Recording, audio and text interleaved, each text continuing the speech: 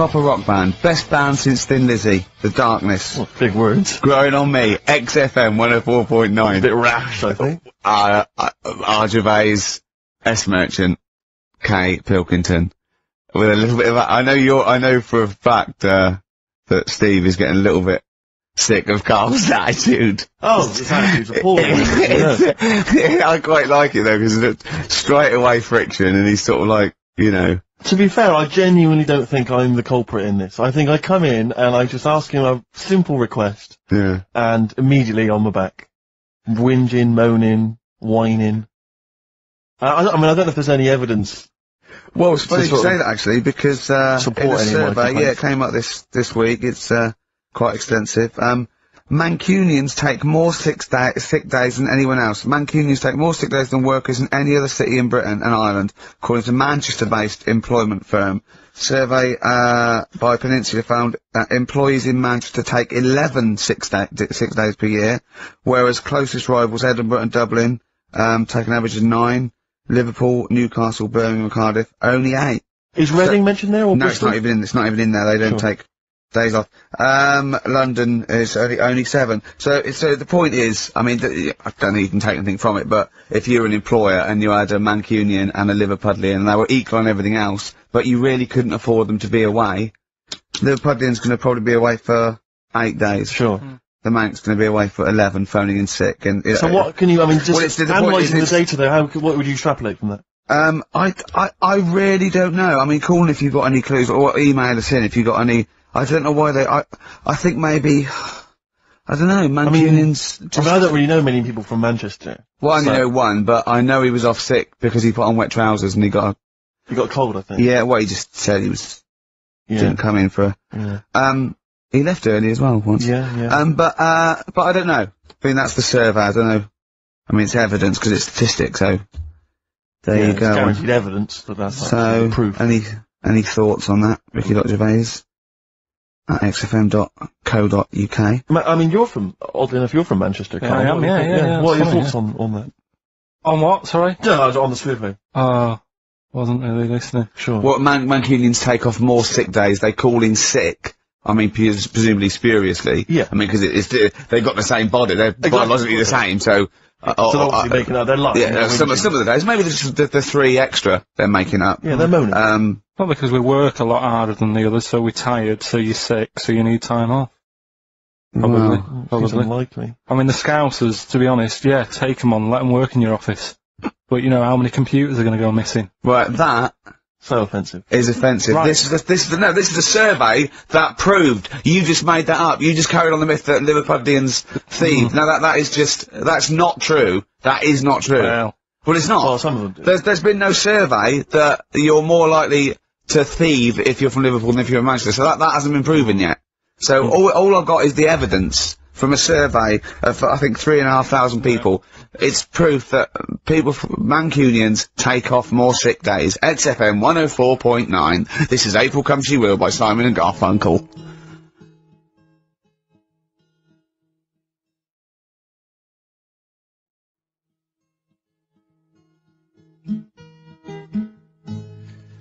Simon and Garfunkel. April Come She Will. A lovely love song there. The X-List was all about sort of like sexy songs because of death of Barry White, of course. And Karl and Steve having a little argument. Steve said, well, there are such a thing as sexy songs, of course. Karl said, I can't understand it. How can something be sexy? How can you warm them with a song? Steve went, well, you don't warm with it, you just put it on in the background. Karl said, stick the telly on. Stick the telly on. I love that. You don't believe there's any such thing as a sexy song, is that right? I don't think it can get you in the mood. You know what I mean? Right. You're either in with a chance or you're not. I don't think it matters what song you put on. Well, I don't think it ups your chances. I don't think if you take... It does. If you put Channel 5 on a Friday night, right, see a little bit of that action, gets anyone going. It's worked for me, and that's all. What's that, when pets go mad? No, you know, like, I don't know the titles of them, I don't look at the titles, but... What, that show with Chris Moyles? Do you mean the kind of erotic thrillers? Yeah, put one of them on, that gets you going a bit. I might be tired and that, but... What does the woman go, oh, that's an idea? Hey, that's an idea. They're normally called something like illegal briefs. And they're normally about some kind of, female solicitor who's defending a guy who may or may not be a killer. Yeah. But maybe in a former life they were lovers. It's always some nonsense like that. And presumably there's normally some gruesome murders. So how is that getting you in the mood? It's plot development. Yeah, it's the narrative. Oh, I love narrative. Yeah. I'll tell you what, that's a lovely twist. I've got the horn. Yeah. Brilliant. So, if you're from Manchester, sorry about that. I mean, it is true. We weren't making that up. We weren't doing a stupid stereotype like Karl did with Liverpudlians. It's just a survey that Mancunians take off more sick days. I mean, but they might be genuine. They might be sort of an iller people, or it might just be people who are in Manchester go, oh, I can't be bothered to go to work. It's rubbish. Whereas if you're in London, you go, I can't wait to go to work. What a lovely place this is. Some great job, don't you? Great job, Johnny. Yeah. Rick, I know you're always looking, just to keep abreast of, new developments in music, what's happening. Yeah. I don't know if you've got any plans this evening, but you might want to pop along to the Hope and Anchor in Islington. Why? Where, playing tonight, Restless Diesel. Please welcome to the stage. Restless Diesel. I mean, we've talked about it before, band names where you just have to imagine you're supporting U2, Wembley Stadium. It can never happen. Please welcome to the stage, and Restless Diesel. And after the first song, he goes, thanks, cause great band before us, Restless Diesel. You hear a lot more of them. Exactly. Yeah, it won't happen, will it? Sure, they're a great band. I think. What's the tax on that? $5 is it? It's not telling us actually, but pop down to the Hope and Anchor. Maybe tell us how Restless Diesel were tonight. Yeah, just call in. Maybe call in on Christian Show Monday. Just tell us how Restless Diesel were. We can make that a regular feature. Now, what's coming up on today's show? Well, listen, we got all the usual favourites. We got and some new ones. We got Monkey News. That's sorted. Carl told me. People are guaranteed Monkey News. He called in. He said, "I've got some Monkey News." Brilliant. He's done that. I had to make sure. And we got that. We've got some great tunes. I've got a great song from Tupac, some Cat Stevens, some Jimmy Webb, some Thin Lizzy. Can I surprise you with something from Aerosmith? Brilliant. And a little treat from Evan Danberg. We're quite rocky today, aren't we? There's a threat there won't be Rockbusters. Good. That's no threat. But we can Great bring news. back Educating Ricky. Oh. I mean, 'cause it's sort of like seasonal, isn't it, our show? We don't want to, it's not like Ant and Deck's takeaways on all through the year. Yeah. They go away for a few weeks and we get something else, like Ian Wright's, Friends Like These or something. Exactly. You know what I mean? And so maybe Rockbusters, maybe not. Rockbusters on hiatus, but Educating Ricky always fun. If you've not heard that before. And I'll tell you what, Jane's Addiction, just because they rock as well, don't they? Brilliant. XFM 104.9. Excellent, Ricky Gervais.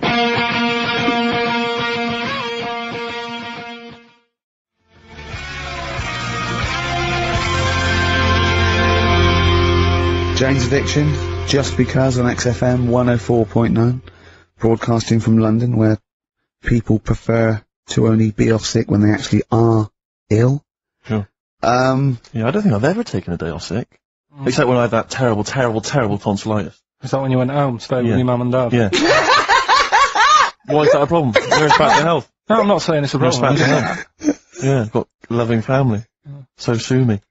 What do you make of the antagonism and piss taking is just like, oh god, 3 blokes in a pub. There's people listening. I can't. Are there? Carl, what do you make of London? Because you often say you'd much rather be up north. Well, he wouldn't, or he'd go. Well, this is why, he constantly says... You've chosen to live here, you've lived it for years, you've got a flat here. No. I chose to come here because I was offered a job that was good money. Yeah. I wouldn't have come here if there was no job. So you prefer to be somewhere where there's a good job, so you've chosen to live here. I don't like being here, though. What? No, but you can leave. To what? Well, exactly! So you've chosen to stay somewhere that's better for you. It's not better for me. Well, it's making me ill. I'm not sleeping. Well, you say you're ill, you call in ill, but I don't think you are. But I mean... Are there any stats to prove that? Well, yeah, because, of the 11 days that he calls in sick, I reckon probably 7 of them are genuine. I'd love it to drop down dead tonight. Honestly, I'd love it. If you drop down dead tonight, you know it. Why aren't you sleeping? What, you're feeling ill now, are you? That's funny, you weren't feeling ill earlier, but you read that, and you're suddenly ill. I'm run down. Well, you should take a holiday. Oh yeah, you just had about 8 in the last 6 months. Oh, God!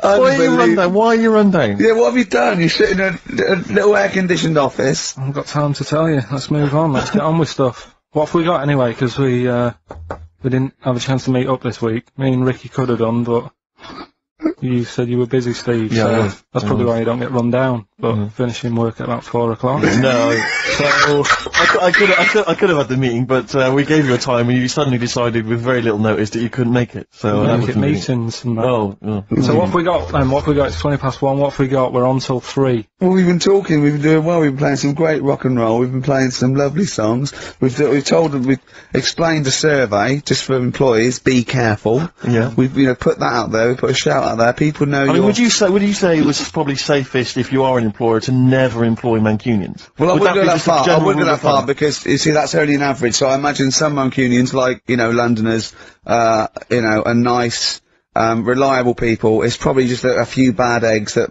throw the stats up a little bit. People that would go, "I'm not coming in today. I'll put on some wet trousers." All right, stay in bed. Yeah. Stay in bed. Yeah. You still got them on? Yeah. Well, pop them off. Yeah. Put them on the radiator and go to bed with a little duvet. That'd be the best thing to do. Yeah. Yeah. So, all right, Carl? Right. What's your attitude? Is it because you're tired? Yeah. Well, why are you tired, though?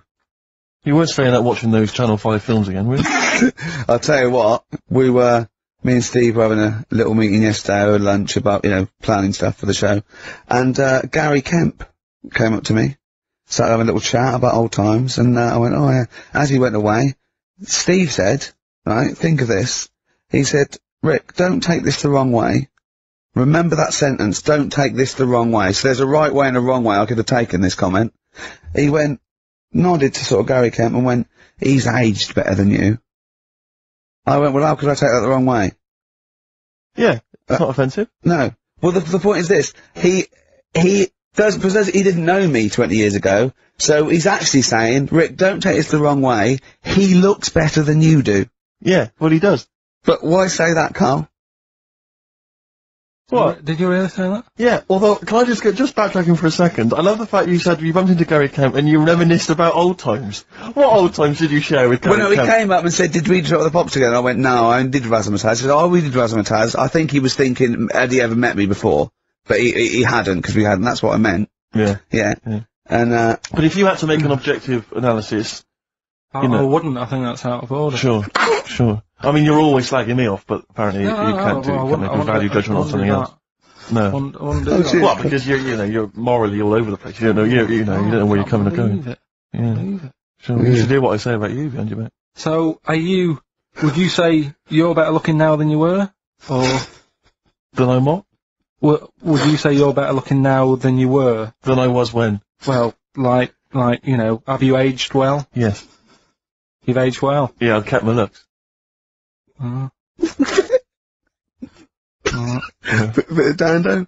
Bit Evan Dana, this would be lovely, yeah. Look for sunshine to burning.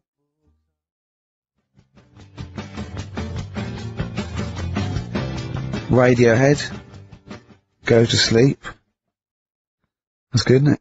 On XFM 104.9. Brilliant. No, Great DJing there. Well, I haven't Good, heard isn't it before. Good, isn't it? Yeah. No, it was good. It was very good. It was very good. I was just watching cable TV. I do a lot of that, and there's an advert I've noticed. It reminded me of the sort of adverts I used to see when I was a kid.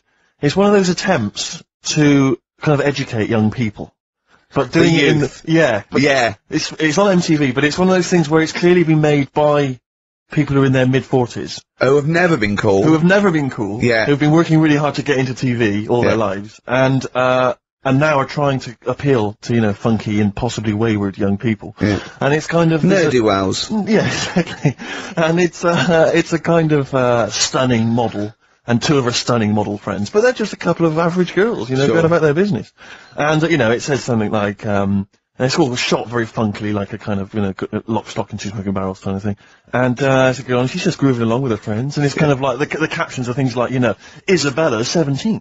She's cool, she's quite funky, she's got these great friends, and they're sort of hanging out and laughing. And, she just pops into a tattoo parlour. Why not? Her friends are like, what are you doing? But she just goes in, she has a tattoo done, and it sort of says, she's wild, she's crazy. She lives life as she sees it. She takes every day as it comes. She's not tied down to anything.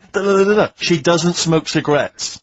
Yeah. So it just says, don't smoke cigarettes. If you think she's cool. If you think all this is cool, then then you probably won't want to smoke cigarettes. If Exactly. you want to be cool, then like don't. Isabella or whatever. Except her name the is. thing with that is that people watching that, the youth watching that will go, well, Bill at my school, he smokes and he's cool. Exactly. Yeah. Well, this is the problem with it. Yeah. It's that it's not that the impulse is wrong. The message is fine. It's just this thing. I can't imagine those things ever working with young people. No. With youths. It's like when what was it? What it will do is that you'll get a lot of 13 and 14-year-olds sneaking out and getting a tattoo. Exactly. So the parents be going, I'd rather she smoked. Exactly. She might give that up Yeah, sometimes. no, That's for life. She's got a spider's web on her face now for the rest of her life. Yeah, exactly. Yeah. But it's like you remember that thing when they tried to get young people to vote. Do you remember that? Was it Rock the Vote? Was it called Rock the Vote? Was it? God. Was it people like Billy Bragg and people kind of? Yeah. I don't know who that appeals to. I don't know. Some youth he's kind of smashing up a bus shelter, throwing bricks at old He people. goes, and "Oh, then, wait a Billy- minute, Billy- what's that, Billy Bragg? Pretty bad, yeah. I just can't. I don't believe it ever. I think it was Mick Hucknall was another one. What's that, Mick? Oh dear. Well, I remember the ones where you just, if you were gonna go off with a stranger, your cat went, well, don't. Yeah. Ask mummy first. Yeah. And I remember I was trying to jump in cars left, right and centre, but my cat, Exactly. when I was like 5 or 6, would go, and I go, good point. Yeah. You're right, he could be a nutter. But I seem to remember the Charlie's. The Charlie Says. It was Charlie Says, wasn't it? Yeah. Charlie Says. Charlie says. I always find them really unnerving. He lived in that really eerie kind of world where you never really saw cartoon. anyone. Yeah, but it was very kind of. It was very eerie. It wasn't a very kind of comforting No, world. they hadn't spent a lot of money on the cartoon, had they? No. But it was. I always got the sense with him that he was probably really quite lonely. But what I like the fact is that, And he had a cat. Mummy And a was cat so could talk. pleased, but by the time I came out, they'd gone off and I missed the picnic, but Mummy was so pleased that I'd asked her, she gave me an apple. No, I think and she said- Charlie got something he liked, he gets a fish. Yeah. Right? I was thinking, an apple? No, I seem to remember it being that. I'll get an apple anyway, get me some sweets. Yeah. Or a tattoo. I always thought it was a con when your parents got you, some clothes you needed for Christmas. Yeah. I'm not falling for that. Exactly. I'd go, look, I'm getting the clothes anyway. I want battling tops. But the Charlie Says, I seem to remember when they asked him to go off for the picnic, by the time he'd asked Mum because she was on the phone, Yeah. I don't know who she was chatting to in the middle of the day, Yeah. the kids had gone, One of her, and I seem to one remember of her that, clients. exactly, I seem to remember that, he said, don't worry, he was fine because Mum took him and Charlie on a picnic. Not as good. Who'd rather go with your mates, Yeah. or with your mum Or on a mum and your picnic? cat. And your cat. Yeah. I mean, Yeah. I think they were friends. Mum, the Scotch egg stinks of fish. Well, I had to bring it for Charlie. Don't bring raw fish in the picnic basket. I think they weren't friends with us, they were just local kids who go, let's go and ask that weirdo with the cat if he wants to come down the park. Let's go and ask the weirdo who thinks the cat can talk, yeah. and then run away when he goes to ask his mum. When he goes off to ask his mum, they're just going, Yeah, yeah. ask your mum, ask your mum. Yeah. Hello, hiya. Alright, we're the local lads, the cool local lads. We smoke, we got tattoos. Do you want to come and play with some puppies in the disused mine? Ask your mum first.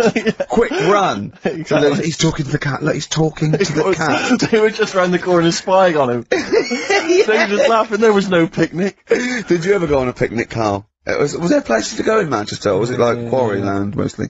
The problem with those adverts, like when I was growing up, they'd sort of give you ideas, because remember the Charlie's one, right, and we were on holiday, right, and I met these two lads who are knocking about with, like, mates and that, and that advert came on, and we thought it'd be a good idea to wind his mum up, because this advert had just been on saying, kids are going missing in Wales, right? Yeah. So we said, oh, this will be a good laugh.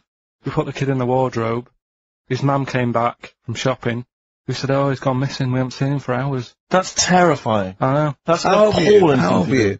About 13. And what was his mum? She must have been, She was, yeah, she was going mad, and that's when we thought, oh God, we've gone. Will we say anything? Will we pretend we don't know where he is? Open the wardrobe, he'd suffocated. Yeah. That's Yeah. horrible, Carl. I know, but Such a it's just cruel what you thing. do, isn't it? It's just what you do. Well, no, you do. What do you mean? It's just Well, what you do. What was it? Was he in the wardrobe? Was he listening to this? Why didn't he go, Mum, it's alright, when he heard her crying? No, she wasn't crying, she was just panicking and, like, screaming a little bit and that. Screaming a little bit.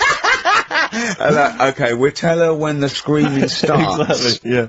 And then, what's the other thing? Like, on the same, like, all this was going on when I was growing up.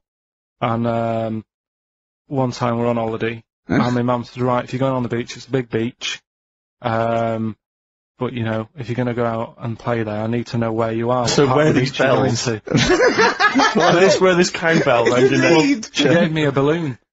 Good Give you idea. A balloon, and it just, you know, sort of attached to my arm, so wherever I was playing in the sea and that, you can see the balloon and that. Brilliant. But then the problem was, everyone else thought that's a good idea, and it was just like loads of kids with balloons and that. Oh, I ruined it. So that didn't work. Yeah. I had to bin that idea. Weren't you in a car park once? Oh no, it was New Year, and we were all gathering up. You know, like in Trafalgar Square at New Year, everyone gathers and they have a big kind of party and stuff. Well, in Bristol, they do something very similar on a smaller scale.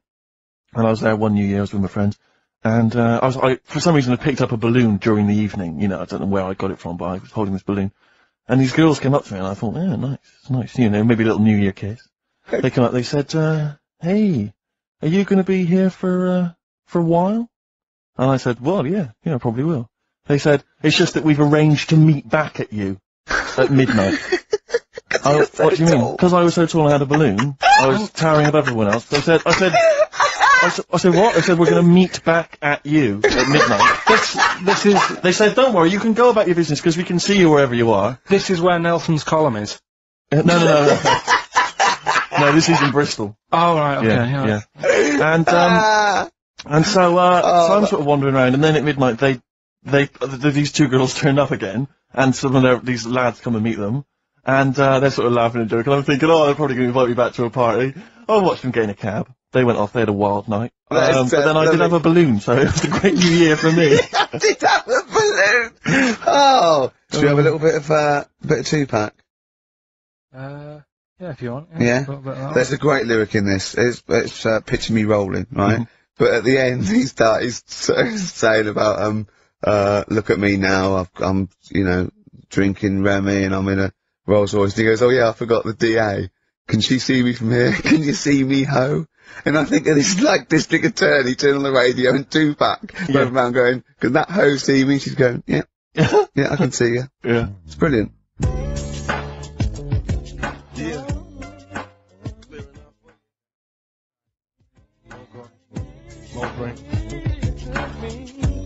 Sad, y'all. Tupac.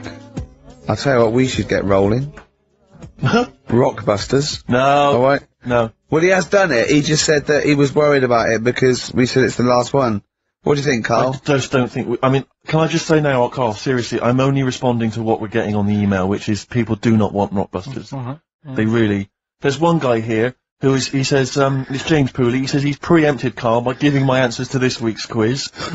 I don't know what the clue would be, but his answer is no van ear, Nirvana. Yeah, good. No Vanny, yeah, that sounds like one. Number 2, he's just guessed, I don't know again what the clue would be, but the answer is Kid Creosote. Yeah, that's good. That's a typical Rockbuster. Rockbuster. That is brilliant. That's a better game. And the last one is Harry Seacombe. Yeah, that'd be good. So, I mean, maybe we should reverse it, so people just, and we have to come up with the clue for them. And we win the prizes. Yeah. Have you got prizes ready as well? It's all there, but... Oh, I feel sorry for him now. Read what the prizes would have been. I'd rather just give them away to the first person to email in, frankly, than have to go through the torrent of Oh, Rockbusters. God! Look at Carl's face! I wish you could... Oh, can't we get this on telly just for Carl's face? Hey, I'll tell you what we could do, Steve. You know, like Smiley Miley and that used to take the Radio 1 Roadshow out? Oh, man, that would be amazing. Come on. Should we take it out? Hello, Bournemouth! Yeah, how many miles have I done? Don't care. No, Exactly. Should we do this? How many miles have we done? Well, XFM's down the road. Yeah. 1. Yeah. Should we take it out the road just so they can see Karl Pilkington? To be fair, though, I mean, you're not really keen to leave W1, are you? Well, we wouldn't. Right, so where exactly would we take the roadshow? We'd do it outside. Outside the building? Yeah. Right, okay. And what would we do? It's called a roadshow because it's in the road, and I imagine, isn't it? And we'd give away t-shirts? Throw in t-shirts, and then we'd have a band. We'd have band playing. What was that band playing tonight? I forget, something Diesel, was it? Yeah. See, instantly forgettable. I mean, that was my point, really. We could have them on. Yeah, great. Yeah. We'd get a couple of celebrity pals down. Someone from Big Brother 2. That would be ideal. Well, Josh, the other little gay fella. Yeah. He'd come on, just wave. Yeah. I'm beginning to like the idea. Yeah? Brilliant, yeah. So we'll have Josh, something Diesel, we're playing the Bull and Gate tonight, whatever it is. Yeah. Right, I'll throw out some t-shirts. Yeah. And then, Carl will do a live Rockbusters. Yeah? Well, I don't know. Do you want it? I just think that ruins it slightly. It would just bring the whole afternoon down, Rick, I think. We get it sponsored by someone. Yeah? No? Well, I'm just trying to No, inject a bit of... Read the prizes, what they would have done. There's a PlayStation game here. I guess it's maybe not been released yet. It's a little demo of that. What's this? The American Song Poem Anthology. I don't exactly know what that is again, but lots of songs on there and a couple of compilations, arbitrary compilations, the Club Anthems compilation, the best summer holiday album ever. Wow. There it is again. You certainly sold it to me, Steve. The best air guitar album again. Brilliant. And an old edition of Only Fools and Horses. So, you really haven't put the effort into the prizes, Carl. So if that's the prizes, if that's the whole point of the competition, and they're the best prizes you could conjure up, in God's name, how bad are the clues this week? That's why he doesn't want you to do it, Carl. Alright, we won't bother. Forget it. Doesn't matter. Good. Excellent. Well, that's resolved. Brilliant. That's excellent. What we have got, though, is Educating Ricky, haven't we? Well, another one of my little things. Oh, it's brilliant, then. So how long's this going to last before you want to get ditched this? Well, we'll see. A couple of weeks. Not like that, Carl. It's all one. It's one love, man. We're on the same team, man. Yeah, we're just one voice, man. One true voice. Like those lads. Yeah. They could play. Right, well, the Educating Ricky, They could right? play. Well, why don't we play a record and come back with Educating The Ricky? Wind, Cat Stevens. We need to get the jingle song. queued up as well. Yeah, I'll get the jingle queued up. No, Yeah. I haven't got Neil Young lined up yet. No, not you, young Cat Stevens. I gave it to you. I know, we're not playing that yet. Can we just play a Well, record? no, I that's just told you sounding to. rubbish? Well, I This is told you squabbling. to. See, what, so why aren't you playing the record I told you to play? Because we've just had something chilled, right, from Tupac. Let's lift it up a bit now with a little bit of blur.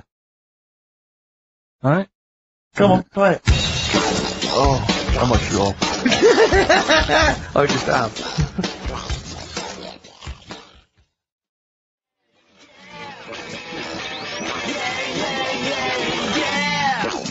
Crazy beat, Blur on XFM 104.9. Right, we're gonna do Educating Ricky instead of Rockbusters.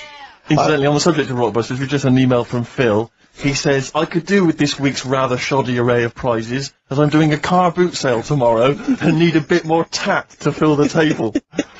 We'll probably send it to him. We might as well do it anyway. Yeah. But Educating Ricky, it was a feature. Well, actually, about a year ago, I started a feature called Educating Carl, because we found out he had 1 E at O level at history. And I'd educate him on things like Rasputin, things that I thought he'd be interested in.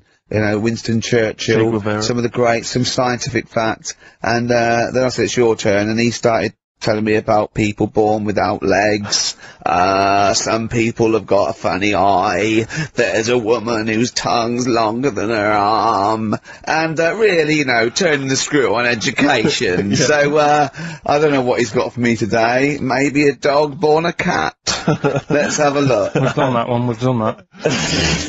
Is there, because often we should point out there's sometimes a crossover between Educating Ricky and Cheeky Freak of the Week. Yeah. Just in terms of subject matter. Yeah, so, we've done Cheeky Freak of the Week, we've done all the freaks. What have we done with the Freak of the Week? There's a dog. There was a woman that had the back legs of a dog. What was last week? It was the girl who was born with 4 eyes, 2 mouths and 3 legs. Sure. You weren't that impressed. I thought, if we've got to that and it's not impressing you. Let's we are a spin that, tough let's audience, spin it, let's spin it, let's move on. Is there a jingle for Educating Ricky? Educating Ricky, oh god. You've told me Educating Ricky. Very similar to some of the other jingles I've done. Well, they're made by the same people. Yeah, yeah. Right, Okay, what have we got, it's just, I mean, Educating Ricky is just stuff that I learn in the week, and I think that's interesting. I keep it up here, and then I share it with you, right? And, some interesting stuff. One of them, right? Mount Everest. Go on. I need more. Right, well, there's a problem. Yeah. Because people are leaving rubbish up there and that. And, like, people, whoever owns it is saying, Owns it. he's saying, forget this. they're leaving a mess and all that. But do you know why it's called Mount Sorry, Everest? what was that? That's one, is it? That's one. There's rubbish on Mount Everest. No, How many people go up there? Are we talking about people dumping old tellies and washing machines? Who's fed up? The Yeti? What are you talking about? No, I mean, that isn't what I'm educating you. I'm just telling, this is part of the story. I'm just telling you. Just a bit of context for you. That they're leaving loads of rubbish up there. Well, they're not leaving loads of rubbish up there, are they? No, they are. Apparently, Not it's like right. trams and washing machines and seagulls flying everywhere. I don't know. I Anyway, don't know. But anyway, do you know why it's called that? You know why it's called Mount Everest? why it's called Mount I Everest? know the mount bit. It's because it's a large mount, and if you climb it, by the time you get to the top, you need to have a rest. And that isn't the educating bit. I'm just telling Well, it's you. not true. Well, we'll leave that. Well, Right. no, Carl. In the name of everything holy, do you think that anyone named it because you have to have a rest when you've climbed it?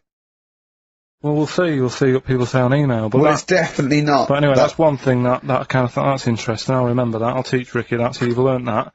Right, now, are you familiar with this thing that they can do if you're dead, right? No, not if you're dead. It's like if you're ill and you know you're gonna die, Yeah. right? I don't know what this is doing anymore. Extraordinary. Have a rest. Extraordinary. Himalayas. Himalaya. What? Listen, on. this is an interesting fact. Come on. If you're ill but you know you're going to die, Yeah, you can have this thing done in Detroit where you get put in a fridge, right? and if they work out, you know, what's wrong with you in 20 years' time, they go, right, that fella is in the fridge, he had that, we can sort it, let's get him out, and they sort you out. Yeah. Is this the first time you've come across this idea? Yeah, I read it the other day, I didn't know You've about never it. heard of this before? So have you? It's called Cryogenically cryogenics. preserved. Good, isn't it? They put you at sort of like sub-zero temperatures, so they stop all cellular activity. So do you stop aging at that point? Yeah. It's suspended animation. So, well, what's the law on it, right? Because say if I had something, right, Yeah. and I said, oh, put me in the fridge, and when you've got the cure and that, wheel me out, sort me out. Say if they did that, Yeah. and it was like 40 years, Yeah. and in 40 years' time they get a cure for me. Yeah. Would I have to stay with Suzanne? Because she'd be 70. Do you mean what are the rules? Should you be allowed to date a younger woman? Well, it's not fair, is it? It's like good news, to sort you out, but... I don't think she's mine. I reckon she'd have the best 40 years of her life. Yeah. And plus, they're never going to find a cure for what ails you. That is genius. That is brilliant. You come out, you go, oh no. I love the fact that's what he'd be lying there. If you could think while he's in that state, you'd be thinking, oh, God. She's losing her looks. Yeah. Oh dear. But everything else as well, like, my job wouldn't be here. No. No. Although the figures would have gone up a little bit. Yeah. Flat's probably gone or knocked down or whatever. Sure. Yeah. Most of my family would be dead. Yep. So what's the point? What? How do you know about it? Who's done it? Because, well, famously, Walt Disney, apparently. I mean, Walt Disney actually did die, but had his body preserved so that should they one day be able to bring back people from the dead, they need Walt Disney. they'd think, hang on, who do we have? But with him, nothing is going to change, because when he comes out, Mickey Mouse will still look the same. Sure. Unplug and all that. Play a record! I don't know where your mind is! Play a record! It's brilliant, you just say words! It's the have a rest!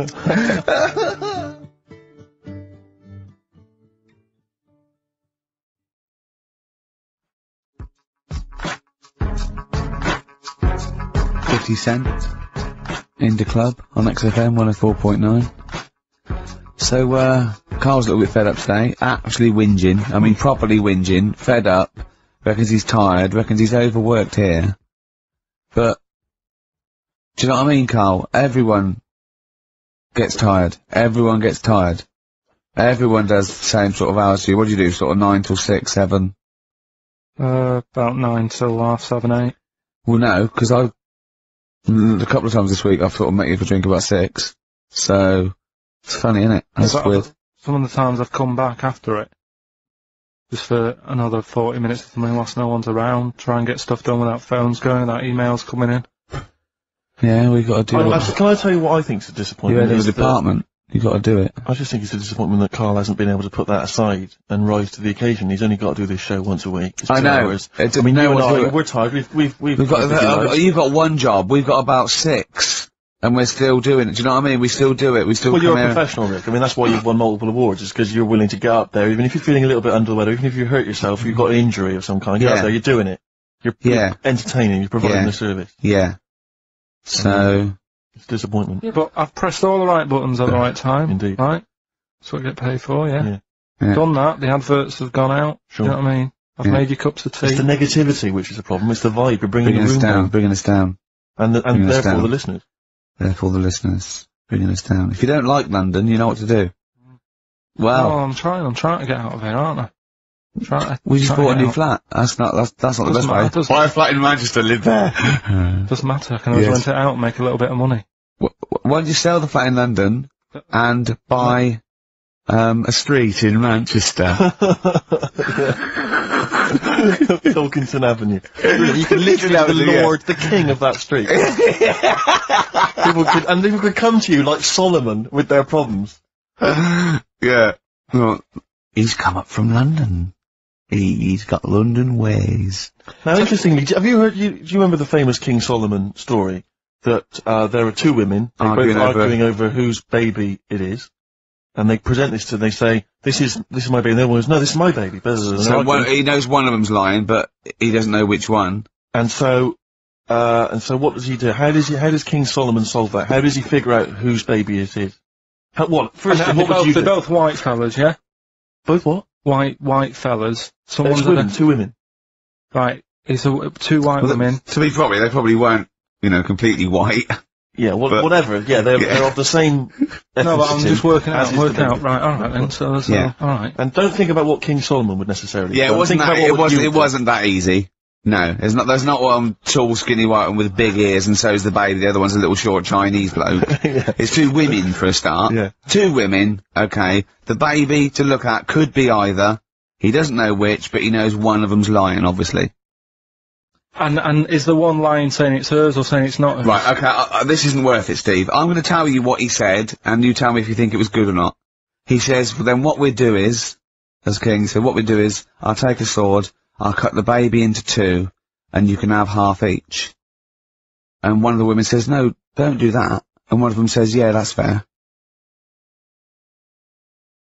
Right. Do you see? So which one was it?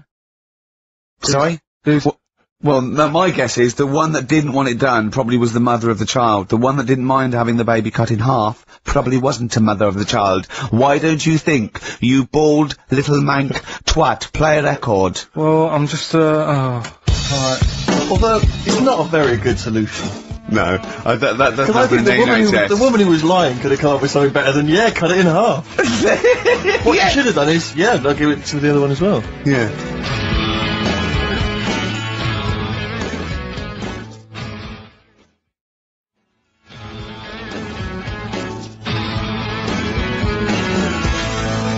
Jaded from Aerosmith on XFM 104.9. Just trying to pep things up. See, I know you're up. You're up there. I mean, we've got lots of work to do. We're filming soon. We've got loads of things, admin, DVDs, everything like that. We come in here. This is poxy. This is not a drop in the ocean, the sort of work and money we earn. Right, really? If we do this to keep charitable status. And yet you know, Carl, come on, what's the matter with you? Are we doing Rockbusters? I'll tell you what, come on, Rick, I'll tell you what, because it's your special day and I want you to have a great time today. We're going to do Rockbusters. If you cheer up, miserable. He just got ratty then. Go, no, don't push it on me head, don't put it on me head. Right, what were you trying to put on me head? I was trying to put a pear on your head to knock it off with a ball, like William Tell, but it was, because your head is so round and the pear was round, I tried to flatten it a little bit, and I didn't know it was a juicy pear. So, I thought it'd be like just to crush it a little bit, and then he went mental because he had juice running down his face. Oh. Why is it my fault? The pear's a faulty pear. Exactly. Get proper fruit in here. It worked with the apple, That was fine. and then he gets ratty with me. Okay, let's not waste any time with Rockbusters. Can we really just whip through it? Just 'cause whip no through one's it. Just do the interested, clues, so- quickly. Quick, go, Rockbusters, right, go. Right, the first clue. Yeah, hurry up, faster. All the police cars are on fire. All the police cars are on fire. What's the initials? BS. BS, all the police cars are on fire. Good. What's the next one? The director of 28 Days Later is shouting about sleeping outside. Yeah, okay, what's the initials for that? DB. Right, okay. Okay, yeah. Right, go on then. He wants to be a sailor. Why is that? Yeah, what's the initials there? B. Brilliant. Okay. Give them again quickly, because I didn't quite catch the second one, so but go from the top. All the police cars are on fire. Yeah, that's BS. BS. Yeah. The director of 28 Days Later is shouting about sleeping outside. Yeah, okay. DB. Yeah. Right? He wants to be a sailor. Why is that? Yeah. B. B. Okay, then brilliant. Okay, now Carl, you gonna cheer up now? Email only, Ricky Gervais at virgin.co.net. Radio 1 Roadshow. Smiley Miley. Smiley mileage game. If anyone remembers that, I mean, here's a man, right, whose job, Smiley Miley was not a DJ, lest we forget. Smiley Miley was the guy that organised the vans that carried the equipment to and from the road shows. Because he was such a crazy personality. Because he smiled a little bit. Exactly. He got recognition, Carl. Longevity, lots of money, and lives where he wants to live. The town that he wants to live in. Why don't you just enjoy the town that you've chosen to live in, because it's so good? London. What towns have you been to? Have you travelled at all? I've been about a bit, yeah. Right, okay, then what towns did you like? Okay, forget Manchester, that's safe, you like Manchester. Right, I'll do the big Stop three. shouting. London, New York, Paris. Okay, you don't like London, even though you live here, got flats here. Good, excellent, that makes sense. Have you been to New York? Yeah. What do you think? It's an amazing city, Didn't isn't it? like it. It's just noisy, it's smelly. Right, it's the city that never sleeps. I'm not surprised with all the racket and that. Paris. The city of love. The most romantic city in the world. Not really. I remember seeing an old woman in McDonald's in there, and it put me off. That's where that thing happened, where the What? old woman was. What did it say? Tell us. We talked about it before, the old woman in McDonald's. Yeah, what she happened? She was sat in the corner there with her legs open, no knickers on, alright? Oh, God! That's Paris. Did that put you off your cheeseburger? Next city, where next? Have you been to, I don't know, the most beautiful city? Venice. Yeah, I've been there, yeah.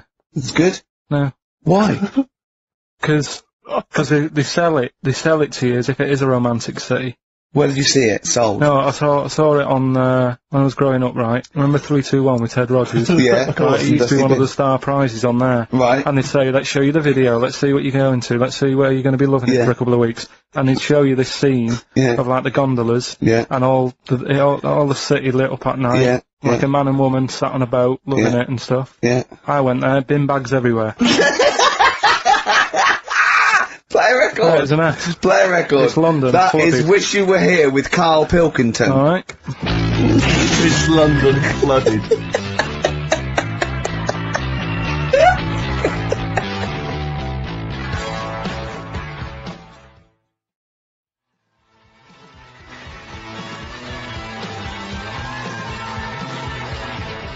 Black Rebel Motorcycle Club. Stop. On XFM. Carl's back. He's cheering up a little bit.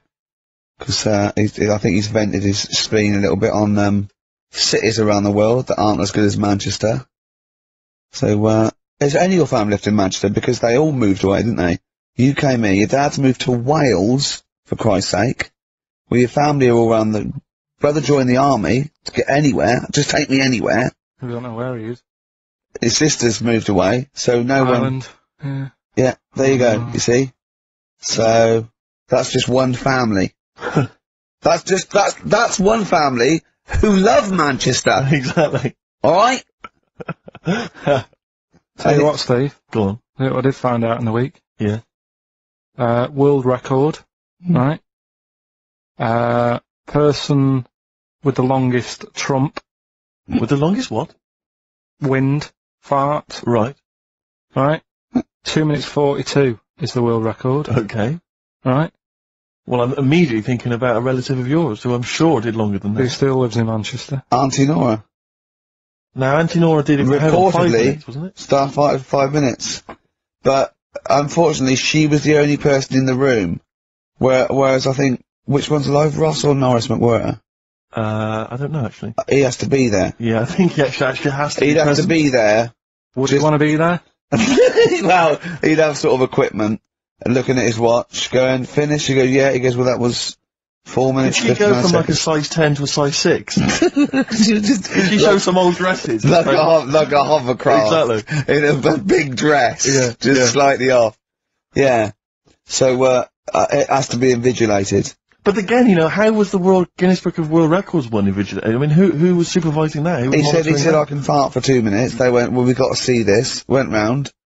And, he just probably let it rip. It's probably circular breathing. He's probably sort of sucking in air and swallowing it as he's going. And it's a continuous one, isn't it? It's not like, yeah. I mean, you know, that's how Nora's happened. Me Auntie Nora. She had a little bit of wind. It went on for like 2.5 minutes. Sure. That's when she called me ma'am As it was still going on. and said, there's something not right here. I'm leaking. She said, oh, can you send your dad round? You know, my dad. Yeah. Sent to me mum. With a cork. And, With a lighter. Yeah. I think this would be the best one I want ever. to show the kids something. he said, I'll be there in a bit, get the windows open. But what it was down to, because I was talking to Is my she mum the and one dad with the about it. split tennis ball? Yeah. Can we not talk about that again? I was talking to my mum and dad about it, saying, you know, why do you think it happened and that? And it's because she never chucks food away, right? And she'll sort of mash it all up.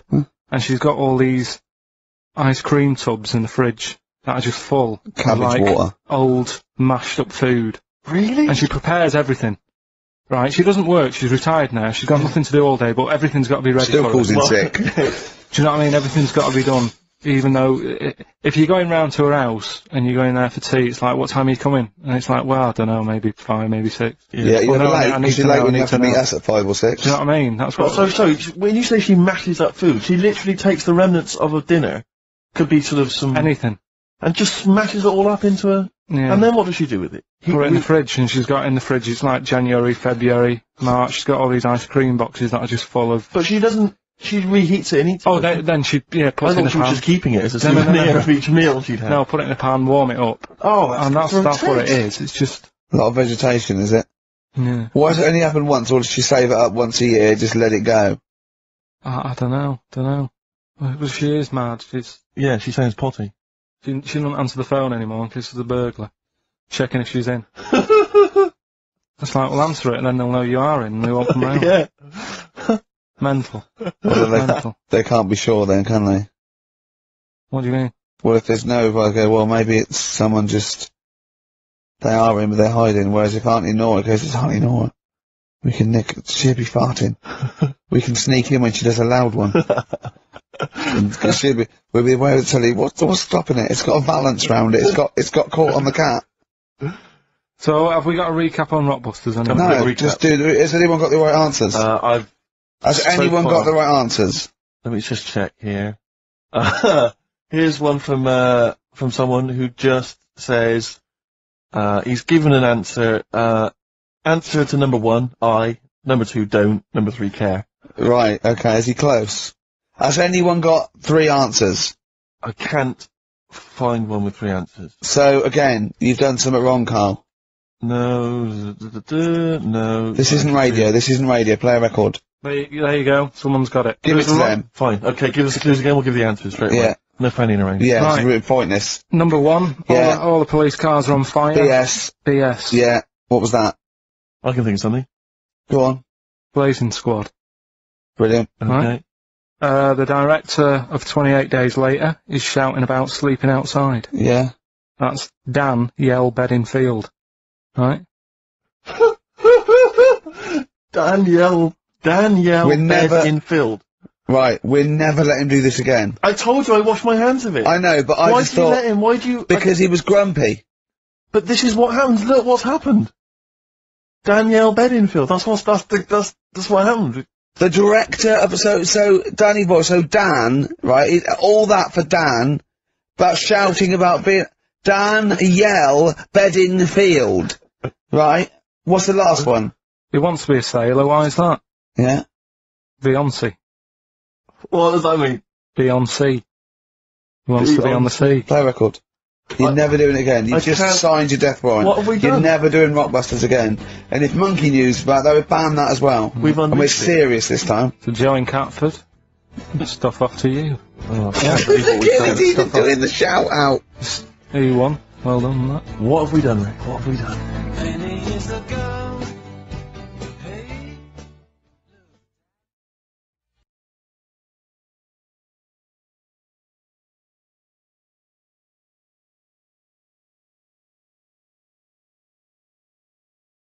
Hey, Beyonce. Knowles. Is his surname? Yeah. Midshipman Knowles. Now, Carl, we're going to do another edition, I think, of Wish You Were Here, because that really cheered you up, didn't it? So on. Where else you been? Where else you been? Have you been around Europe, haven't you? You've been to any hot country? Have you been to Greece? Greece. Turkey? Gone Turkey, yeah. Yeah. Gone to Turkey. Little fellas. Little midgets working in the canteen in the hotel I was in. Okay. Ashley and Suzanne as well. Okay. Have you been to Scotland? Once for the Edinburgh Festival. Go on. That's where I looked out in my hotel room, saw a traffic warden putting a ticket on some bin bags. Brilliant. Because they'd gone into the road. So that's Turkey, Scotland. What about places here? Have you been to the West Country where Have you been to my neck of the woods, Bristol? I haven't been out. What else is around there? Bath? Been to Bath. Yeah. Yeah, what do you make of it?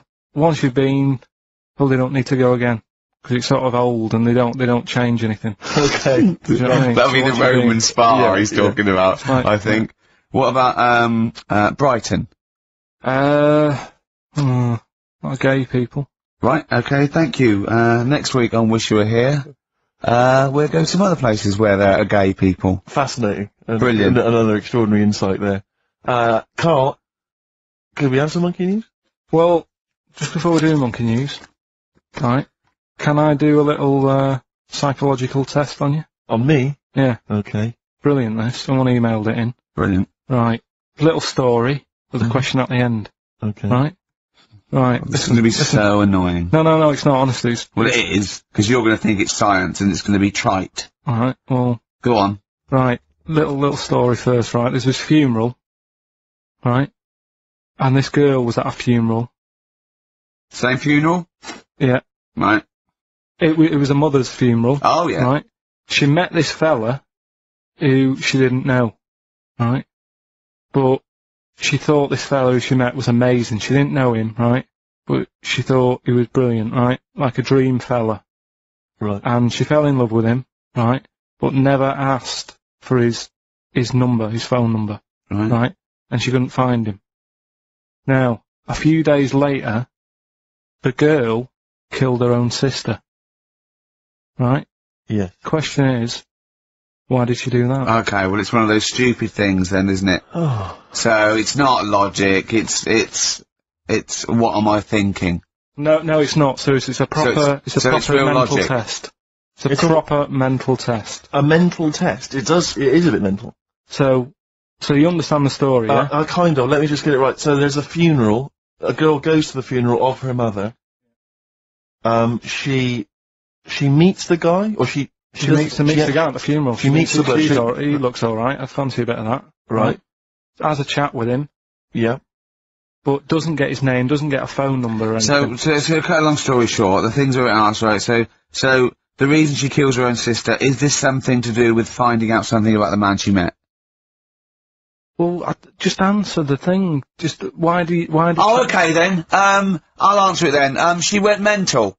He was a spy called Derek. What do you mean, just answer it?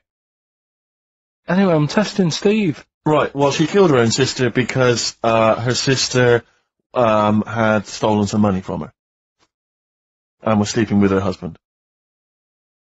Is that it? Well, I don't know, Carl. Is that an answer? Is that an answer? What's the answer on the paper?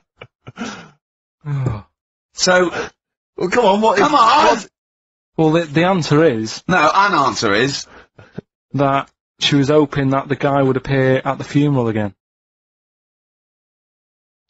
He'd go to the funeral. Right, that's not a proper psychological test. It is, It's it one of says those here. stupid little shitty things. It says It's here. like a man goes into a field and dies. Why? His parachute didn't open. That's what I'm thinking. I'm surprised you learn anything. Oh, Honest to I God. love I'm that. surprised you Romeo learn and anything. Juliet. Oh, Juliet's a fish. He said she was hoping that the guy would appear again at the funeral. If you answered this correctly, you think like a psychopath.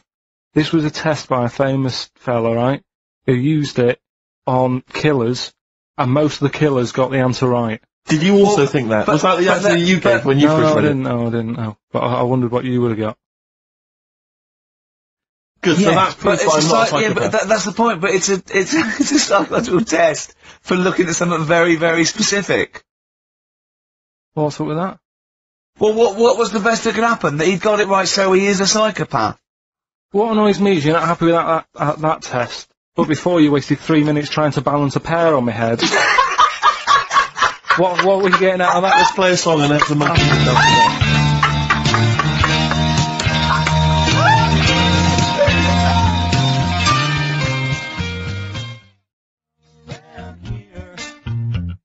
Something gone wrong around. Joe Jackson, is she really going out with him on XFM? Right, it's the time that most people, I imagine, have been waiting for. Monkey news. Play the jingle. Okay. Oh, chimpanzee that monkey news. Right. Come on. Come on. Should be ready, Carl. That's amazing, isn't it? It's like, Nicholas Witchell. The bomb. No, that's not the first. Come on! No, it's always difficult, isn't it, to sort of find something that's good each week, right? Last week, we did the chimp. It is for us, yeah. We had the chimps who were running a health spa. Yeah. Right. We've covered the one who nicked a car to go on to Spain. Yep. To Wow. show his future out. All shite. The hairdresser, I think we've done that one, the little monkey hairdresser. This week, we're looking at monkeys, that they're using. Do you know, like monkeys? They know how, like. I've lost the will to live, Steve. Oh, well, I don't want to do it. But, well, come on, come on. What are monkeys good at? What are monkeys good at? Yeah. Well, running small businesses, cutting people's hair, and driving cars. Yeah, they love Spain. Oh, and foiling bank robberies. Yeah, they're great. Well, something else they're good at, right, is like weighing up the situation.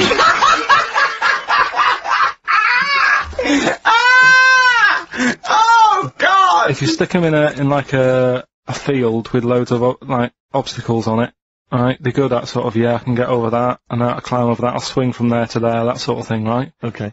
So the people in charge of somewhere, I thought, Somewhere! I thought we can use that skill, right? And what they've done is they've got a load of little monkeys, right? They've given them an IQ test. Yeah. And the ones that score above 80, right? Get to produce this show next week. Join the army.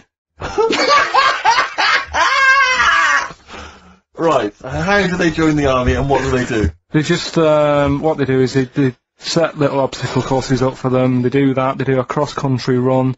They do, the IQ Cross-country test. run? Yeah. Okay. And then once they've done all that, they make them a little uniform. Made to measure little uniform. Slightly longer arms, shorter legs than usual, yeah. Yeah.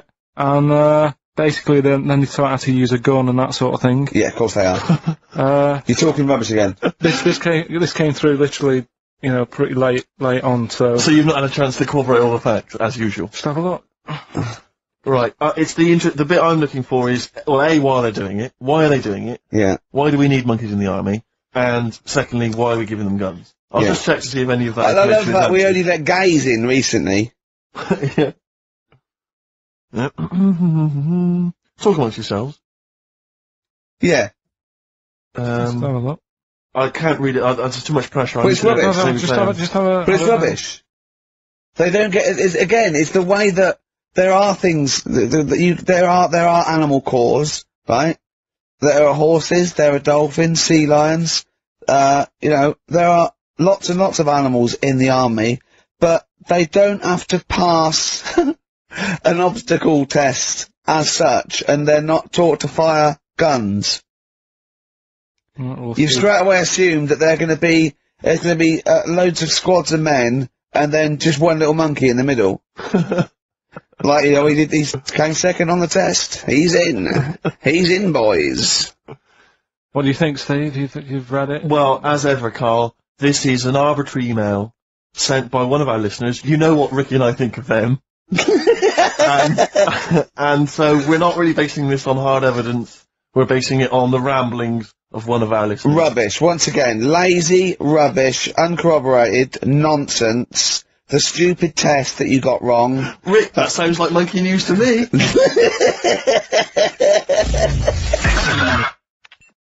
Okay, let's have a great show, everyone. Oh, yeah, good luck. Good luck. Good luck Right, that was Jane's Addiction, Just Because, on XFM 104.9. Right, everybody up, let's give them a great show, yeah? 2 hours of, fun chat. Let's keep it, let's keep it cutting edge. Let's not be too, that's what the listeners of XFM would, oh no it isn't, is it? No, because, hold on, wait a minute, because we came in yesterday and did this little skit, didn't we, where we bleeped it out. A little sketch, it was quite annoying, it was quite controversial. Carl called me last night, and we're not allowed to play it out. But we've been censored? Yeah. Interesting. Yeah. So it's a cutting-edge alternative station, wants to push the boundaries, wants to be thought of as rock and roll, a bit punk rock. Yeah, because I said something about the radio authority. I bleeped it out, what I called them. Yeah. But, couldn't do it, done it before. Censored. Couldn't do it. Censored. Carl agrees, though. What's your thoughts, Carl? You agree with that? Yeah, I agree, yeah. Why? Well, what's the point? Well, it was funny, wasn't it? And it wasn't offensive. Not really. It's not some of the best stuff that would have ever gone out on this show, but, Right, what are you putting up against, exactly? Cheeky Freak of the Week? Well, that springs to mind. Yeah. And Rockbusters? But, the thing is, the things that you have put out there, we better be really careful. Who's worried about complaints? It's not just swearing, is it? It's taste and decency and everything. Yeah. So, we can't laugh about the disabled anymore in the Cheeky Freak of the Week. Can't do stories about elderly relatives with genitals looking like a split tennis ball. Can't do your bad dad putting a child with learning difficulties in a bin. So, what should we just play music? I think that's all it's gonna have to be, yeah. Accidents Will Happen by Elvis Costello on XFM 104.9. Carl's a little bit stressed, because it's not his fault. It was the boss that overruled him. He came along. What did he do? He heard you listening to it? Yeah. What did he say? He said, what's that? I said, it's what Ricky wants to play out tomorrow. Yeah. And he said, well, can't go out like that. Too many... But they're all bleeped. We bleeped the swear words. Yeah, but he didn't want it to go out. You got to remember, right, you came in yesterday to have a chat about what we're going to do. Yeah. One of the topics that I said, let's talk about, which I came up with, was... Let's talk about swearing. No, you said you never had a problem with swearing, which is normally... Yeah, that's right. And then we did the thing about, isn't it funny that you can... the thing about you can bleep a swear word by taking out the vowel. So we're going, so it's the vowel that's offensive, and we did a little sketch around that, and then ended, he wanted to completely obliterate the word in the end, didn't want to put the thing in that we said about the radio authority, which I think it was valid, and wouldn't have got a complaint. Yeah, but at the end of the day, he's the boss, and what he says goes, doesn't it? Sure. So, yeah, I was just going to say, right. But what you got to remember is what he also said is if you want to pay the 70 grand fine, then go ahead and do it, Steve. There wouldn't be a 70 grand fine, though, would there? Well, you don't know what it'd be. But will you pay it? Will you pay for my mortgage? Will you pay for his mortgage? Will you feed his kids? He wouldn't be fired. What do you mean? Well, I tell you what, if it's not a fine, we'd lose the licence, then we'd all be fired. Right. When you're sat at home. Do you seriously think you'd lose the licence for that sketch? Well, does he really seriously think you'd lose the licence for it? It is not the worst thing we've ever put out or done or ever will do. Yeah, but it's the fact that he said don't put it out, and you're like, throwing your toys out the pram. I want to say it. I want to say it. How old are you? But you still want to put swearing out. No, it's a discussion about the radio authority and the way people are interested. Yeah, but leave it. Let's Don't move get on. annoyed. Yeah, but I'm annoyed because you've been at it since about 12:30. I know. Well, I like to get in early to plan the show. Yeah, but there's been no planning. So, to be honest, I'd turn off today. Anyone listening, because there's nothing. Carl, there's never anything. There is. There's sometimes some good things, but today, seriously, What is there? I'd leave Name it. us something half decent that's been on this show. Loads of little interesting topics. Go on, I can't remember any. Right, gays in toilets. Yeah. Not particularly interesting. Fascinating to you, perhaps. Right, well, I'd prefer to hear that than just a load of swear words. Well, a lot of people would find that We offensive. wouldn't have heard any swear words. We'd have heard some bleeping. Right then, so that's entertaining, isn't it? Load of bleeps. It's because you don't want to stand up to your boss or say anything. Don't get annoyed with I'd us. stand up to all if I agree with what I'm arguing about, but I'm not falling out with him over some crappy thing you want to play out. Don't say Don't crappy. slag it off. Well, it doesn't matter, because I'm not here Absolutely. next week, I tell you that. I've canned this in. Don't right? say So if crappy. Andrew is listening, Don't Someone else say can be here next crappy. week. Play a record. We apologise for the word crap. That's out of order. We shouldn't say. Big Sir, The Thrills on XFM 104.9. Starting off another nice atmosphere again in the studio. Don't blame me. It's not my fault. No, I know. Well, it's your fault mainly. Yeah. You are bad. You are quite bad. Come on. Come on, you are. Don't try and win him round just because he scared you. I don't know who's that against. Is it me or him? It's I you, don't yeah. know. No. It's you. Right. Well, I'm not a coward. No. I'm not a coward. Okay, I'm just thinking of the listeners, Rick, and I just want them to be entertained. Yeah. Luckily, that's not a big problem for us. What, you mean we're effortlessly entertaining, or there's no listeners? Well, yeah. Somewhere in between. Yeah. Carl, what's happened to you this week, mate? now's happened. Come on. What? Nothing's happened? Come on. I came in, and he had an hour lunch break. You know, he's certainly he never gets a break. I came in one day. He was out for an hour. I had a nice little chat with Andrew Phillips about, you know, where we were going with the show. And, you know. Where are we going with it? Can we come up with anything? Ah, dear.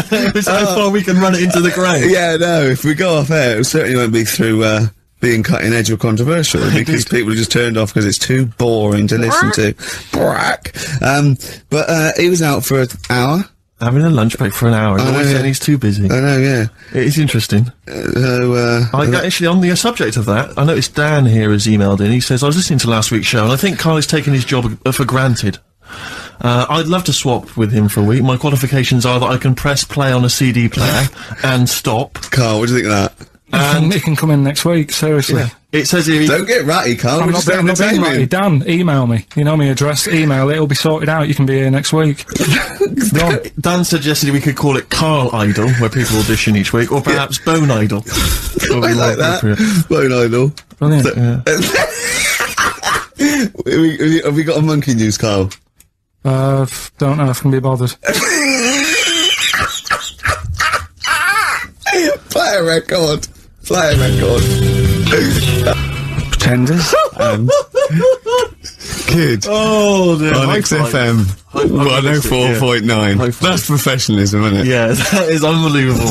Ricky, you were, I mean, I don't know if I can describe it really, the scene. You were going mental, you were shouting, you were really being quite an unpleasant character. But Well, it's wait, just- the mic's come on, Rick, and you're an absolute, Funny, you're a innit? charmer. Funny how people get annoyed. Carl At certain said different that we don't have to be here next week if Andrew gets annoyed. I went, this is entertainment. He pays us to entertain. We haven't done anything against the law yet, have we? Or offensive, or against the radio authority. Carl said crap, but I think we'll get away with that. Yeah. So what is there to worry about? Right, let's just draw a line under the beginning Yeah, of the let's show, start guys. again. Seriously. Come on. Can we just Come hug on. and make up? Can we just have a big kiss? Yeah, come on. No, don't do that. Just, Carl, what have we got? What's on the list? We've done swearing, that's sorted out. Well, no, your point was more that weren't you interested in why swearing people find it offensive? Yeah, a little bit Because of that that. seems obvious to me. Because you were saying yesterday that you never understood why people find it offensive, weren't That's you? right. Yeah. But I know. Well, Yeah, carry on. Yeah, but that's what I was saying to you, why you can't do it on the radio, because people find it offensive for some reason. I don't agree with it, but some people do. Yeah. I'm saying everyone swears. Bleep it out, I would. Well, see, this is Bleep the it thing. out. Bleep it out, that's my theory. But you say that everyone swears. Not everyone does swear. I don't know why you've got this in your head that everyone swears. I'm convinced. Everyone. What? Everyone? Like, you know, religious people, religious leaders? Jesus. I bet Jesus swore. Right. What's your evidence for that? No, I'm just thinking, I mean, things are better now than they were back then, right? Right. He's wandering about in his sandals, getting pebbles stuck in there and stuff, and that's annoying. Nails in his hand, that must have hurt. What I'm saying is that's offensive. No, it's not though. That's blasphemous. No, but what I'm don't laugh at the crucifixion. Play a record. I'm not laughing at that though. That is terrible. I'm just saying. No, you can email in if you want to complain. Carl. Yeah. .pilkington@xfm.co.uk. Wasn't offensive though. I'm just saying it's a fact. When you stub your little toe, you let out a little effing and jeffing. And what do you think is he is an effing and jeffing? So the kind of ancient Hebrew version of effing and jeffing. Ooh, I'm worried about this. This is naughty. No, it's not. Yeah, it is. When did you start swearing? I started swearing at school. Right. I hope you haven't offended any Christians. Right, there's a lad at my school, right, who got caught swearing. I mean, I got caught and I got... When you say get caught, what was it? You were behind the bike sheds having a swear. You got an EMF? Yeah. No, I've only got one C left. It's my dad's. Oh, come on, let's have a go on it. Let's say hunt. Yeah. Let me say the hunt. Get the older kids to buy you some swearing. No, just smoke it down to the car. Yeah. So you're right there. You're behind the bike sheds having a swear. Yeah. And a teacher hears him say, right, the S word. The S word. The S word. Well, yeah. So, the way this teacher dealt with it, he said, right, it's not a clever word to use, and he tried to make him get sick of using it he had to write an essay using that word 300 times, right? Yeah. So I would have loved that. But that's just practice for a kid. But that is like the father catching the kid with a cigar and making him smoke. Yeah. Doesn't work with heroin if you've got a young teenager who's jacked up for the first time. Yeah. It can be dangerous. the funny thing is, though, right, his mum found his textbook. Of course. Thought he was depressed and wanted to take him counselling. Because everything was S. He was writing down, this is... And did it work? Did it wean him off? Did he? Yeah. The teacher, I mean, he disappeared. He got kicked out for hitting a kid on the head with a bit of wood. So It wasn't you, was it? That was Longview. Further. That's great, that. It's a good tune. Can I just give a XFM. big shout out, Rick? Go on. To John Kay. He's listening online in Los Angeles, City of Angels. Brilliant. It's his first time listening to the show. Who knows what he's making of it? I wonder if we should explain what Carl is to him. He's up early. Well, he's got up apparently to record it, and then he's gone back to bed. Oh, right. So he'll he's be listening to it listening to any this time. So, oh, yeah. Exactly. Carl, Can you explain what he is? Well, he's a little bit of a grumpy, spoiled, lazy prat at the moment. Oh, I think that's but usually he's quite a funny, nice, sort of genuine guy who's in awe of the world if it's furry and doesn't really care if it isn't. But, anyway, we're all one big happy family. come on, Carl. Attitude up. Happy. Happy. If we're happy, the listener is happy. We were talking about schools, swearing, kids at school. I just remember at school, loads of my friends now are becoming teachers. Yeah. And I can't imagine what it must be like in an environment with kids. Because when we were at school, I mean, not particularly me, but lots of people in the class, and you'd all end up doing it, would just treat teachers like they weren't humans, like they were just creatures from another planet that were there to be tormented. Because, it's a game, isn't it, to see how far you can wind someone up to distraction. But and most people grow out of that. But is it because not everyone, but especially if they've got a bit of cash in their pocket now and a little bit of success, they tend to think that gives them license to treat people badly. It's terrible. But I remember there was a guy. This is such a terrible story. There was a teacher. He came in, and he was teaching us. And one kid, one of the hard nuts, he'd found out that this guy, he lived on his own, and he had a cat, and the cat got run over. And so we got in early, like everyone was in early, and before the teacher came in, and this kid drew a picture of a cat being run over by a car in chalk on the blackboard, a huge picture of it. And the teacher just came in, saw it, burst into tears, and ran out. And the thing is, that was like the beginning of term, so he could never get us back after that. There was never going to be any respect for him. It was just... I know, yeah. It's just like, I just remember now thinking about it, I mean, at the time I remember thinking it was bad, but now it's just... heartbreaking. It's devastating. I know. It's just If they just forget, you'd let their guard down a little bit. Did you ever do the one where you just humming? Yeah. And you tell us to stop it, and then everyone just goes... We used to, there was one teacher, me and my mate used to go up to, and just when we was talking to the other one, just sort of sniff him slightly, and then sort of like, so he goes, what, I got nothing. And he'd walk away sniffing his armpit. But those kind of mind games, it's like... I know. Once, right, I was talking about this in the week, actually, we had this, teacher, and he must have been sort of 60 then, right? And we're all about sort of like 12. We had to do French. You had to put your thing on the booth, and it was I told you something. Le chat est all that, right? And répété, cats on the wall, right? He'd repeat it in French, and of course everyone was going F. See, just for fun, and he heard this, and he listened back to all of them, and he realised it goes, and he went mental. He went, I don't believe this! Do you know how much these cost? He was going mad, and he was going red and bursting, like Karl was earlier, and it was like, I can't stand this anymore. And he picked up an exercise book, he said, look at this exercise book! Look! And, I won't say the kid's name, he went, so-and-so, look, oh look, he's put, and, I'll change his name, Smithers. He went, oh look, he's put Smithers his shit. Oh, he goes, he's got Clever on this side, he's put Smithers his 11 shit, that's good! Right, and he went berserk, he went, oh look, he's drawn a picture of a penis with wings, and he's written underneath, Dicky Bird. He went, is that clever? He went, do you want me to put a piece of paper up so you can come and write swear words and draw ladies' genitals all day? And I went, like that laughed, he went, I'm glad you think it's funny, Mr. Gervais! And he stormed out. Oh, God. Yeah. And did he ever come back? No, but we put the bit of paper up for him and said, look what we've done, you sir. That's a fanny. Yeah. There's some knobs. Yeah. Was it biology? No, it was French. Oh, French, of course. Yeah. Oh, that's right. I just remember things like games like, there was some cupboards at the back of I think the maths class, and one kid just got in the cupboard before the teacher came, and then sat in there for 45 minutes, and just towards the end of the thing just came out. Brilliant. Just came out and just went, and sat down. And just things like that, which just kind of, it's not, I don't know what it is, or I don't know what, it's just an utter lack of respect. I played a trick like that once in my first year at college. This is pathetic, right? We're on a hall of residence, right?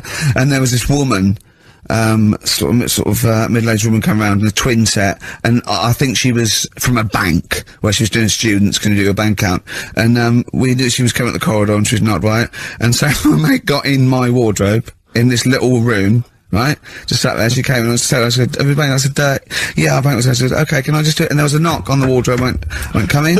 And he just came out and I went, alright, and he left. Right? And she just looked at me and I started laughing, I went, sorry. She went, you're not interested? I went, no. But he just fell flat. It fell flat. Yeah. Oh dear. Karl, a little bit happier now? Yeah. What have you done this week? Doesn't bother me. What have you done this week? Doesn't bother me. Karl, answer the question to the producer. What have you done this week? A few things. Oh, it's funny, right? Because when he's moaning about, I was telling about I'd caught him out. He says he doesn't get a lunch break. He had over an hour, and then he went. I think he went quite early that night to get a hob. I hadn't really delivered or something, so. And, I said to, was it James Hyman, wasn't he? Yeah, that's right. And I said, James, he's always complaining about working. Does he work hard? And he went, well, he doesn't work as hard as he used to. Play a record, Karl, will you? Interesting. Don't want to really hit the start button now, I might do it in a bit lazy. I'm not saying you're lazy. I'm saying, maybe some people don't think you work as hard as you do. That's the way of the world. I'm not saying you don't work hard. Just reporting speech, really, on James Hyman. Calling him a liar? Play a record. Can't be bothered. Play a record, Karl.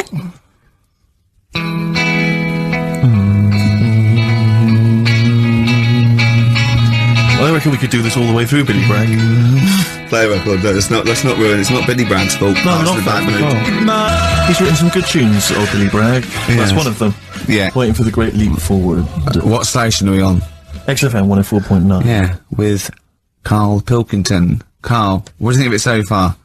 What? This today? You weren't up for it, weren't it? And now it's turned out great, and you a little bit happier? Yeah. Yeah? Yeah, it's good, yeah. Good. Just talking earlier about teachers, weren't they? Have you got any amusing anecdotes about teachers or anything around that subject? I didn't go to school that much. Go on. When I did, it was, I was telling Suzanne about it the other day how, you know, she goes out with me now and she thinks I'm great. She's lucky what she's got. No, she's done well. Yeah. Right? But I was the sort of kid who she would have hated at school because I never had, like, a pen.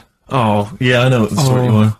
Never a pencil case or any stuff. I'd start off the term, I would. I'd have, like, you know, a brand new carrier bag with my stuff in. Brand new carrier bag, classy. And, well, you got to have somewhere to put the stuff you've nicked from Woolworths in, haven't you? right, so that'd be there. But then by the time, like, a couple of weeks down, I'd put my pen down, I would have lost it, and then I'm sort of going around saying, can I borrow a pen? You didn't try sticking it up your nose, it's not still lodged up there. It's not, no. But the funny thing with, like, you know, you were talking about teachers and stuff. Were you disruptive? Were you a disruptive kid? Were you Not the sort of really. causing trouble? No, not really. I was No, one he of wouldn't them. cause trouble. He's terrified of the boss here, isn't he? No, it's not that. It's just that what's the point in winding people up? I find it quite annoying if people do that. So I don't wish it up on anyone else. Why do you wind Steve up then? I don't wind him up. You I do. don't wind You him have up. done, but no, come on, let's not argue. We're getting on well then. Come on, Carl. And like the teachers, because I'd lived on this estate, right, loads of stuff used to get nicked and go missing and what have you. Blackboards, And desks. their way, no, like the telly and the headmaster. video really? and stuff like that, and the projector thing and all that.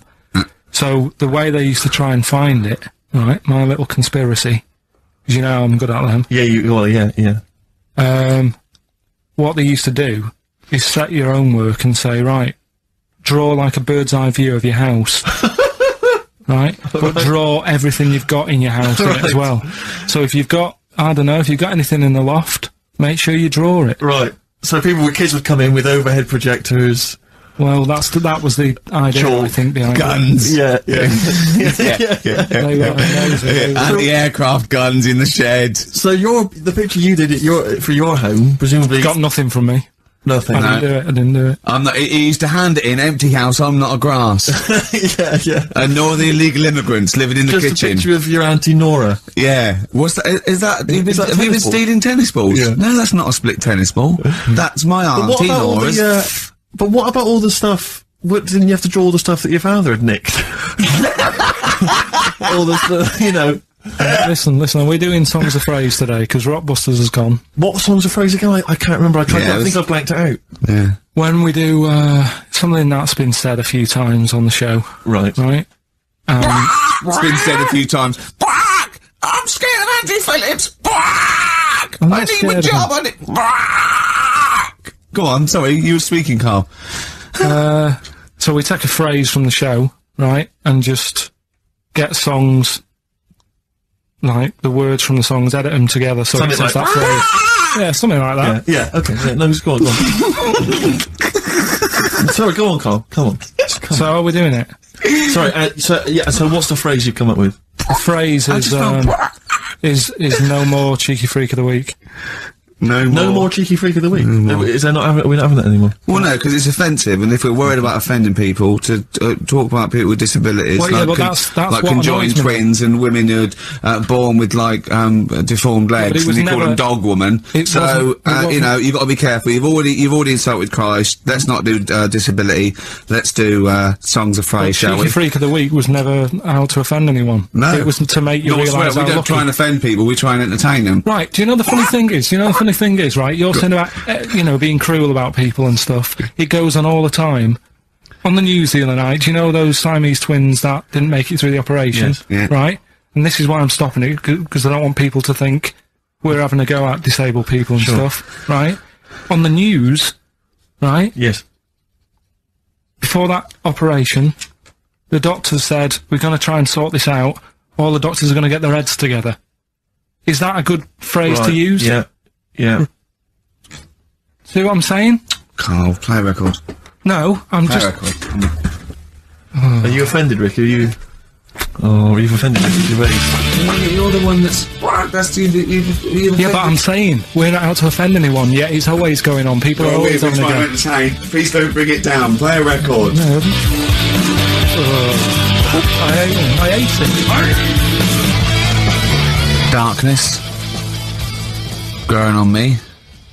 You love the Darkness, don't you? Yeah. I was lucky enough to see him. They were doing I a like their album as HMV well. thing. Is it People good? have told me it's a bit too jokey or Yeah. a bit too tongue-in-cheek, but it isn't really. If you don't know that, it sounds great. It just sounds like sort of retro 70s rock. It's great. I think it's brilliant. It's nice to have rock back. I think you'll agree. Big time. Yeah. Yeah. High five, man. High five. Yeah. Sweet. Sweet, Mick, sweet. Songs of Phrase. It's the mighty return of Songs of Phrase. No one has requested that. It's not due to public opinion.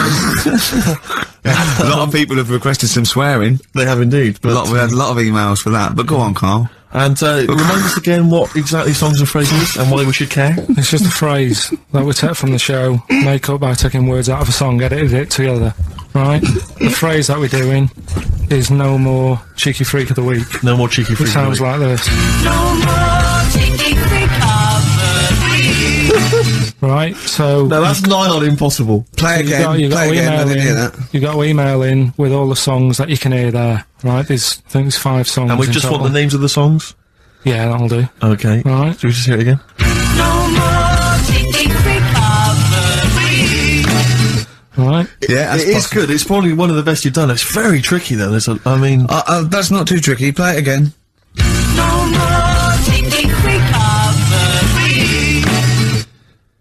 how many have you got, do you think, Rick? Just Well, I've noticed the same person singing twice. Is that right, In a band and solo. Yeah.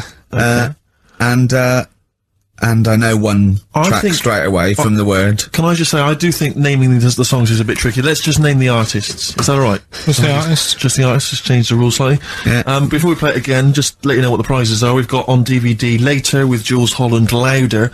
Lots of the alternative acts he's had on there. A DVD, a couple of DVDs. With Rollins Boogie on there. Woogie piano over the top. Let's hope so. Brilliant. I can't Jason Mary wait. Chain are on there, Stereophonics. We've got Sonic Youth, Ash, Hole, Queens of the Stone Age, Foo Fighters. Quite good. Once again, Cruise of the Gods on DVD, starring Rob Brydon and Steve Coogan. That was on at Christmas. It's not bad. It's not the same one. They haven't been sending that back.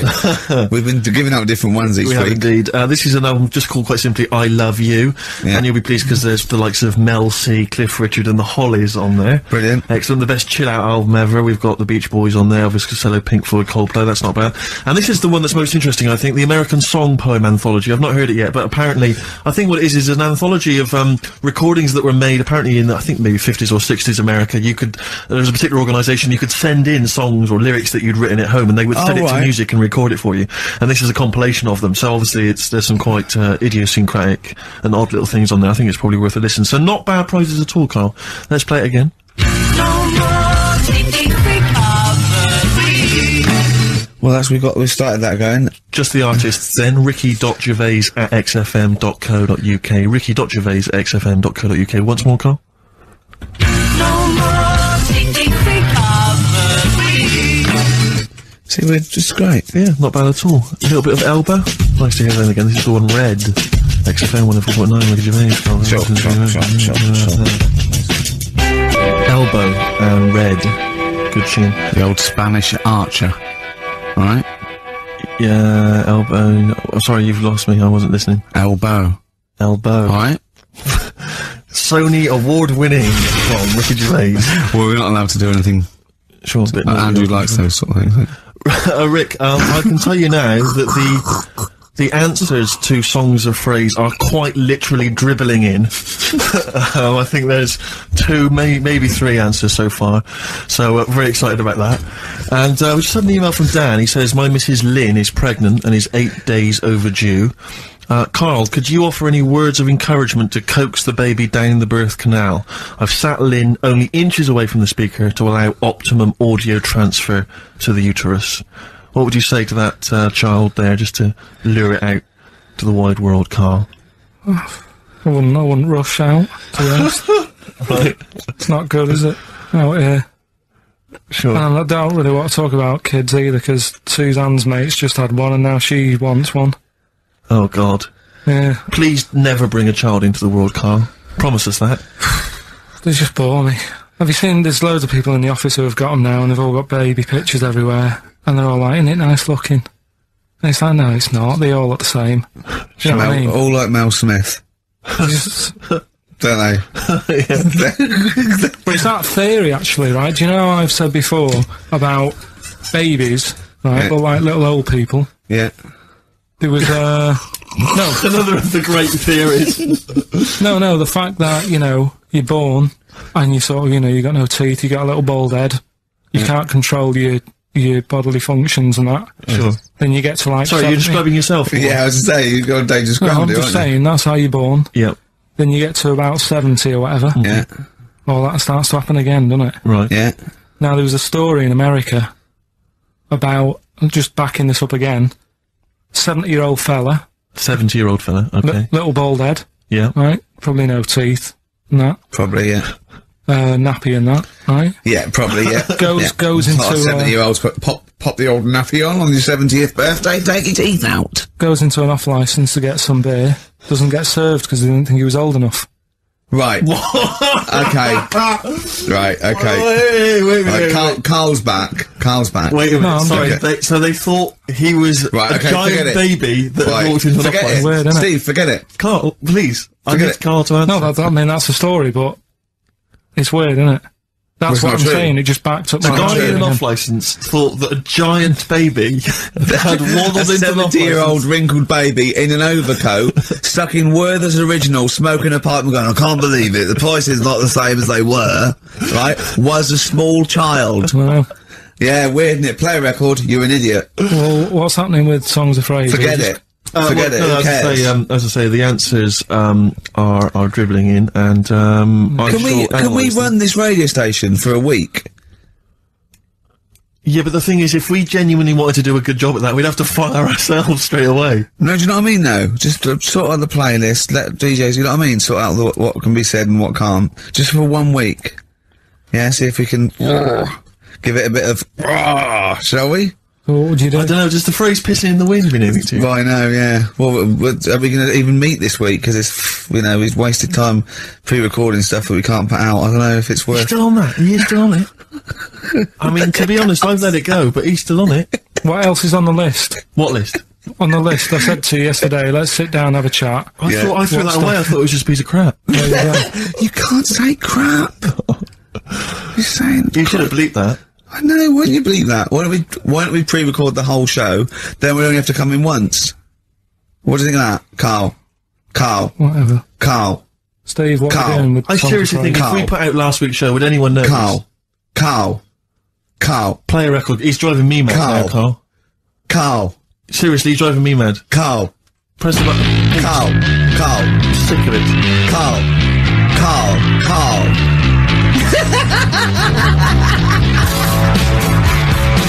Black Rebel Motorcycle Club.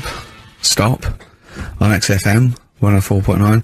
I reckon we could run it for a week just to do a few Do you little want to things. bother though? I mean, No, but I mean just like, you know, have a look at the playlist a little bit. Get us some. another phrase, polishing a turd.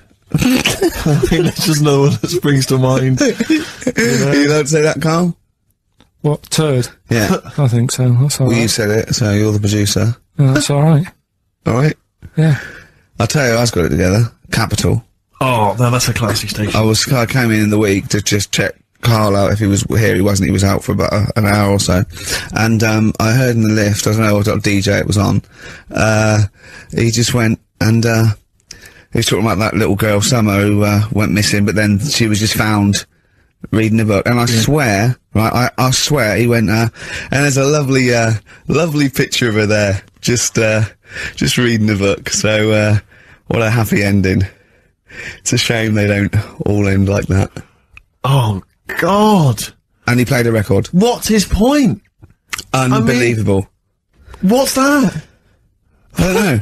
It's those people who think that they're being a little bit philosophical, a bit profound. And then just everyone goes, Thanks very much. Yeah. I noticed in the story of Summer, the little girl that went missing, I don't know if you read that it mentioned her family. Now, it mentioned the father of the house. I don't know if it's her father or certainly the guy, the parent, the male parent. And it was something like, I figure, I don't want to, libel him, but it was something like Paul, 24, and he's a graphic designer, recently changed his name to Dragon. I just wonder what exactly is that? How is he, the family is that, really? Yeah. I don't want to... I'm always a little bit worried about people who change their names to something to really, really cool. Yeah. Because, Kevin Smethurst isn't, it's not sexy enough. Exactly. So I call myself Clint Iron. Yeah. What would you call yourself? Karl Pilkington, nothing wrong with that. It's quite a superhero's name. It's Pilkington. When I was about 7, I wanted to be called Brett. Yes. Why Brett? I don't know, I just had a mate who was called Brett and I thought that sounds good, it's different. Yeah. But then, I'm quite happy with my name now. Because Karl, I have to say, where does that come from, Karl? Because it's quite a rare name. I told you, didn't I? My mum had a dream. I forget this. What? Your mother had a dream? She wasn't well, she had pneumonia or something, right? Dear. And, she had this dream while she was pregnant. That some doctor, sort of, she was going off to another place, she was going to die or something, and this doctor went, I can sort this out, I know what to do here. And she remembers on his name badge, it said Karl. Really? So when she had me, she said, right. Call him Karl. Dr. Karl. Calling Dr. Pilkington. Calling Dr. Pilkington. She hoped, I imagine, that you'd grow up to be like him in every way. Saving lives. I've done alright for myself, I think. Sure. I'm alright. Yeah. This is what we were talking about, actually, weren't we? We were talking about the fact that, you're quite proud of the fact that you've got no formal education, really. And yet you've pulled yourself up from the bootstraps. Yeah, well, I know people who've got results from that and don't do anything. Sure. Do you know what I mean? They're on the street. So I've used all my energy as I've got older rather than burning myself out as a kid. Right, yeah. Do you know what I mean? Sure. So I don't know if that's advice. Should we advise that to young kids out there?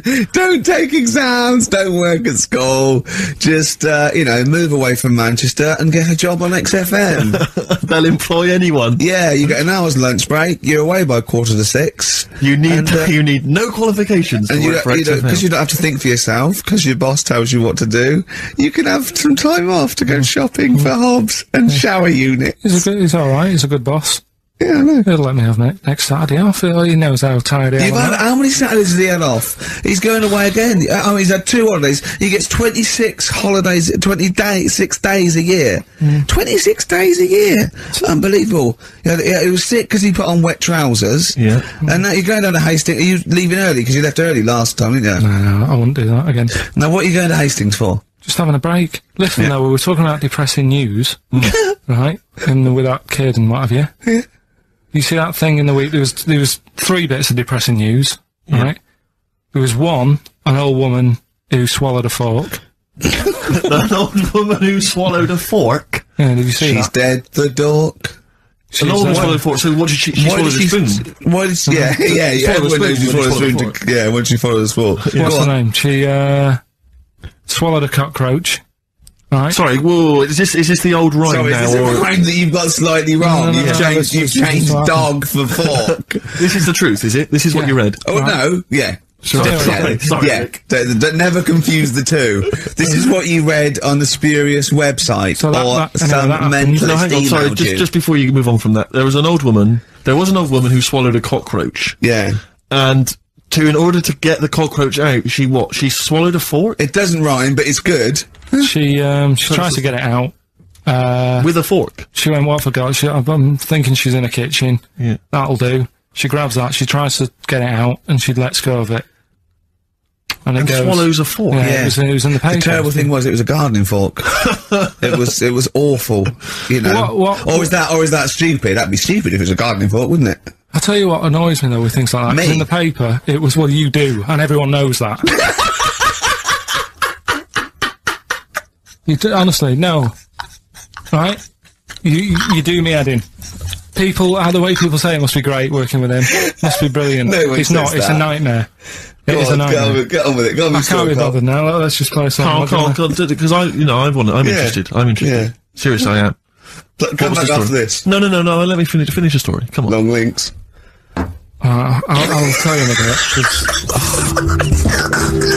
I'm getting annoyed. I'm getting so angry. Alright, the player record will finish. Unlucky man. That's for Carl, who is a lucky man. 2 hours every Saturday, yeah? Just a little bit of chat and laughter. Some great records. Alright? What are you going to Hastings for? Just to chill out? Yeah. What are you going to do? Just chill out. What specifically is in Hastings that's of interest to you? They having another battle? Nothing, it's just cheap, isn't it? If you can get a B&B for about 40 quid. Sure. The weather's good, so Let's all go. why not? Yeah, why not? Do you want Ricky to come down with you? No. Right, okay. Now, you were going to tell us something before we started winding you up. What were we talking about? We were talking about the old man who was mistaken for a small child. It was actually, the 70-year-old who they thought was underage. Right, so then we got on to, right, so the old woman, I was saying, she ate a cockroach. Right? She ate a cockroach, yes, Yeah. by mistake. How did she eat a cockroach? Why was there a She was cockroach? cleaning up, she was cleaning up, it jumped in her mouth. Right. So she immediately, the first thing she did was immediately grab a fork and plunge that down her throat. Yeah.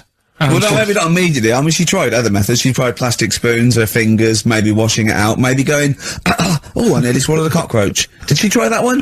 Ugh, how horrible. Right, so anyway, the fork went down, Yes. and it's got this picture in the paper of, like, the X-ray, and you can see the fork just, like, going across like that. Yeah. Wow. That's mad, isn't it? Yeah. Well, it was, where the fork was in her abdomen, was it? In an X-ray? Yeah. Are you sure she swallowed it? Yeah. Sure she didn't just say that to the doctor? Like, how did it get in there? You got a fork inside you? No, I know what you're getting Yeah. at, because I remember years ago, do you know Dr. Steele? Do I know on, Dr. Steele? Yeah, he does... Is he a it him? superhero? The one on Richard and Judy. Right. What's he, a psychiatrist or the He resident just doctor? pops in and Is they've that got the a sort of problem. like the suave sort of... He's not that smart. I know the one He's you mean, just, yeah, I know what you just a normal doctor fella. Sure. And, this was like in the 90s, and, Richard and Judy said, we got the doctor in again today. We're looking at things that, have been inside people. And there's this one, right? A fella comes on, with an X-ray. Yeah. It's sat on a pint glass. He sat on a pint Well, glass. Yeah. that's what... He hadn't, had That's what he he? said. Sat on a pint glass. I remember that story that was published about the bloke, and this is the excuse he gave to a doctor when he had to go and have something removed. It was a bottle of sort of HB sauce or something up his. What word can we say in case Andrew's So you listening? don't need to, people know what you're saying. Okay. Right. Rectum. Is that all right? Well, you didn't need to say it, but... Well, no, I think it might as well. It's a medical term, isn't it? Doctors Anyway. say rectum, don't they? Anyway.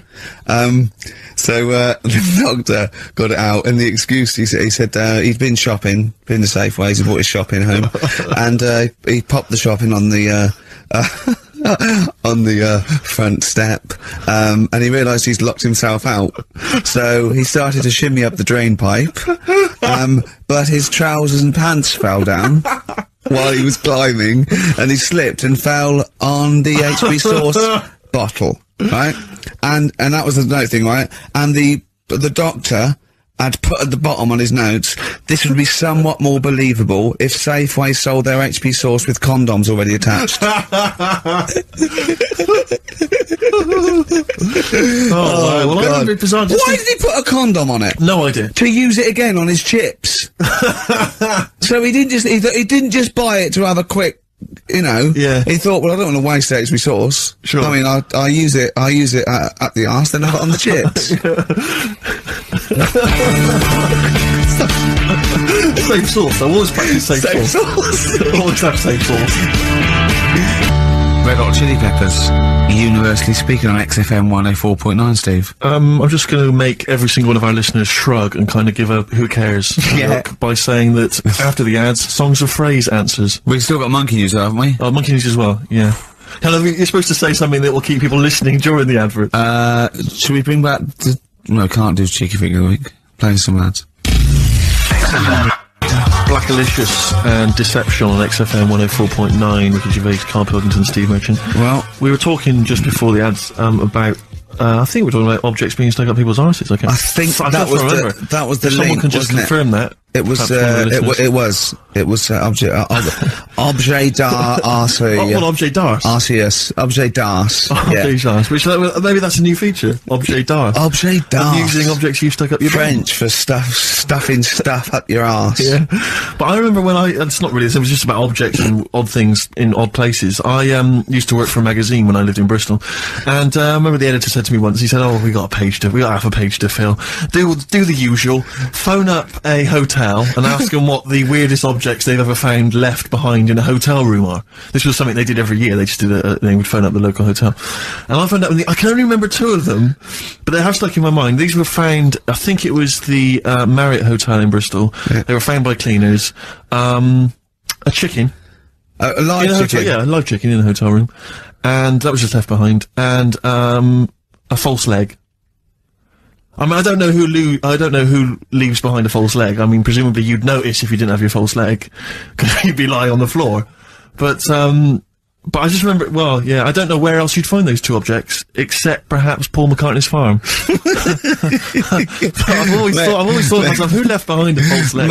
Maybe the chicken pecked it off. Yeah, and well, possibly. the person with it just like went and goes, so much different, I keep falling over. Yeah. I don't know why, and where's my chicken? Yeah. She probably called later and said, did the cleaners find chicken a false leg? I'll check. Yeah. We haven't had them handed in. Yeah. I don't know. We got a lot of chickens and false legs left behind. What was it like? Yeah. It was just a wooden thing with a foot. Has it got a foot on the end? Well, yeah. Yeah, we might have found it. It might be yours. In pirate films, they always had the pirates would have the peg leg, which was just a piece of wood. There was no effort to make it look like a leg. I don't know why it didn't dawn on them then to make it look more like a leg. I mean, I don't know at what point. I quite like a big. Do you know why? I wouldn't really be that interested, but I'd be marginally interested to see the history of. It was peg fashion leg. because they didn't wear long trousers then, so they all stopped to the knee. So Right. why are you wearing long trousers? No reason. Let's have a look at your legs. Yeah. Oh, it's more embarrassing, you see, if you hide it. Yeah. It's like they had a hook. Yeah. Why didn't they have a glove? A hook is never a good idea. It's not a practical enough thing. It is if you're abseiling between 2 buildings in a hurry, because then you can just use it straight down the wire. But a hook is such a grotesque thing. I mean, because don't have a go on. But I mean, there's no one except that weird guy who's up in North London who's still got a hook for a hand. Well, I think it is useful. Because it's good. Well, no, it's good for carrying bags. Yeah, carrying shopping. Do you think that was the concern of pirates? Well, them Tesco, they didn't have like animatronic sort of stuff then, did they? I know, but it's just so. I mean, if it's just not very flattering, is it? A hook. I mean, James was at school with a kid who had lots of different things, like knife, fork, he could screw onto the end of it. That's brilliant. That is brilliant. That's good. That's almost as good as having a hand. Yeah. For the canteen. But at school, you'd be the coolest kid in school, surely. Bit more frightening in the swimming pool. Or in a bouncy castle. Yeah. But yeah, for chopping up a bit of, I imagine him being banned from the bouncy castle at the fate. You can't let him on. Oi, Hooky, get off. You're not welcome on here. Like to apologise for some of the things said in today's show. But what happened when he started asking girls out and stuff? I imagine he spent a lot of time with his hands behind his back. Oh God, with a sore spot on him one. Probably. That's and I can get out with this one. Yeah. That's handy. There's a fella in Ward 2 that's got a shopping bag up his arse. Just pop it up there, pull it out. Shopping intact. Done. Anyway, Hastings answers to Rockbusters. He's going to Hastings in 10 minutes, isn't you? Can't wait. He's looking forward to it. Lovely day. Lovely town. Nice little trip. Chill out, come back refreshed. Monday. Let's do some work. Ooh, you'll sleep tonight. What does the boss want me to do? He's done you there, Carl. I was letting it lie, and he comes back with that after we were getting on. So, who's the winner? Answers. Well, let's give us the answers first. Right, well, this was this is how it sounded. It's not Rockbusters, I'm calling it Rockbusters because they're all interchangeable at the moment. No more taking recovery. Right, Paul McCartney, Cheeky Girls, Sugar Babes, Space and Beatles. Okay. Brilliant. You've really, I mean, if you're not interested in it, Carl, seriously, mate. Anyway, we're going to give the prizes, which were pretty good this week, to James Waters from Colchester. Well done to him. He's got them pretty much right. Where's Dickie Anderson? Not heard from Dickie Anders for a long, long Because time. I want him to. If there's one show I'd want him to hear, it's this one. Because we've pulled out some of the stops now, haven't we? He's excited because he's going away, so he's putting an extra bit of.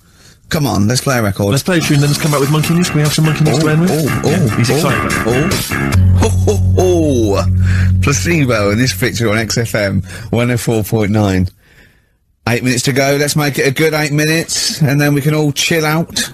Yeah, enjoy the rest of the weekend. Play the jingle. Chimpanzee that Monkey News.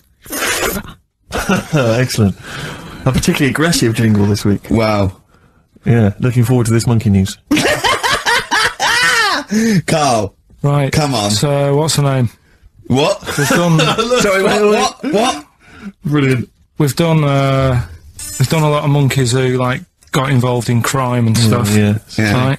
We had the one on the train station, nicking a bag. Yeah. We had the one who went Don't into a remember that bank. Who cares? Went into a bank and walked out with the money and stuff. Yes. Right. Didn't happen either. Next. But the thing is, you never sort of found out what happened to them. If they sort of got worse, got more involved into This crime is and Monkey stuff. News update. That would be amazing. Brilliant. What they found out in India is, Yeah. they've got a prison. It's just for monkeys. You mean wild animals? You mean A zoo? Yeah, a zoo or a kennel or No. something that where it's been gone mental or something. No, it's a prison. Yeah, It's a prison. is it? Does it have fraud cases? It's got. It's Mainly sort of animals that are attacked things. It's mainly violence, I bet. That's my. that and theft. Say it Nicking again. Stuff. Theft. Say it again. Theft. Say it again. Robbing.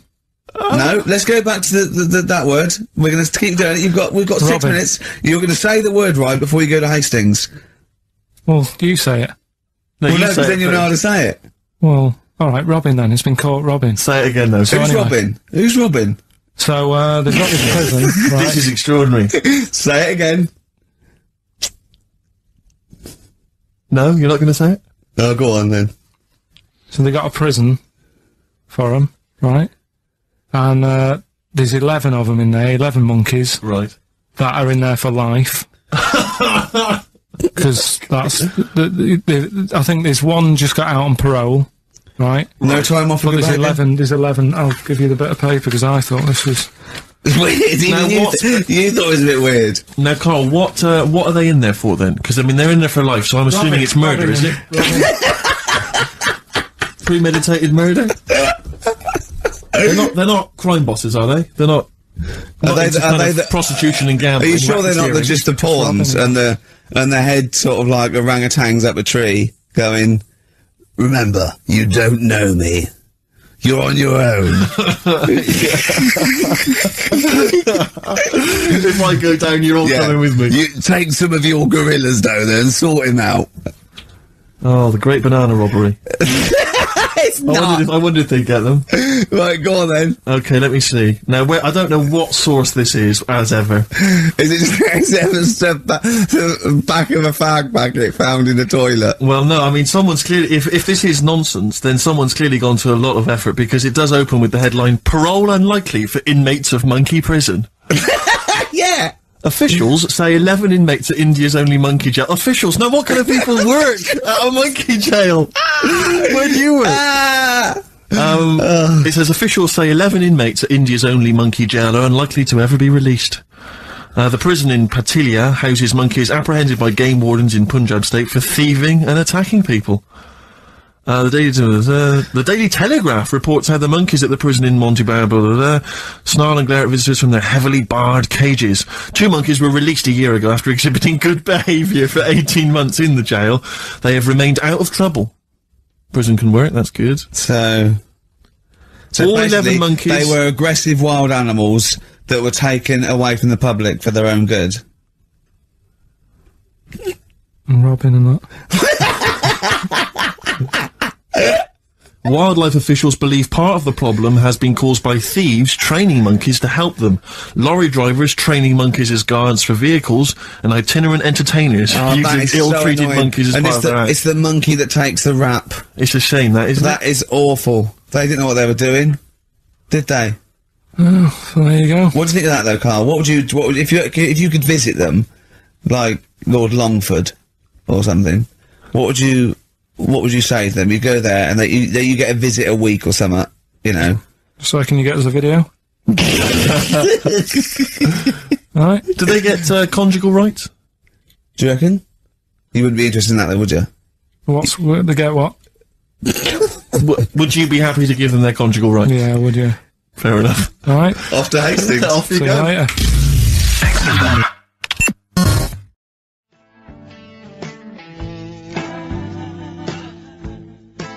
Tom Petty and the Heartbreakers, Breakdown, and that's for Carl's behaviour last week. Carl, you seem to be a little bit happier. Last week, I mean, we were worried about you. You sort of slipped into some sort of like weird depression. You played placebo twice, so you weren't concentrating. I know you're going to say that me and Steve were annoying you, but, you know, that's an easy excuse. I mean, I think the listener can make up their own minds.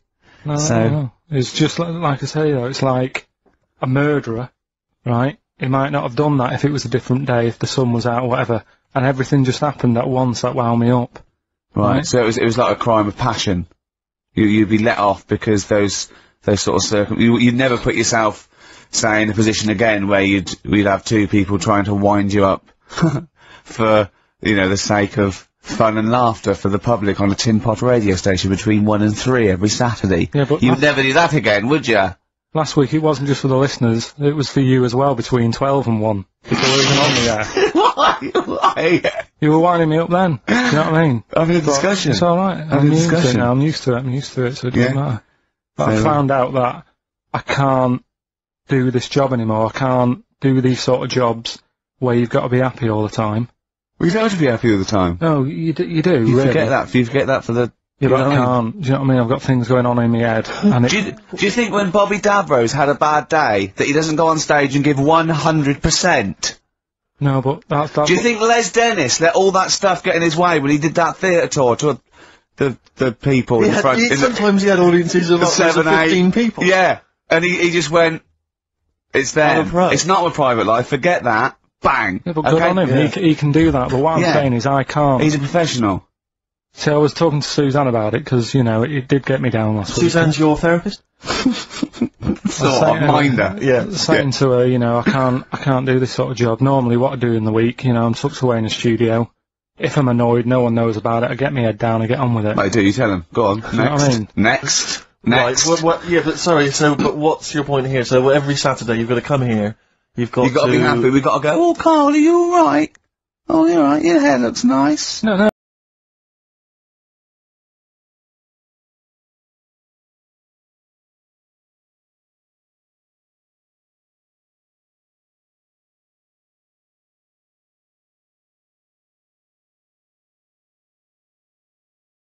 Oh, but you know what I mean? That's the first time, innit? Normally people listening go, he's a happy fella, do you know what I mean? They So- never think you're a happy fella, Carl. Well. They've never heard you laugh.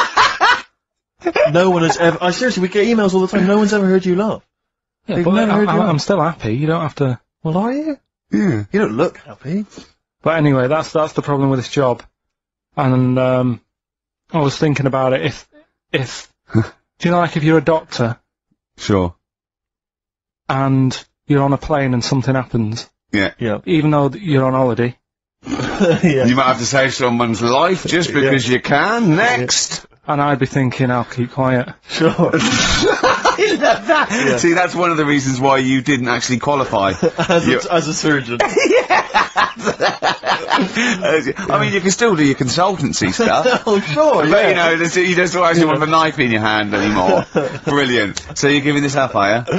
Sorry, and how is a doctor on a plane comparable to this? Because that is just the same situation, do you know what I mean? He's Yeah, probably got in his head, exactly the he's shut off, he's ready for his holiday. He's going to Hastings for a night. Someone, you know, has a little bit of tummy trouble or heart attack or whatever, Yeah. and is he a doctor on the plane? And he's like, oh, Jeez, he's going I on can't believe holiday. it.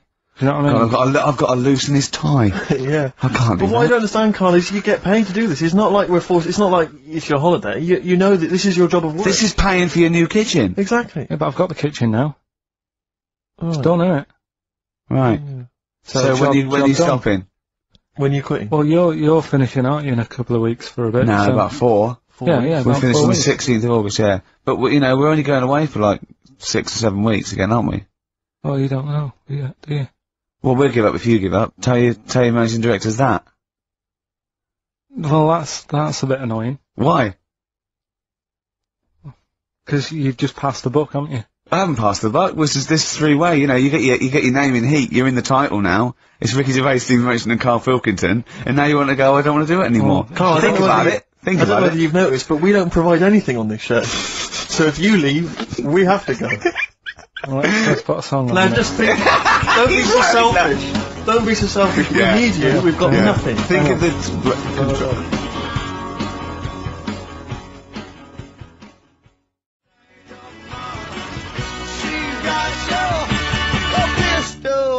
Molly's Chambers, Kings of Leon. Brilliant. On XFM 104.9. So, I'm not going to put pressure on you, Carl. I know you're scared to be saying this, right? But, I'll tell you what we do, right? We're stopping this show on the 16th of August. We're going to film the Office specials, okay? And we'd be coming back, I don't know, August, September, mid-October, Mhm. if Carl does. Yeah. No, I know that's pressure, but that's it. I think it is. I think this is a 3-way show, so you don't have to do it. What should we do? Because I know we've been approached by a couple of others. What would you do? We've been approached by obviously better radio stations. I mean, if you're a listener, just think of any of the radio stations you prefer to listen to. That's some of the ones that have offered us gigs. So we could toy with those. Or we stay and we see this through and we get XFM on the map. We'll get a few strangers I next know, year. Rick, that I know you've had a passion since you started working at XFM to get the listeners into double figures.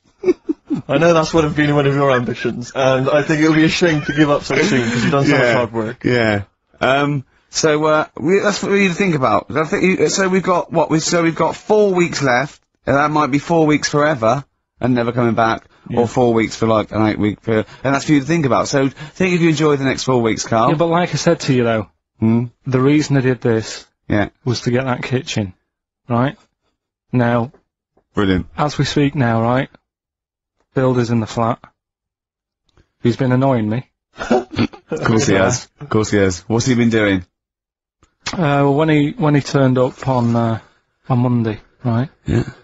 Wanders in, and the first thing he says to me is, said the pub across the road, is it any good?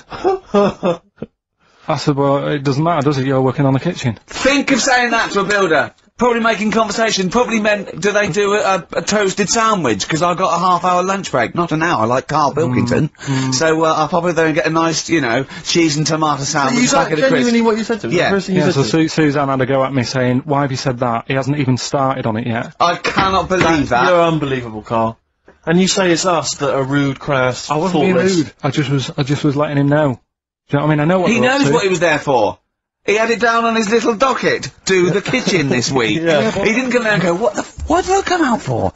Was it to go to the pub for a week? Why am I wearing these overalls? Yeah. Who's the little bald mate twat insulting me? Let me just check. Let me call the head office. I wasn't having a go though. I mean, they should have finished it yesterday, and they're Yeah. there now, right, Yeah. on their own.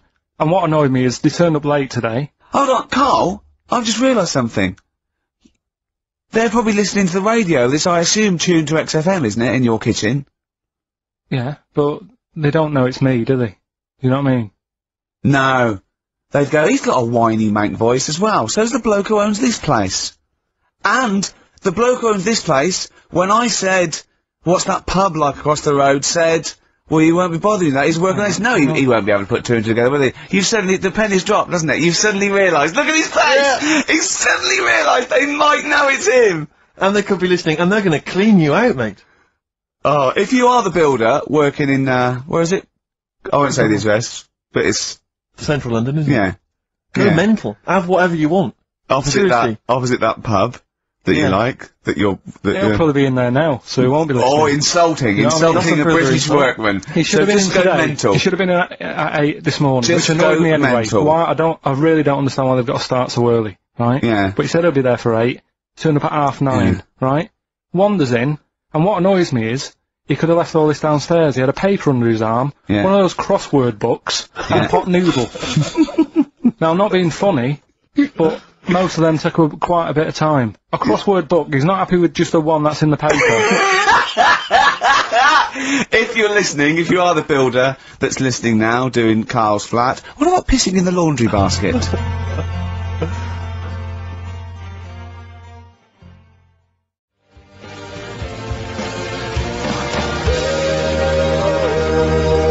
Lonesome Day, Bruce Springsteen, on XFM 104.9.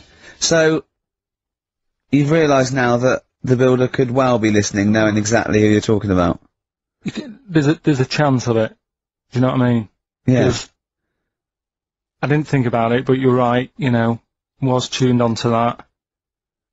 I think he did flick it on, thinking about it, thinking back.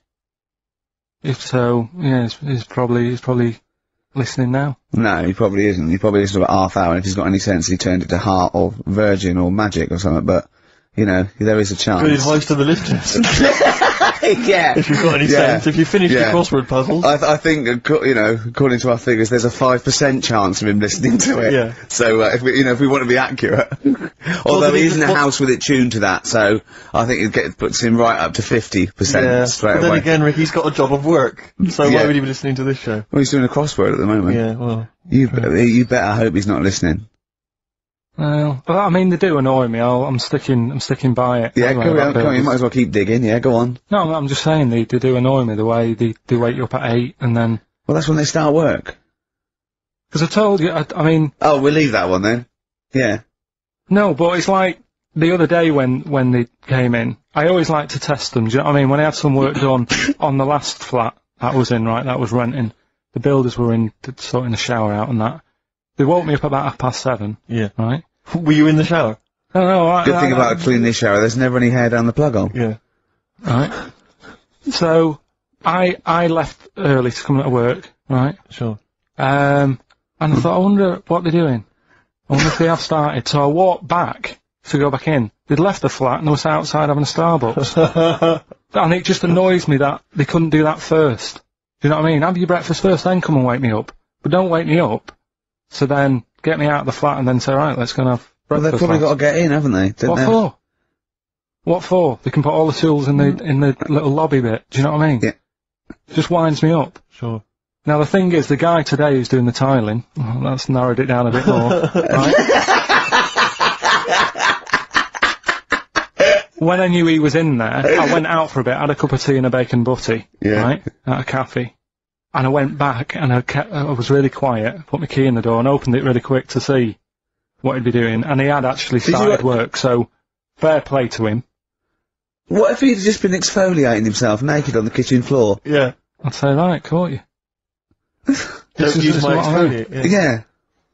So, Yeah. But Instantly, if you're annoy listening, me. go through the wardrobes upstairs. Go through the I think there's wardrobe, good get some up there. stuff, yeah. they won't get anything. I've put everything in places where they wouldn't think of looking. For jewellery and stuff. So you're thinking that Where have you they... put the jewellery? Where have you put the I'm not saying. Go on. So No, you're no, thinking that they're going to thieve from you as well? Okay, so if you're listening, bet they have a route, don't don't think about the obvious places when you're looking for the jewellery. No. But I do things, I would do things like, you know, just pop a little bit of urine, maybe in the salt cellar or something. Yeah. Just do I'll some... tell you what I do is I take the toothbrushes in the bathroom, just pop them in the toilet, flush it, and then take them back again, just pop them back in there. Leave them nothing. Leave them out. When they were coming last week, I brought the biscuits to work. Suzanne was like, "No, You didn't got no really? mates." You no, brought I your did. I brought biscuits into work. No, they weren't a tin. It was just a packet of good quality cookies. Good quality cookies! Yeah, you thought I'll be down with the Oh, God. But that's what Suzanne always says. Don't know, you know, why you like this? Because you know, it's not as if you've been sort of harmed as a kid or anything. But I like the fact that you once said to us that you don't need friends. You don't like friends because they're a bit of a pain. Because they call you up and they want to be with you. Yeah, but mates are a hassle. I woke up today, right, and I think it was might have been on 5 Live or something this morning in the bedroom, right? And they were talking about how it's Nelson Mandela's birthday, 80 odd, 20,000 people turning up at his party. I thought, I'm glad I'm not in. I couldn't be doing with that. 20,000 people. Think of the carpet afterwards. I mean, a good percentage of them will put in out flag butts on his carpet. After Tommy Walsh and Charlie Dimmock, what's her name, did lovely patio and a water feature. He's gonna come back and he's gonna go, oh, it's ruined. And what's he doing for his birthday? Karaoke? Chinese meal? Bit of karaoke? I wonder what Nelson Mandela's birthday party is like. Big cake. Bit an enormous cake. Yeah. The Spice Girls jumping out. Yeah, the Spice Girls, isn't it? Well, everyone. I don't know. Yeah. We are the only three people that hasn't met him. I thought everyone's file would have been in the cake. Yeah, yeah. Just in case, you never know. And, if Winnie calls, I'm not here. Have you not invited her? No, of course no, definitely not. Poor Nelson. Happy birthday. How old is he? 85. Oh, well done. Well done. No, God bless him. God bless him. Oh. 85 today. Oh. Right, bit of songs of phrase next then, yeah? Do you reckon?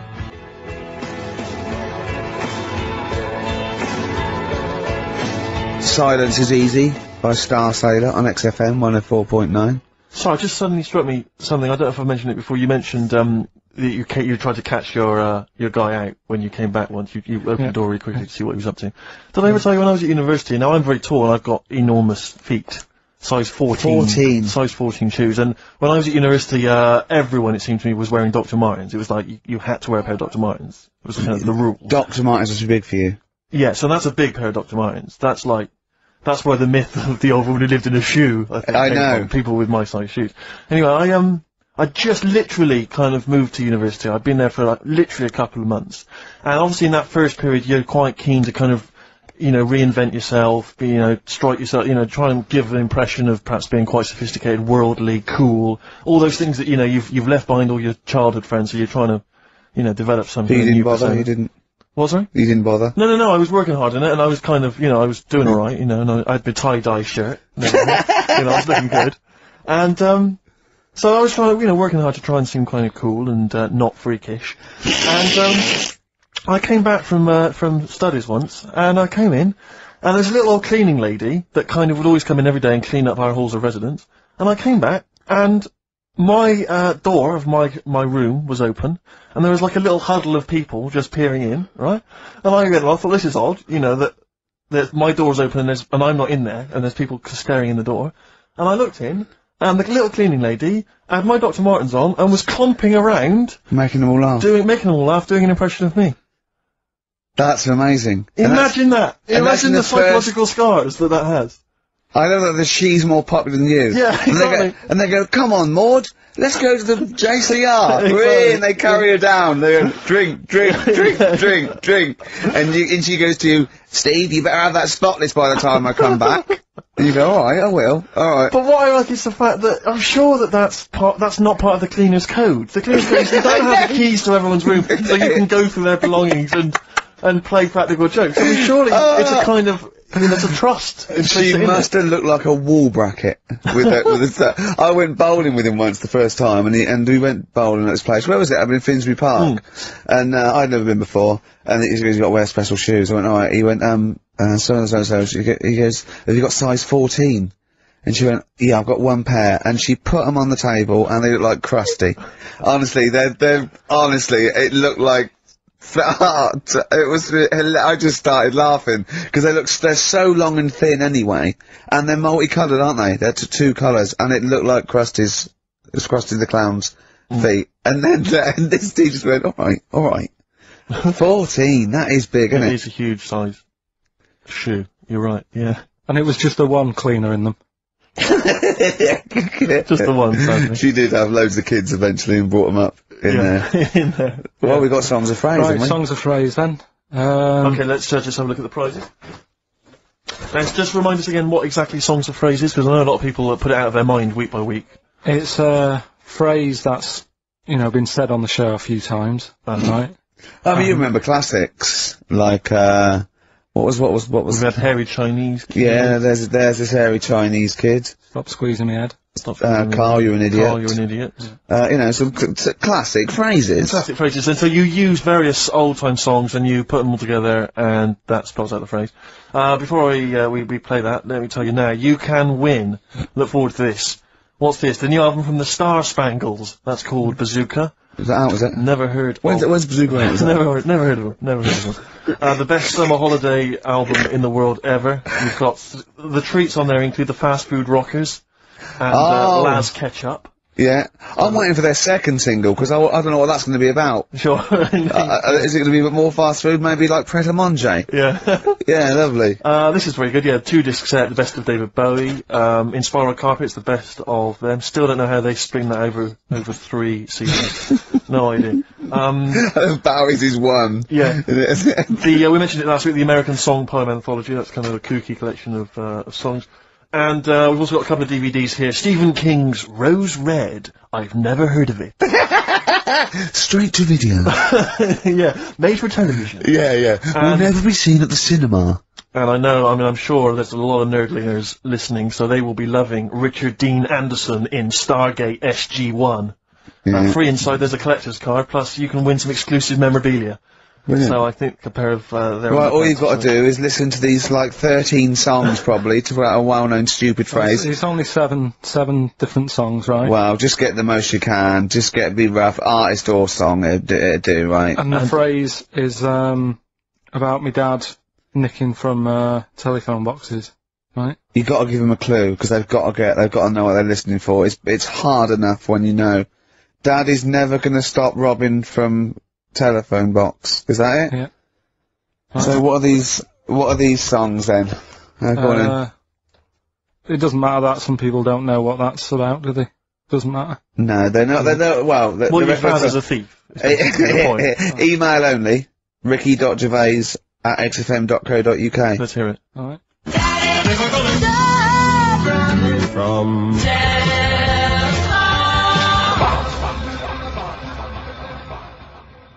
Alright. Also not grammatically correct. No. So it's Daddy never gonna stop robbing from telephone box. Rubbish. Unbelievable. Play it again. I think we just need the song. That's all we're after. Yeah, just the songs. Right. From...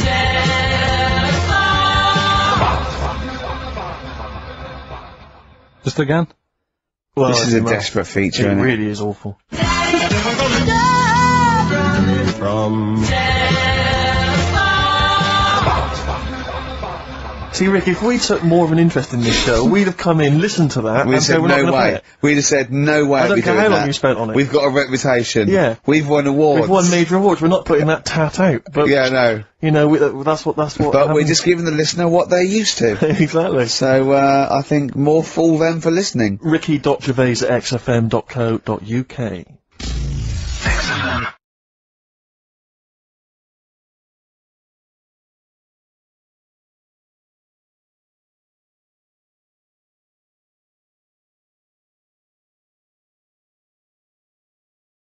At your breakdown, you went off to Hastings with your girlfriend, stroke carer, Suzanne. Now, what does she? Because whenever we meet Suzanne, we bumped into Suzanne recently at the BBC, Ricky and I. She's always very nice to us, very polite. We have a nice little chat. But I'm always wondering, what is it that she thinks of us, really? You know, because I'm assuming you immediately go home and whinge. No, but they tortured me. You saw they tortured me on air. Now, what does she make of us? Did she listen to the show last week? Yeah, she did, yeah. She knew I was annoyed. Right. So, she sort of gave me a look like, you know what I mean, like that, when because we went to Hastings. That wasn't because you had, like, Marmite or something over your face. No, it was like, so we didn't talk for a bit, I just was like, you know, getting over it, Sure. thinking, I'm sick of this. Yeah. Right? You know, is the new kitchen really worth it and all that? I phoned him up and left a message after the show. I said, you seemed a bit quiet when you left. I just want to make sure it wasn't anything I said. Well, no one... You're still doing your Samaritan work? yeah. And did it ring, or did you just ignore it, let it go to answer machine?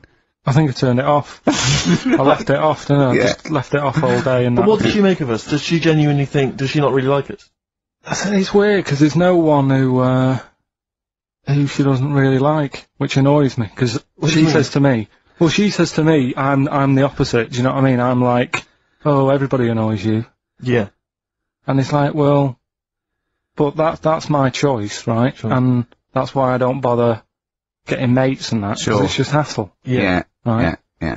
But the problem is, sometimes me being like that affects stuff that she wants to do. So, you know, if a mate... Like see her family and friends. Well, let's not say her family or friends, but say if one of her mates had a baby, Right. right? Right. I mean, you know... Naming no names. So this happened? Well, I've just got to You got to be watch careful what I'm what you doing, say. haven't I, now? 'Cause of all... The builder who knows you're slacking him off and saying he needs stuff. Yeah. So, you know, she's got a few mates who have had kids recently. Right. Yeah. So one of them had a kid. Yeah, go on. Right. And, she wanted to go and see it, right? And she said, you can come with us. And I was like, you know what I feel about babies. Sure, you've seen one, you've seen them all. Yeah. They all look like Mel Smith. Why do I need to see another one? Yeah. Right. And she's like, yeah, but come and see it. You know, you get on with them. Mm. Come and see them. And I was like, it's a long way away. Yeah. You know what I mean? That's probably narrowed it down again. Yeah. To be honest.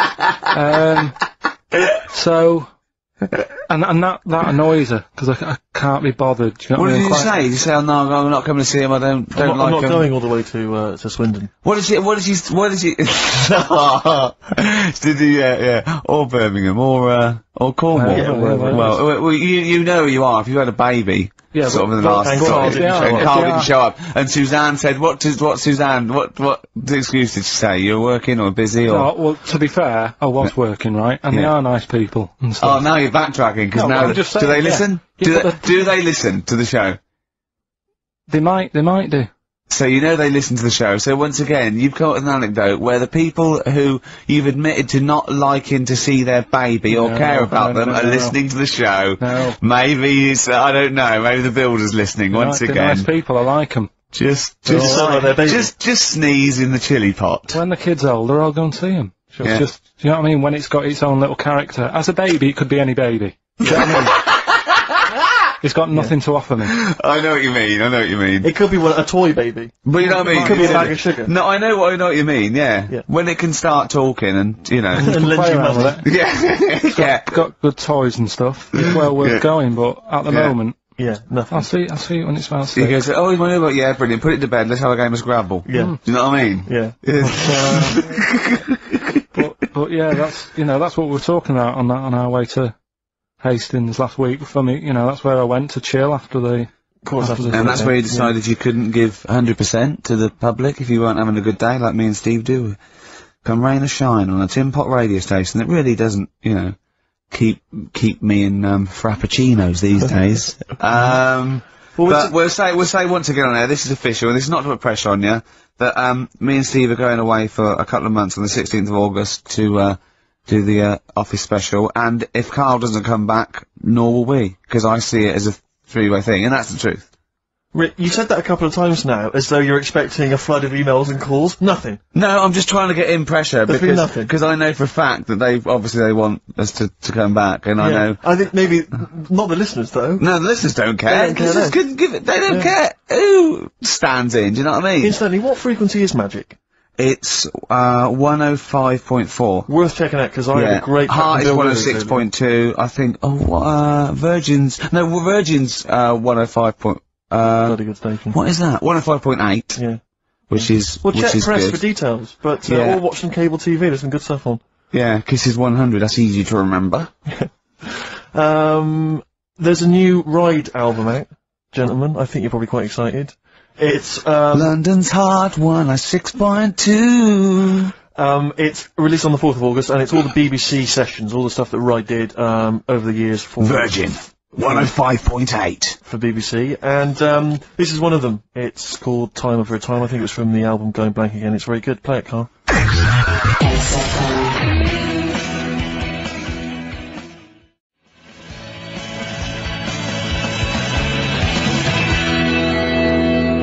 I play that for Pippa, who requested some Ride. That's from a new compilation called Waves, and it's the BBC recordings that Ride made during the 90s, and I think that was originally recorded for BBC Radio 1. That's a good station. Radio bloody 1. good station. That's a good station if they're interested. Radio 1. So one of the... I think they pay quite well as well. Well, I enjoyed working for them. I know we used to work for them for a period of time. Until we got fired for slagging off. Simon Mayo. I think it was Simon Mayo. Yeah. Do you remember that? I can't quite remember it. Well, we used to do this thing, Mary and Hobbs at night, and we were getting a bit busy, and so we were constantly handing in shoddier and shoddier work. Right, we used to hand it like that and hand it to them. A theme there. A theme, I know, yeah. And to the point where they kept going, oh, like every other week they go, we couldn't put it out. Why? Well, because it was the most offensive, or it was inaudible, or it was twaddle, or you didn't record it. You know, there was things like that. Yeah. And then I think the straw that broke the camel's back was, Simon Mayo had just broken the Guinness World Record for, DJing. And we were going, oh, that's brilliant, yeah, in an air-conditioned studio with loads of scrotes getting cappuccinos for him. That's not work. Our dad used to build walls, you know, that's work, not sitting down. If he wants to break a record for work, and we went off on things like, I know, we were going, we know birds who do leisure stuff to feed their smack addiction. Yeah. That's work. Oh, I want to see Mayo on his knees outside McDonald's giving a rent boy a blowjob and all this sort of stuff. I want to see him hanging up in some kind of leather strap. In a Amsterdam torture garden with 13 blokes jizzing on him, all with beards. Yeah. But why aren't you still there? Oh dear. Happy days. I think Happy the producer at the time said, we can't. I said, why not? I said, we're not saying he did it, we're saying we'd like to see him do it. Yeah. Right? And she went, oh, he's a Christian. All the more reason. Well, we were talking earlier about friends. You say you don't like making new friends, do you? You're kind of repulsed by the idea of new friends because it's too much responsibility. They might phone you up, they might ask you for a favour, they might need a shoulder to cry on. You don't want any of that responsibility, any of that concern. But I'll tell you what's worse than making new friends is when old acquaintances come out of the past. Oh, pop up. It really unnerves me because I'm constantly bumping into people who I just don't recognise. I know. And I've got this urge to be polite. I can never just go, I don't know who you are. I've always got to pretend. I've looked for clues. When they say, you still, I go, yeah, so I go, right, and what about so-and-so? I go, say, no, those two people, and it's like a saw in my brain going, I must know them from so-and-so. Yeah. Well, I went back to Bristol once, and I remember, walking to the bus stop, and seeing someone I recognised from school and walking all the way to the next bus stop just so I didn't have to stand there and make conversation because I just thought I've got nothing. Well, it's the conversation. I didn't know you then. If you're yeah. What can we talk about? We've got nothing in common except the fact that we went to the same school. I was on a train station platform fairly recently and the guy comes in and goes, "Oh, Steve, how's it going, mate?" And I looked at him, stony face, I had no idea it was. But of course, I had to go, "Good, mate, good, how are you? How are you?" And you know, I had a newspaper and I kept looking at the newspaper thinking, every time I look at this newspaper, it's a clue for you to just walk away. God. But he never took the clue. He never took it, so it was kind of, I'd say, oh yeah, not bad. Read the paper and he'd go, "Oh, where are you living at the moment?" So I'd tell him and he'd say, yeah. And I'd look at the paper again. "Oh, do you still know, But that's what, when you know they are, it's just as bad, because they go, "Oh, we should have a drink sometime," and you want to go, "I'll be honest, look, if I'd have wanted to get in touch with you, I had loads of opportunities." Exactly. I've had every day, from now, right back to the last 15 years, I could have made contact. I didn't. Exactly. It's easy. Take that as a clue. Yeah, I mean, instantly. If you are listening to this and you perhaps know me from school or university, and you're thinking of getting in touch, do not bother. Ditto. I do not need your friends. You've got enough friends. Better ones. Better friends. I've got a number of better friends that I prefer. The reason I have not kept in touch is because I don't really like you. You've moved onwards and upwards. Moved on. I know people now, the likes of which have won major awards on television. Gervais, to name but one. He's happy. See, he's sat right here next to me now. That's all now. the friendship a man needs. If you have won 4 BAFTAs, then give me a bell. If you have not, kindly stay in your little underneath your particular rock, because we're not interested. We have kept you out of our lives for a reason. I did not accidentally lose your number. Oh. When I promised to send you a letter, it did not get lost in the post. Nothing gets lost in the post. Oh, yeah, exactly. Carl, what do you think of that? It's alright. I'll start by I'm honest with them though when I see them. Do you know what I mean? I just say, I don't know who you are. Can't remember you. Not bothered. I'm not bothered. You know what I mean? Oh, that is genius. Anyway, Bit of Darkness. Oh, well, I've got to play this. Now, be warned, this is a rock ballad off the new Darkness album. I love the album, and it's a bit cheeky playing this because it's got shades of Def Leppard, right? But there's a lovely balalaika bit in it, and it's quite a nice song. Right, and it's the Darkness, and they can get away with this sort of thing for at least another 4 months. Oh. Radio 1.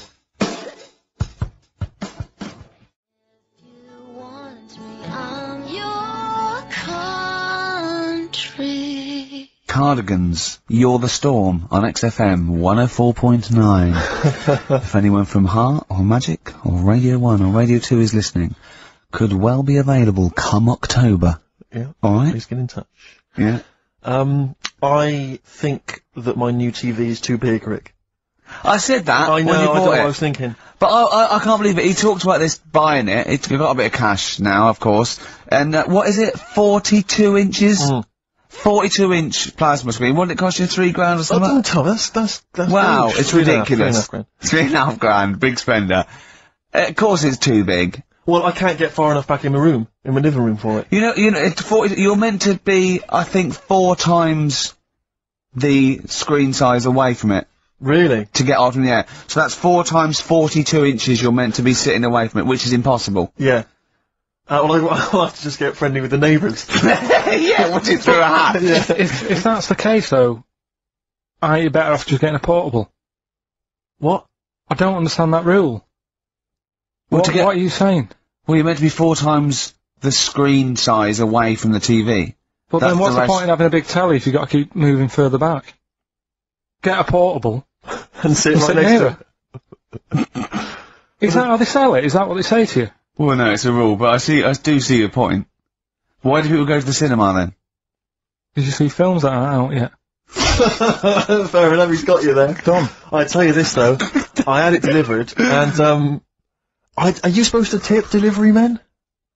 Of course you are. I don't know. You see, Well, if I've never had anything delivered before. I've never spent that much money. not if it's a courier with an envelope, but if it's a bloke who's struggled up the stairs, I held the door two open for fat blokes with a fridge, then give him a £5 for a drink. The problem was, I didn't realise, and I was thinking to myself, I wonder if I've got to tip him.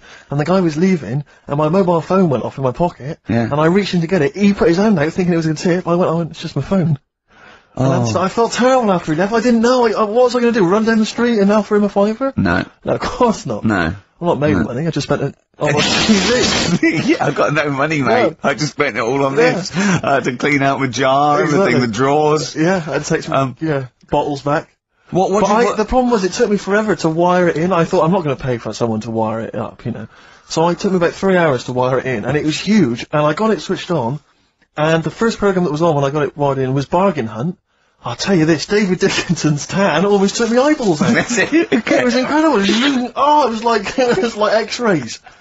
So the close. glow. I know, a huge plasma screen with this orange thing coming out, and he keeps turning to the camera, doesn't he? That Just grin. to get you. Yeah, he turns away, you get a bit closer, they go, what's he doing? He just turns around, Exactly, yeah. takes the cornea off. What do you think, Bargain Hunt is? Bargain Hunt is Bargain Hunt. Oh dear, that's why I'd buy a plasma screen to watch, Bargain Hunt. I mean, it's ludicrous. This is the problem, is because what do you I watch? mean, have you watched anything that's been worth having? The only thing I've watched really worth watching. 24. Well, on- yeah, on a 24 big- works great, but also films. Obviously, that's the main reason I bought it, because films just look amazing on there. Yeah, DVD on Yeah. the plasma That's it, screen. you're into films and that. It's Yeah. just that I only, I've just got the 5 channels and flicking about, and I'm not impressed. I mean, I can understand why more people listen to radio and stuff. Yeah. Cause, Well, not this one, but go on. well, when was it? When was the last time I sort of sat down and had time? Because I'm always busy doing stuff and that. Sure. Moaning takes up about 3 hours a day. When did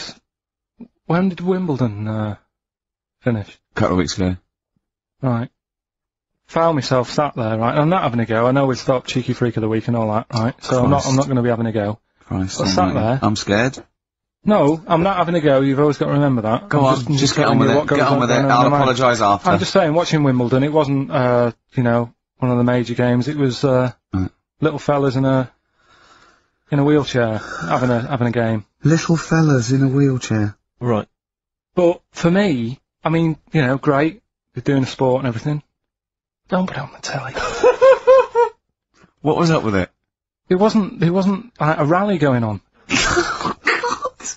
No, do you know what I mean? Do you know normally, like, with the, well, not to Enman, but with some of the other, with some of the other players and that, they're playing for ages, aren't they? It's like, oh, who's gonna win this and that? Yeah. None of that. It was just like, hit it, net. Oh, Christ! Oh, God! I don't know what to do! And people were like sat there watching it as well when they've got other games going on in there. That's what I couldn't understand. If you've paid your money to get in, yeah. I mean, like I say, good on them if they. Do you know what I mean? But it would have been. I don't think know. I'll start first in the marathon. I just thought it would have, you know, given the game a swing ball or something. Yeah. You know what I mean? No, yeah, I understand. Oh, God! There's never anything on. XFM in the community. Did anyone confirm, actually, that I had an email earlier, Swing ball! No, I'm not having a go, though. Tell them. This is what I'm like, aren't I? Sorry, this is recording you as well. What do you mean I'm not having to go tell them? Do you think you just said that to me? Do you think you haven't got a microphone? You just said to London, keep wheelchair sport off the telly because they can't get a rally going. You called them little fellas in wheelchairs. What? And I meant to go, what Carl meant was... What? I mean, what? They can hear you as well. Yeah, I know, it's just that they might think that I'm having a go, and I don't want them to. That's why I stopped Cheeky Freak of the Week, because some people got the wrong end of the stick. Right. And what have you. So, What, that it was funny that a woman was born with deformed legs? They might think you were taking the mick. Anyway, I just was wondering if anyone could confirm. We had an email earlier, I forget who sent it in, but thanks very much indeed for it. They said that the Paralympics began this week, and apparently during the opening show, the entertainment was provided by Riverdance. Now, I don't know, I don't know if that, I can neither confirm nor deny that, but it does seem rather tactless. Let's play a tune. Ricky Gervais, Ricky Don Gervais. Don't put my name to this last link. Don't put my name to this last link. Ricky.Gervais, xfm.co.uk. Oh. Magic, Virgin, if you're listening, we are available probably sooner than we thought.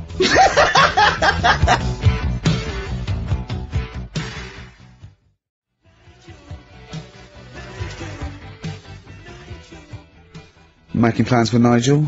XTC on XFM 104.9. Well, you seem a little bit happier now. Oh, yeah, it was alright, I'm a bit worried. Like I say, the last thing that we just talked about, I don't want people thinking, you know, we're having a go at anyone, because it does do me head in. Because I'm the one who always has to deal with it as well when people do. What? You know, we're just having a chat about tennis and stuff. Yeah, the little fellas in the wheelchair, as you put it.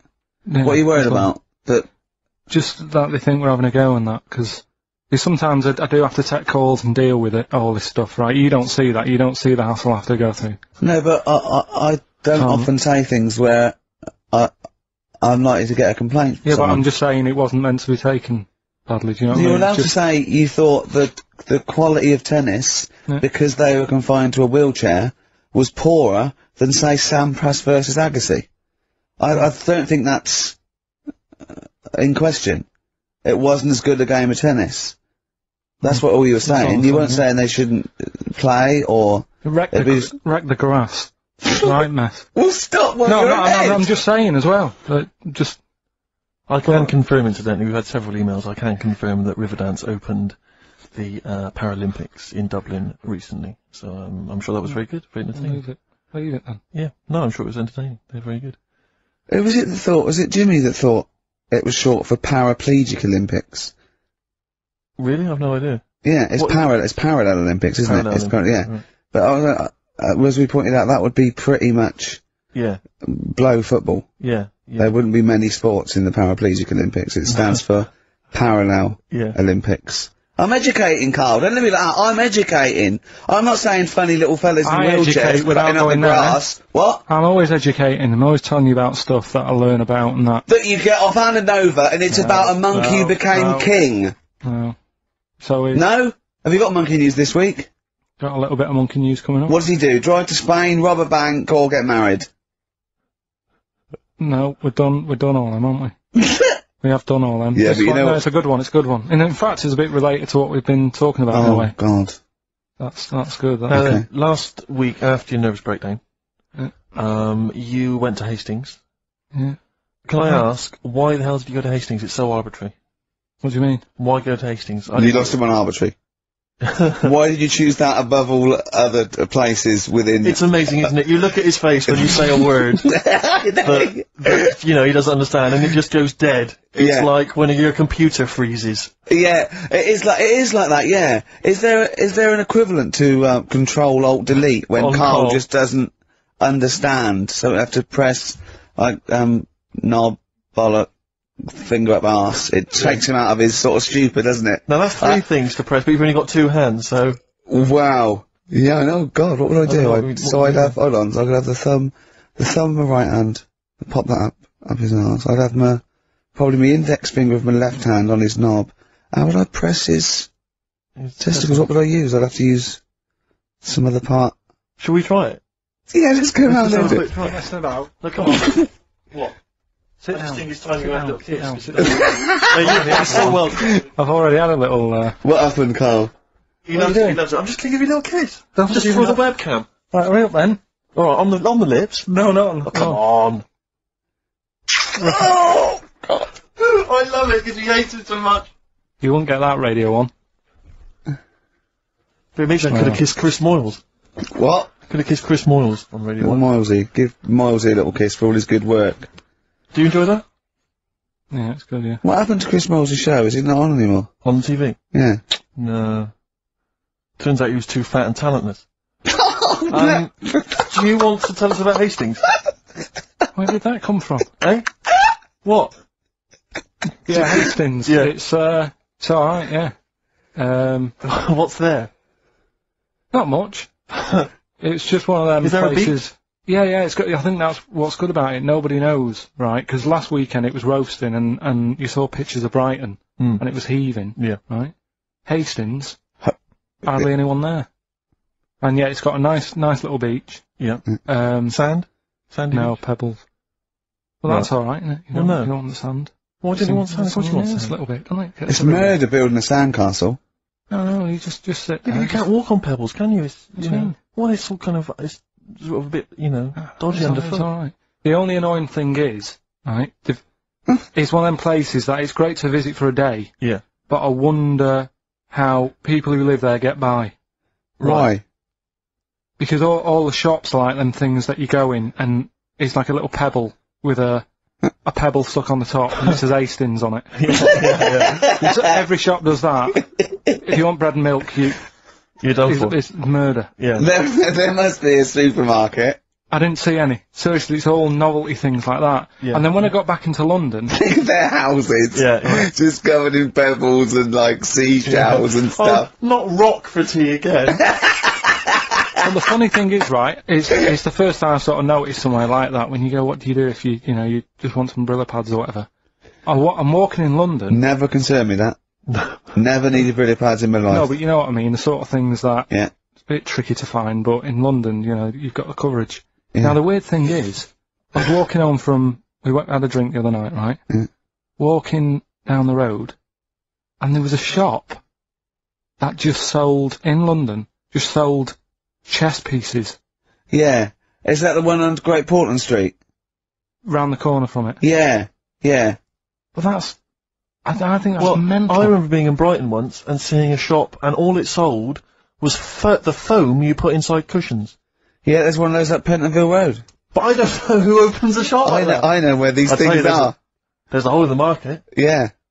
What was that shop we walked past yesterday? And it was like something really, really... Oh, chef uniform shop. Yeah. It's Dundee Street. And I'll tell you what, I opened a chef uniform. Mainly sort of check trousers and white hats. But there must be a lot of chefs around. I'm eating all the time. Someone's making the food. The funny thing is, on the chess shop, right, they mustn't have been doing that well. And someone must have, the bosses must have been sat there going, not really working this, is it? Yeah, right? people only buy one chess set in their life. Yes. Right. Yeah, but the funny thing is, on the door, it's just said, come in and browse. Which I thought was odd. Did right? you? No, it's shut. Right? But the funny thing is, The funny thing is, right, so you can imagine him sat there going, oh, not doing that well. And it's changed, they've actually changed the name of the shop now. Yeah. And now it says chess and bridge. Right, they've had to expand. So they've opened it up a little bit. Yeah. Yeah. But still, What'd you buy for bridge, if not I don't know. cards? I don't know. I don't know, I don't play bridge, but I don't know, I don't think you need a lot of stuff for bridge, except a pack of cards. I remember going, A table. when I was on Three friends. on holiday once in Devon, past a shop. I don't know, if you ever need it, if you ever need an antique marionette, let me know, 'cause I know where there's a shop. Okay, yeah. Antique marionettes! I know. Again, you only need one, unless But I you're a want to know collector. who goes into this business. Well, son, what are you doing? Going to university to do law, father. Well, there's a factory there that makes the little plastic bits that goes on the end of chair legs. Do you want to take it over from me? We're not really, no. It's all set up. Yeah. It's all set up. Oh, God. Alright, Dad, but just for a couple of years.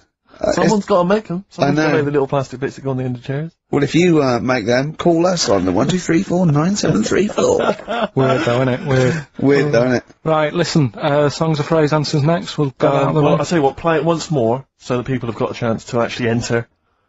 Hang on. If you Keep can't be talking, bothered. keep talking, keep talking. Oh, I can't be Should be ready, Carl. This is Right. terrible. Here we go. From... Right. That is the well-known phrase. Daddy's never gonna stop robbing telephone box. The well-known phrase. And we're looking for, the songs, I think. I don't care. Alright. Tell me where it all went.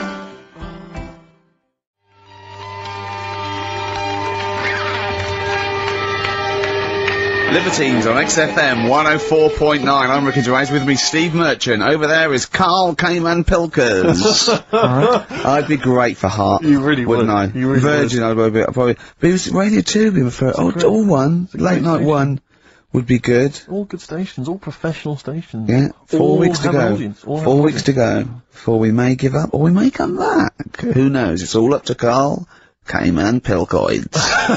Can I just extend an apology? I was a little bit crass earlier, and I made some unsavoury remarks about Radio 1 DJ Chris Moyles. I'd like to apologise. funny man Chris Moyles. I would like to apologise for that, but it gave me an idea. You, the listeners, who do you hate? Email in ricky.gervais@xfm.co.uk. I just think that we've never really used XFM as a kind of, well, as a research tool, really, and it seems to me that we can get great And opportunity it's here. this, we don't sort of do this thing, we don't go on there and sort of like slag off other people and people in the public eye. Well, we pick on targets that are can't fight back. helpless, the elderly, you know, people suffering in some way that really, and particularly we don't want to pick on people like Chris Moyles who's got a big platform, much bigger Exactly. We platform. want people who can't answer back. Yeah, so, who That's do you us. hate? That's us. Who do you hate? And I don't want people you went to school with or your Do you know what I hate, Steve? Who do you hate, Rick? Right, my top three, just in your top three, would be Hitler, Yeah. Mussolini, and General Pinochet. Really? No, probably Moylesy, Harry Potter, and Jamie Oliver. Nice. But what are your top three? Now, don't make them comical, don't make them... These are the people that wind you up. When you see them on TV, if you hear them on the radio, if you see them in a magazine, they just, they make your kind of blood boil. Might be us. It could be us. I Well, mean, I'm expecting that. we know that. Yeah, we're not stupid. We could take it as read that it's us. Yeah, And then if anyone other let's than us... assume it's us, so we want other people. Yeah, but we just want... I want to drop the top 5 people... I don't want to hear things like Tony Blair and Jeffrey Archer and fascism. No. Just people who make your flesh crawl for no fault of their own. Well, really? Well, sometimes their own, because Yeah, they're yeah. talentless or fat. But that'd be good. That'd be a good long-term poll over the next 4 weeks, and then in 4 weeks' time we go. Well, we're off. We're in the top 10. Exactly. But here are the other 9. So I think it's just genuinely going to be quite interesting. So ricky.gervais@xfm.co.uk. Maybe who you hate and why. It's like giving a reason in the diary room. Yeah, that You might be you quite can't just nominate someone. You've got to say and why. good. Sure, but if you You can't know. be bothered to write and why, just nominate, Yeah. because that means just we got a lot of reading to do if they start doing that, Rick. Yeah. Keep it down to one sentence. Yeah. You know, so the reason to be so-and-so because they can't walk. Something like that. Sure. Maybe. Now then, we were playing earlier songs of phrase. We have had. I mean, the answers I could literally count on the fingers of one hand. Now the right answers, even less so. But you want to play it once more, Carl? Oh, God. From... There was 7 songs in there. Right. Read them out. Go on. What are they? It was Oh, have you got it written down? I can remember them. Daddy Cool. Right. Boney M. Boney M. Yeah. Never Gonna Give You Up. from Rick Rick Astley. Astley. Yeah. Never Gonna. Write them down! Stop, Sam Brown. And then, Right. Robin was Miss Robinson by Simon and Garfunkel. Mrs. Robinson. Yeah. Hang on a minute. That's not Robin. Oh. From Russia with Love, Matt Monro. Right. Telephone hanging on the telephone, Blondie. Yeah. And then Box, Living in a Box. By Living in a box. Well, listen, no, Brilliant. I don't think anyone got them all right. No. If you did get them all right, I'm sorry, but I gave up checking the emails a long, long time ago. So, I'm gonna give it to Michelle Flower, because she got a few of them right. So, well done, She got a lot right there, actually, well done. Good, well done. She got 5 out of 7, so well done, Michelle. And you get all those great prizes. Incidentally, we mentioned that Stargate SG-1, I'm Yeah. sure you look forward to that, Michelle. That Yeah. features Richard Dean Anderson. Had a lot of emails, people saying, is that the same Richard Dean Anderson, or Dickie Anders, that used to email in and said he loved the show? What's happened to Dickie No, I've Anders? not heard from Dickie for ages. So, Dickie, if you're listening, Richard Anderson, if anyone knows Richard Anderson, what's happened to him? Well, I think we know his top 3. Yeah, exactly. So, yeah, Dickie Anders, if you're still out there, get in touch with Anders. Anders. It was also, Yeah. Hey. Anders. I just was going to say, you know, you're talking about people who annoy you and that. Yeah. Right? Not many sort of celebrities annoy me because I think, well, some people like them. Do you know what I mean? Yeah. Yeah.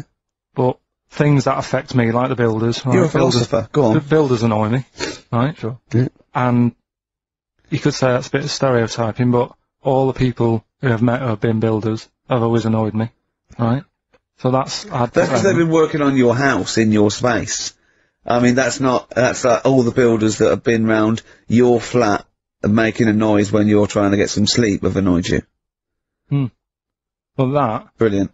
but also someone in the office in the week, right, who works here. Yeah. He's a good lad, named Lenny, right? He's Yeah. called Lenny. He proposed to his missus Yeah. using XFM. So What, he like, came he on popped in Zoe's show, right? His girlfriend sat out there, she didn't know what was going on, she was after coming. Even she wasn't listening, and she was out there. she probably had a Walkman on or something. Yeah. Well, just that She thing. was just Jono. He had to fax Jono with the request. Dear Jono, Yeah. I'm broadcasting from Mexico at the moment. Can My you ask girlfriend's listening to you. Oh, God. London's Hot 106.2. Great But stuff. it's just that thing of, like, abusing your position, I think, annoys me. Do you know what I mean? Yeah. Because I just was thinking, if he worked for a cab company, would he have done that over? That's one of my Do you know hates. what I mean? People who abuse. Do you know what I hate? Dictators who have just sort of like, they've got there by unfair means, now they're sort of like hurting the, like, little people and that. Really? Yeah, that's what I hate the most. Yeah. Do you know what I don't like? What? Famine. No, it winds me right up. Famine and disease. Oh, I get so annoyed with it. Tune from Wilco, this is called I'm the Man Who Loves You from their album Yankee Hotel Foxtrot, XFM 104.9. Who do you hate? Ricky.Gervais, xfm.co.uk. Alright. Fascists.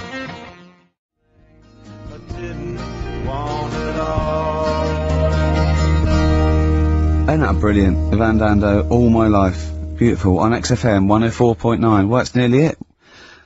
It's the big one. It's what people tune in for. They probably tune in about 10 to these days.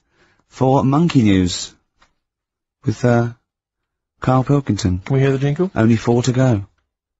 Oh, chimpanzee, that Monkey News. Right, this one's about it's been emailed in to me. Right. I haven't really had time to check it out this week. No, you're joking. Been busy. Ooh, I Been hope busy. it's not stupid. Goes back to 1908 and the person saying it's, you know, it's a good story and that, and they're surprised I haven't picked up on it yet. Right? the Olympics, right? In 1908 in London. Apparently it was meant to happen in Italy, but it was cancelled. Don't know why. Right? And it happened in London. Anyway, 400 metres. Right, it was meant to... there was a fella who was going to do the run, right, and the favourite to win it was this Bulgarian guy, right? It was like a newcomer. Okay, these are a few things it cannot be. One, he injures himself, so a monkey steps in and wins. Two, he does a drugs test, it turns out that he is a monkey. So if it's either of those, right, I'm gonna go mad. So anyway, so the fella, right, this favourite, everyone's putting the money on him, thinking, yeah, he's going to do it. Is he hairy? Is this bloke hairy? So anyway, so the race happens. Yeah. And everybody's lined up, ready to run. And, you know, everyone's saying, yeah, he's going to win, he's going to win. And suddenly, bit of murmuring going on, people going, oh, what's going on here? Right. He's eating a banana. And there's a fella in the lane next to him, right, he's going up. Who's that? He doesn't look familiar. Oh, Christ, Carl. Keep going. Right, doesn't look familiar. Who's he? You know, Weird. What's Weird, going on? isn't it? What's going on? What's going on? Yeah, what is it? What is it? Or who is it? I mean, not what is it? So they go in. So they say, well, he might not be that any good. Do you know what I mean? He might not be good. He might. It's Just a bit short, and Doesn't matter. he's only 3'6", and he's hunched over on his knuckles. So, I didn't realise it was fancy dress. So I anyway, don't think he's going to be any good. so the race Oh, starts. he's putting his finger up his arse. That's weird for runners to do that before a race. It's weird, isn't it? Yeah. Race starts. Yeah. The fella that no one recognises wins it. People go, what's gone on here? Yeah, sure. Do you know what I mean? We had our money on the favourite. What's gone on? Who is this guy? Yeah. Anyway, he stood up there, right? He's looking well happy. Yeah. He's lifting the trophy and everything. Right. Right? Long arms. That trophy's higher than... So anyway, He's only 3 foot, but the trophy's 9 foot in the air with those long arms. I'm suspicious. Go on. they had the picture in the paper the next day, Sure. and everyone's going, yeah, he was fast and everything, but quite hairy for a runner. Oh, I'll tell you Come what, on, Carl. Quite It's hairy for a runner, because ridiculous. normally they shave themselves, don't they, to make them faster. And No. they're going, how did he manage it? It's really hairy and that. So anyway, he wins the stuff, he walks away with a cup. The people who are in charge of the running, or like the Olympic Committee, look further into it. Turns out it was a chimp. Right, keep talking. No, don't keep talking. Why encourage him? Shut up. This is monkey news. If you can't handle the news... It's news from 1909, and I haven't heard about a chimp winning the Olympics. Right, be quiet. What happened there, then? 400 metres, right? Now Don't the thing is, talk. the annoying Please, thing was, Ricky. it took so long for the Olympic Committee, right, to find out that it was a monkey. It was going manic. It went into loads of races. It was picking up loads of Oh, shut up! It right. became a celebrity. It was doing endorsements on TV. Don't talk. It said he managed to win the Right. same race 4 years later in Athens because How did he get to But Athens? it's a joke. They're winding you up, Carl. weird. It's not weird. It's isn't right. I do not believe it. Well, that's okay. There's only 3 of them to go then. Right, because we're probably all leaving in 4 weeks' time, and that's the end. I've got to get onto a sort of mainstream radio station because I don't think there's any other sort of tin pot place like this, is there? No. So I'm going to clear up my act a little bit. I've got an album from the Capitol Radio Library, and it's the best punk album in the world ever. So if Capitol are listening, I'm just going to show that I can do a mainstream. I'm going to play a classic song, and I'm going to announce it right and everything. So if you get a job on a decent station, you'll take me with you, will you? we're a pair. Brilliant. So okay, here we go. Right, if anyone's listening, just to show that I can do mainstream radio. Okay. Well, that's all. Okay. Well, you're getting nervous. You're getting nervous. okay. So come on. Shall I get a monkey and do it? It's alright, it's alright. Okay. Well, that's about all there is time for today. You've been listening to Ricky Gervais with me, Stephen Merchant. Across the way, K-Man Pilkers.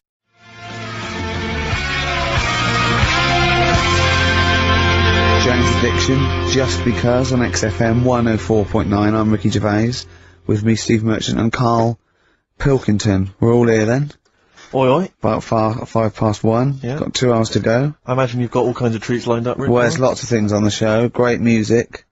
You know, Nirvana, Radiohead, The Darkness, to name but 3. Can I play you something from Led Zeppelin later? Yeah, please do. And maybe some Neil Young. Oh. Now, coming up also on the show, we're continuing a thing we started. We've only got 4 weeks to go before maybe We either give it all together or go away for a couple of months. It's 3 weeks now. Is it 3 weeks? I'm not sure. I don't know. I think it's the 16th of August, isn't it? It'll end soon enough. Wow.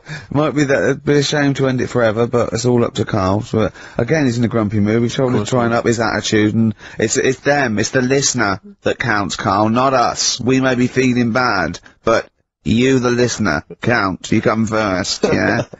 Okay, up, yeah? Big 'em up. Big up London. Big up you, the listener. Karl, leave yourself at home for a little while, yeah? We're going to continue that thing we started last week. We're doing the list of the most hated people in Britain. It's not us, it's the listener.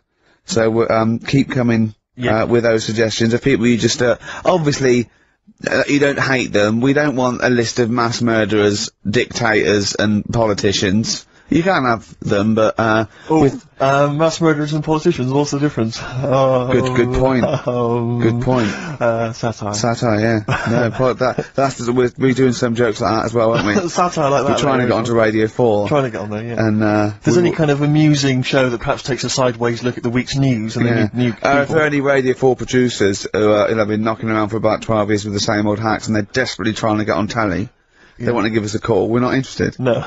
No. We've got bigger fish to fry. Yeah. So if people that you hate, minor celebrities, people on TV, pop stars you don't like, email in ricky.gervais@xfm.co.uk. And I'll tell you what, then we'll do like the Channel 4 do, then we'll give you the sort of list of the top 10 at the end, and you can vote within that top 10. I'll tell you the ones out in front though. Could we wire up some kind of premium rate phone line so that we make a fortune? We can't afford it, but if when you email in, if you could also maybe send us a lottery ticket, then, you know, we'll make something out of this. The ones in the lead, I'll do in no particular order, but these are the ones way out in front at the moment, is Chris Moyles, Robbie Williams, Chris Tarrant, Davina McCall. Interesting. I'm sort of surprised at, but I know that it's probably just I think she's just been on TV too much lately. Yeah, that t-shirt annoys me, Big Mother. Sure. That annoys me. We don't care. We don't care whether you're pregnant or not. Loads of people have children. Yeah. I don't care. Get on with it. And Dominic Mohan. So, but think of your own. There's a lot of people just coming up behind there, though. Graham Norton. He's just approaching from behind. Oh, that's the sort of stuff. It's sort of like we've done satire, we've done innuendo. I mean, he's the king of the double entendre. Well, he's the king of the single entendre, but we can double it up if you want. If anyone... 104.9, this is the sort of things we're available. Go on. I'm loving this. This is going to be good. I'm loving what's coming next. What? If any of the producers of Carry On London are listening and they need some new talent to write some smutty innuendo, I think we're your men. Yeah.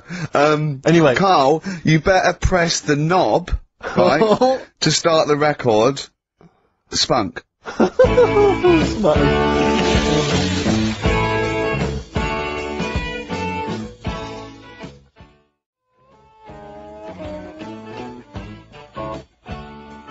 Ricky, I know you're a Neil Young fan. Love him. You probably won't have this album. It has basically not been available for years. It's never been available on CD before. It was part of this kind of trilogy of albums he did that were very depressing, and they've just been re-released. This is absolute dynamite. It's On the Beach. On the Beach? Yeah.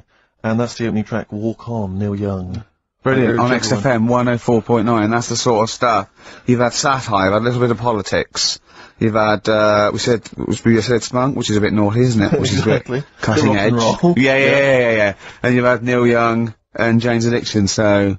I can't think of anything else I'd rather down with the kids and everything, aren't we? Yeah, pretty hip, pretty weird. Yeah, so... do you know what else? Wish Tony Blair would just stop.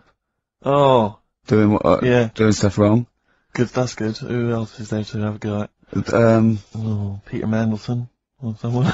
No. No? No, he's good, isn't he? 'Cause he's good because he's gay, isn't he? I don't know. I don't know. I don't know if he is. If he's not, then I'm sorry, but if he is, then well done. Brilliant. Good to, all gay people good. Yeah. Any underprivileged people, you're all brilliant. But people who are overprivileged, oh. Do you know what I like? Go on. Foreigners. Do you? All the mad shit they get up to. Oh, what is you see on the news. It's just that interesting, isn't it? Yeah, crazy. I'm watching I'm going, what are you doing that What are you doing that, boy? It's weird, isn't it? Killing and that. Yeah. So if you're listening and you're and the good, radio good stuff. And good stuff and... Yeah, well, yeah. Euro Disney, that's good. So anyway, that's the sort of satire and the way we can kind of tear apart popular culture and just get to the very nub bit. Can I just leave with this? Do you know my favourite country? Africa. It is brilliant. Not It's- strictly a it's huge. country, but It is all huge. the countries. Except the bad ones. Remember the bad ones? Oh, evil ones. Play a yeah. record. Anyone at Radio 4 is listening. Yeah, we would like to get on some kind of satire show, please.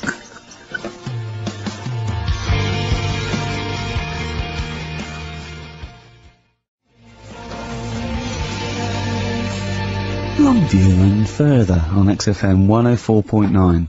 Richard Gervais, Steve Merchant, Karl Pilkington. Yeah, yeah, The Holy Trinity. yeah. Going well at the moment. Not bad, Going not well. bad. You were just talking about foreigners. Love 'em. And I'll tell you something, I've been meaning to ask you this for a while, because I know you're a very well-informed man. You're Yeah, not very political and sort of liberal and that. Yeah, yeah. How does Chinese work? With the language, I can't figure it out. no one knows. I can't figure it out. No one knows. It's not like any other language. No, it's not. It's It's not. you know, Either spoken or written down. Well, it's not written down, it's... well, when it's written down, it basically looks like kind of little children's drawings of those little paper houses that Chinese people live in. Well, that's what You know what I it mean? is. Sort of- It is And the it's little- loads of them, it's hundreds of them from what I can make But I mean, out. even French have a go. It's not even the French got right words, but they've got some of They're the right making it trying to letters, sound like English. and they're going, "Oh, hello, how are you?" And it's sort of they're trying to do the words, but there's just something wrong. I think it's like a speech impediment. I think. Exactly. Yeah, Germans Um, are similar. Yeah, Germans are going, how are you? And they're trying to do the words. trying to They're speak just English, but it's word just coming out Chinese. of it- No effort. It's just, for want of a better word, it sounds to me, when I listen to Chinese, it sounds like gobbledygook.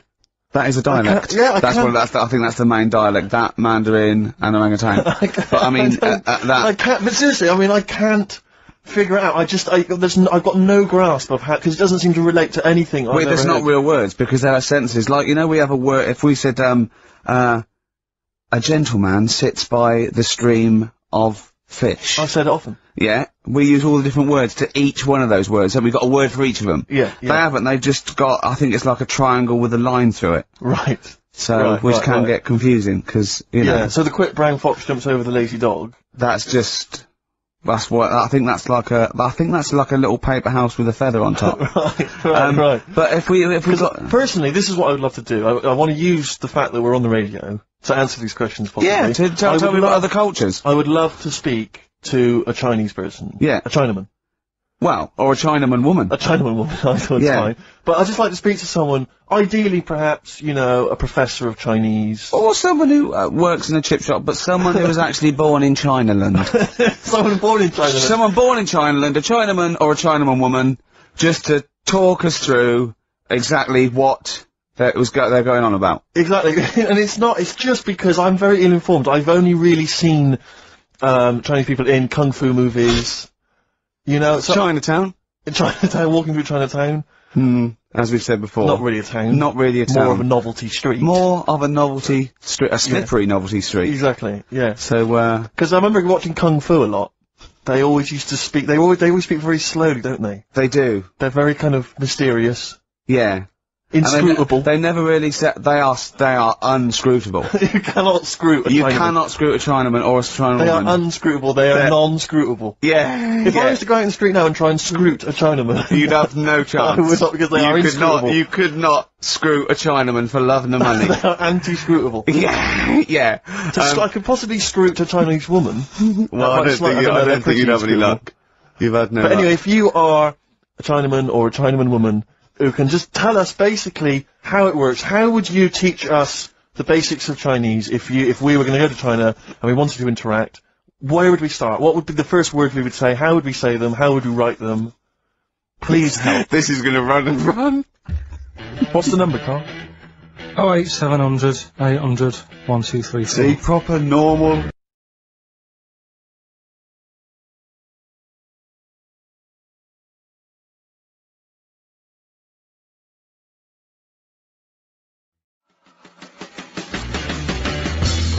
Whole lot of love from Led Zeppelin Classic.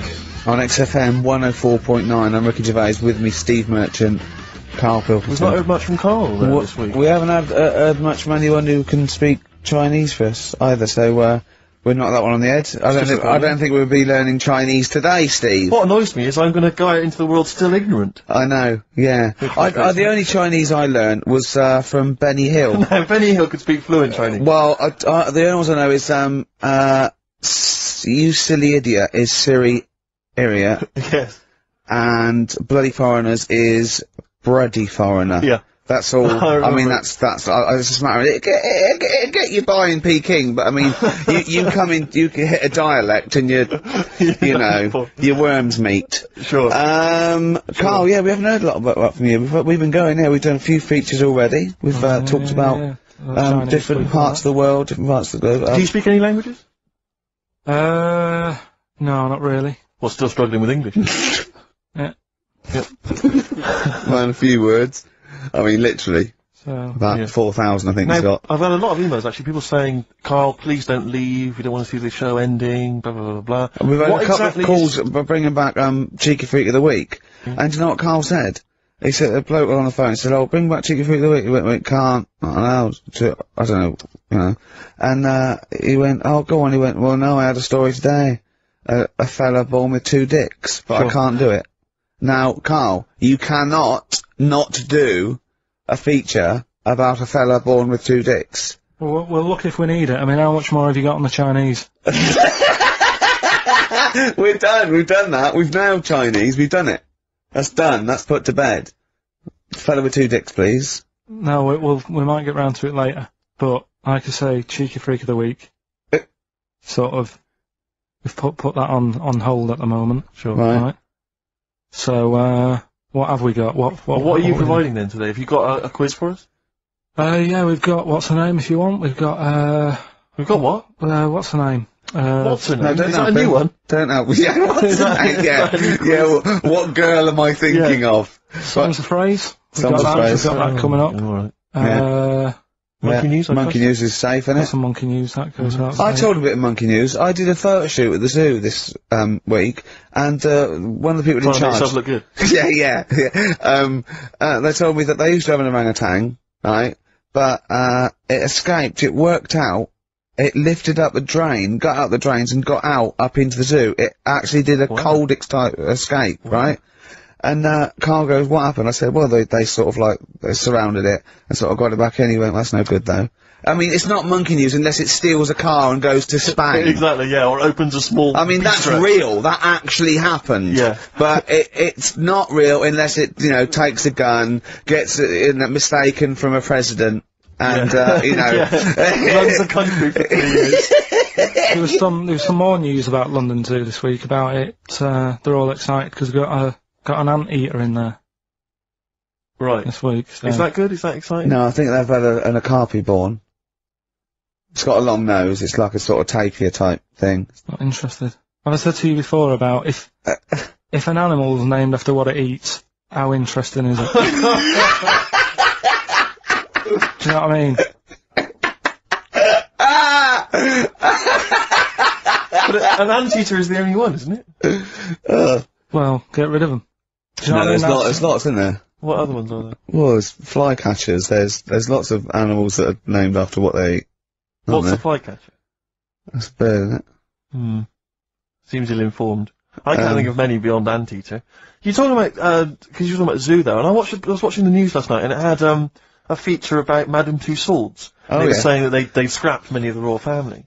Now, I don't mean this, but I've never understood the appeal of Madame Tussauds. I just genuinely, with no irony, cannot see the appeal of sort of having my photo taken next to a waxwork of J-Lo.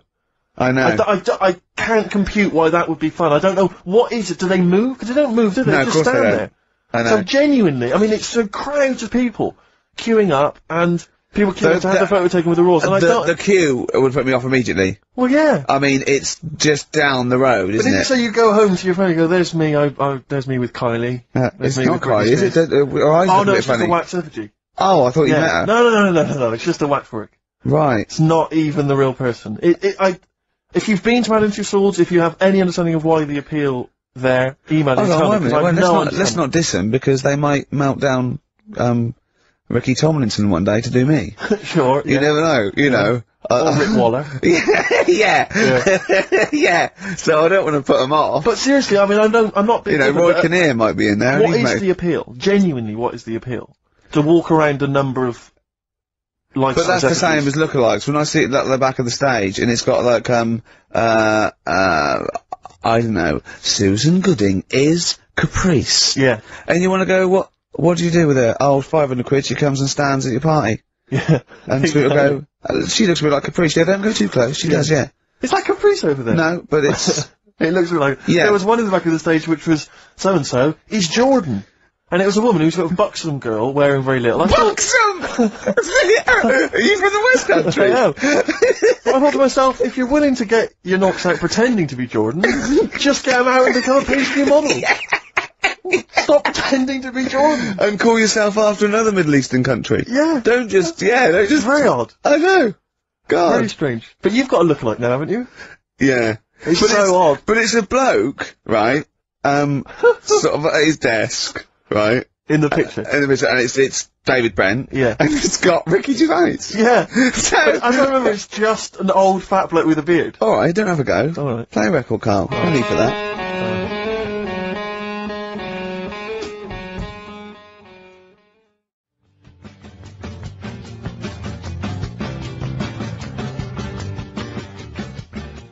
Radiohead. There. And Go to Sleep on XFM 104.9. Don't go to sleep, we've got some more fun and great tunes coming up. Alright? Just to let you know that we've had a few new entrants on the listeners' hate poll. I noticed Chris Evans is cropping up. Chris Evans has snuck in a couple of times. We've also had Jordan added to the list, along with Mick Hucknall. I think that's because you reminded people. I know, I mentioned her and... Yeah. Yeah, consequently. Come on, she's on it. think. Mick Hucknall, and also, this is what I'm strongly behind, Daniel Bedingfield. If you've ever heard him interviewed, if you've heard him interviewed, he's such a knob. Is he? He really is a bit. Don't get involved. We see the good about this is we don't get involved. This is not. Does not necessarily reflect our opinions. There are a couple of people that are cropping up that I'm right behind, but I'm not going to give that away. So don't give your opinion, Steve, because then our hands are clean. Do you know who I love? Who? Daniel Bedingfield. He's bloody brilliant. Do you know I think is a comedy genius? Go on. Chris Miles. But let's move on. Let's not. So anyway, listen, we'll be giving the top 10 of you, the listeners, votes. Probably about 2 o'clock, and then from that list if we remember. If Carl doesn't lose the list. Yeah. Yeah. And from that list we'll probably try and draw up the top 3, maybe. Yeah. Okay, so quiz time. I know everyone's been looking forward to this. Which quiz is it? Well, we're going to play along because he's done Songs of Phrase where he cuts up bits and pieces from records. You have to guess the title or the artist, and makes a well-known phrase, i.e. a phrase that we've said a lot. And the challenge is that me and Steve have got to try and work out what it is as well before we will tell you the phrase, but let me just see if I can guess. Play it. Tell me why, tell me why, tell me why. Play the game of swing. Right, I know what that is. I didn't hear it. Can you play it once more for me? I know what that is. Right, it's why don't they play the game of swing ball? Because that's what he said when he turned on and saw people in wheelchairs playing tennis. And his point was... Tell me why, tell me why, tell me why. Play the game of swing. Oh dear. That is so naughty. This show's been a bit naughty, I think. I don't know what's happened to us. I think it's like, sort of end of term sort of madness, but I think we've got to calm down here. We've been a bit naughty there. We said, you know, bloke with 2 dicks. We said Chinese people don't talk properly, which is a little bit... offensive. Yeah. You know what I mean, Carl? Well, they don't know. Right, okay, let's leave it now. Okay, stop there, Carl. Carl does not necessarily reflect the opinions of XFM or any other human being. If you think that me and Steve have been being offensive, we are strongly behind the guise of irony, satire, and ignorance. Carl only has ignorance and hate. Yes. No, but as long as you say something good about someone, you can also say something bad about them. How does that work? Go on, and give us an example. Well, Chinese. Yeah. Yeah. Yeah. Great people. Right? Good. The women really good looking as younger people. No! What are you doing? I'm just saying, as long as you know what I mean, there's good and bad and everything. For every what are the old ones like? They don't age well. What do you mean? The fella in Karate Kid, the teacher, was only about 36. We started this! Oh. Fact. So, songs of praise, email in, ricky.gervais@xfm.co.uk, right? I mean, I have to say, Carl, it's very tricky this week. You've got some very obscure sounding songs there. Yeah, just all we want is the artists. I think just the song, Carl, mate. I No, think actually, that's harder. hard. No, that's hard. Yeah, the artist. Just the artist, I know. Okay, so these are the prizes this week. Well, let's play it again so they can hear it. Try and work out all the different artists. Yeah, why don't they play the game of swing ball? Right. Tell me why, tell me why, tell me why. Play the game of swing. That's tricky. It is tricky. That is tricky. That is good. But there's some great prizes, including, Carl, I can't help but notice, torn from the current, well, I think today's issue of the Daily Mirror. What, he's giving away a giveaway? It's a free CD from the Daily Mirror, which you can buy it, you spend 30p on the Mirror, you can get this anyway. But it's still in the piece of plastic. I know, yeah. I love It's that. ripped. Anyway, there are some other treats for Oh, you'll be loving getting that through the door. So there's the Jingly Jangly Sound of Summer, Good Vibes, a 2 CD set featuring music from Crowded House, R.E.M., Simon and Garfunkel and the Beach Boys. I'll tell you what, I've thought of another game. We can put Carl's into theory, right? I can tell him a sort of like a person or, you know, a people or a place, right? Or a profession, and he's got to come up with a good and bad. A good and bad thing. It is dicing with death. Yeah. Are we ready to do this? Well, listen, if we're quitting in the next couple of weeks, then who cares? Okay. Good and bad, right? Well, hang on, whoa, let me just, we're on the prizes here. Alright, okay. So now 55. I know there's a Okay. lot of XFM listeners who are going to be looking forward to the likes of S Club 8 and the Fast Food Rockers. They're all on there. I can't wait. What is their second single going to be about? The Smashing Pumpkins. This is quite a good little compilation of sort of B-sides and live performances and stuff like that, which is not bad. The best summer holiday album in the world ever. I think we've given that away in the past. All sorts of stuff on there. Plus the director's cut of True Romance on DVD. The Tarantino scripted. Oh, it's a great film. Tony Scott There's some directed movie. Oh. So there's some quite good prizes. Just play it once more. Carl. So, email in, ricky.gervais@xfm.co.uk. Why don't they play the game of swing ball? Just the artist, yeah? That's all we're after. Yeah. Brilliant. Right, anyway, Tell me why, tell me why, tell me why. Play the game of swing. Very tricky. Brilliant. Very, That very is tricky. brilliant. Alright, bung the song on. I'll bung the song on now. What? Let's put a song on. Bit of, Pharrell Williams. Yes. Good and bad. Good and bad. Old people.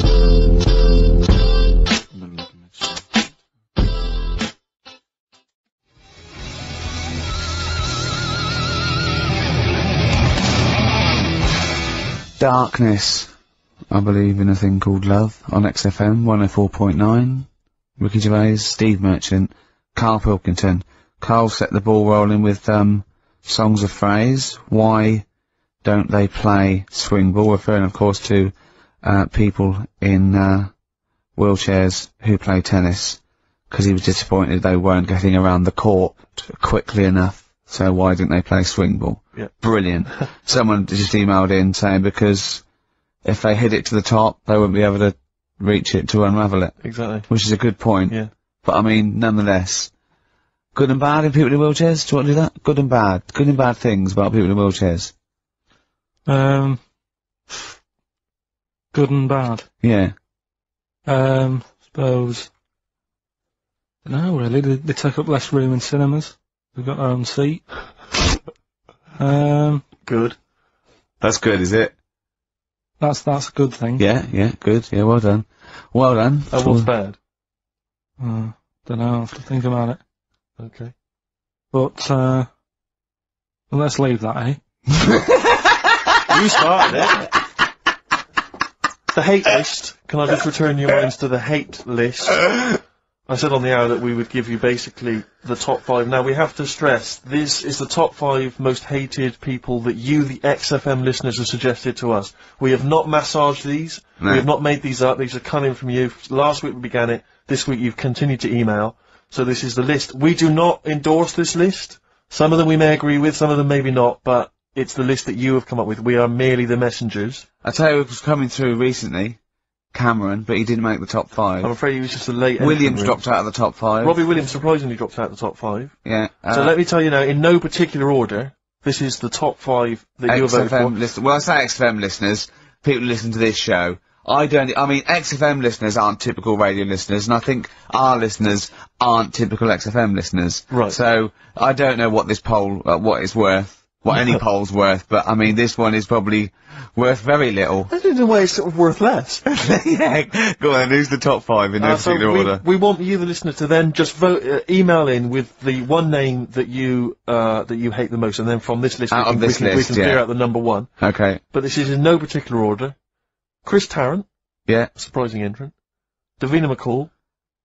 Well, I don't think he's that surprising. Well, anyway, I mean, I'm not going to editorialise. No, I'm not saying. I'm saying I imagine XFM listeners pretty much despise someone like Chris Tarrant. Okay, well anyway, Chris Tarrant's on there. Davina McCall. Yeah. Patrick Kilty. Right. Graham Norton. Right. And Chris Moyles. Now, I'm not going to say anything. Those are the names that you have drawn up. There are lots of others that didn't make the top 5. Richard Madeley was on there. Michael Flatley. Vorderman, bizarrely. Michael Flatley's a weird one. Very strange. So Jamie Oliver, a lot of votes for him, but he's not made the top 5. So those are the top 5. Just email in with the number 1 that you hate. And we're talking about someone another pointless, inane poll. Exactly. And this time we did it. Oh, dear. Moyles, Norton, Kilty, McCall, Tarrant. It's your choice. Who would you have out of this? Gervais. Who would you have in your list, Carl? You're allowed to talk because people know your opinions don't matter. So, what? I honestly don't really hate anyone. That's that nice. much. I'm not that fussed. Do you know what I mean? We're not talking so much about hate. We're talking about someone that. Yeah, we don't mean hate. You can't hate any of these people. All they've done was pop them up on telly. But I think it's people who, as one listener, she put it. She sort of, I think she had some of those, and she said, you know, I don't hate them. These are the people that if they pop on my telly, I have to turn over. You know what I mean? It's not. You don't hate them. You know. But sometimes it's not their fault. It's like Davina, right? I used to quite fancy her, and now because she's always on the telly, it's like. Can't be dealing with her now. Sure. Right. But she's still the same presenter. It's just that I'm bored with it. Sure. Yeah. You know what I mean? Yeah. So I'm not getting involved in it. Okay. Do you know what I mean? Don't want to offend anyone. Let me just give the email address. But Ricky, let me just give the email address. I just said it, so look, talk over it. Okay, I'm going to do Carl's top thing. Ricky.gervais@xfm.co.uk. That's also the email address for your answers to this week's Songs of Phrase. Play it again, Carl, if you would. Go on. Tell me why, tell me why, tell me why. Play the game of swing. We just want the artists, is that right? Yeah, that'll do. I've got 2 that you don't like. Not that you hate them, but that you sort of like don't agree with them. Would Liverpudlians be in your list? Probably. What about gay fellas in toilets looking at you? Well, I think they've sorted that out. So.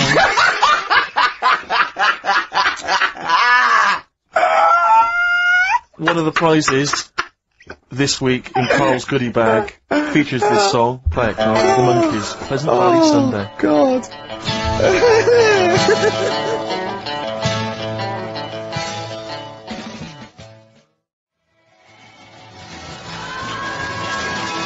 Monkeys, Pleasant Valley Sunday. Brilliant. XFM 104.9, Karl Pilkington. This show is monkey heavy, isn't it? It is monkey heavy.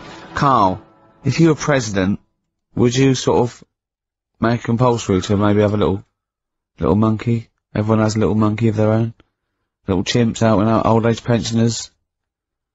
It's not a bad little, It's funny, you know, because there was, a story the other day, when I was looking for monkey news.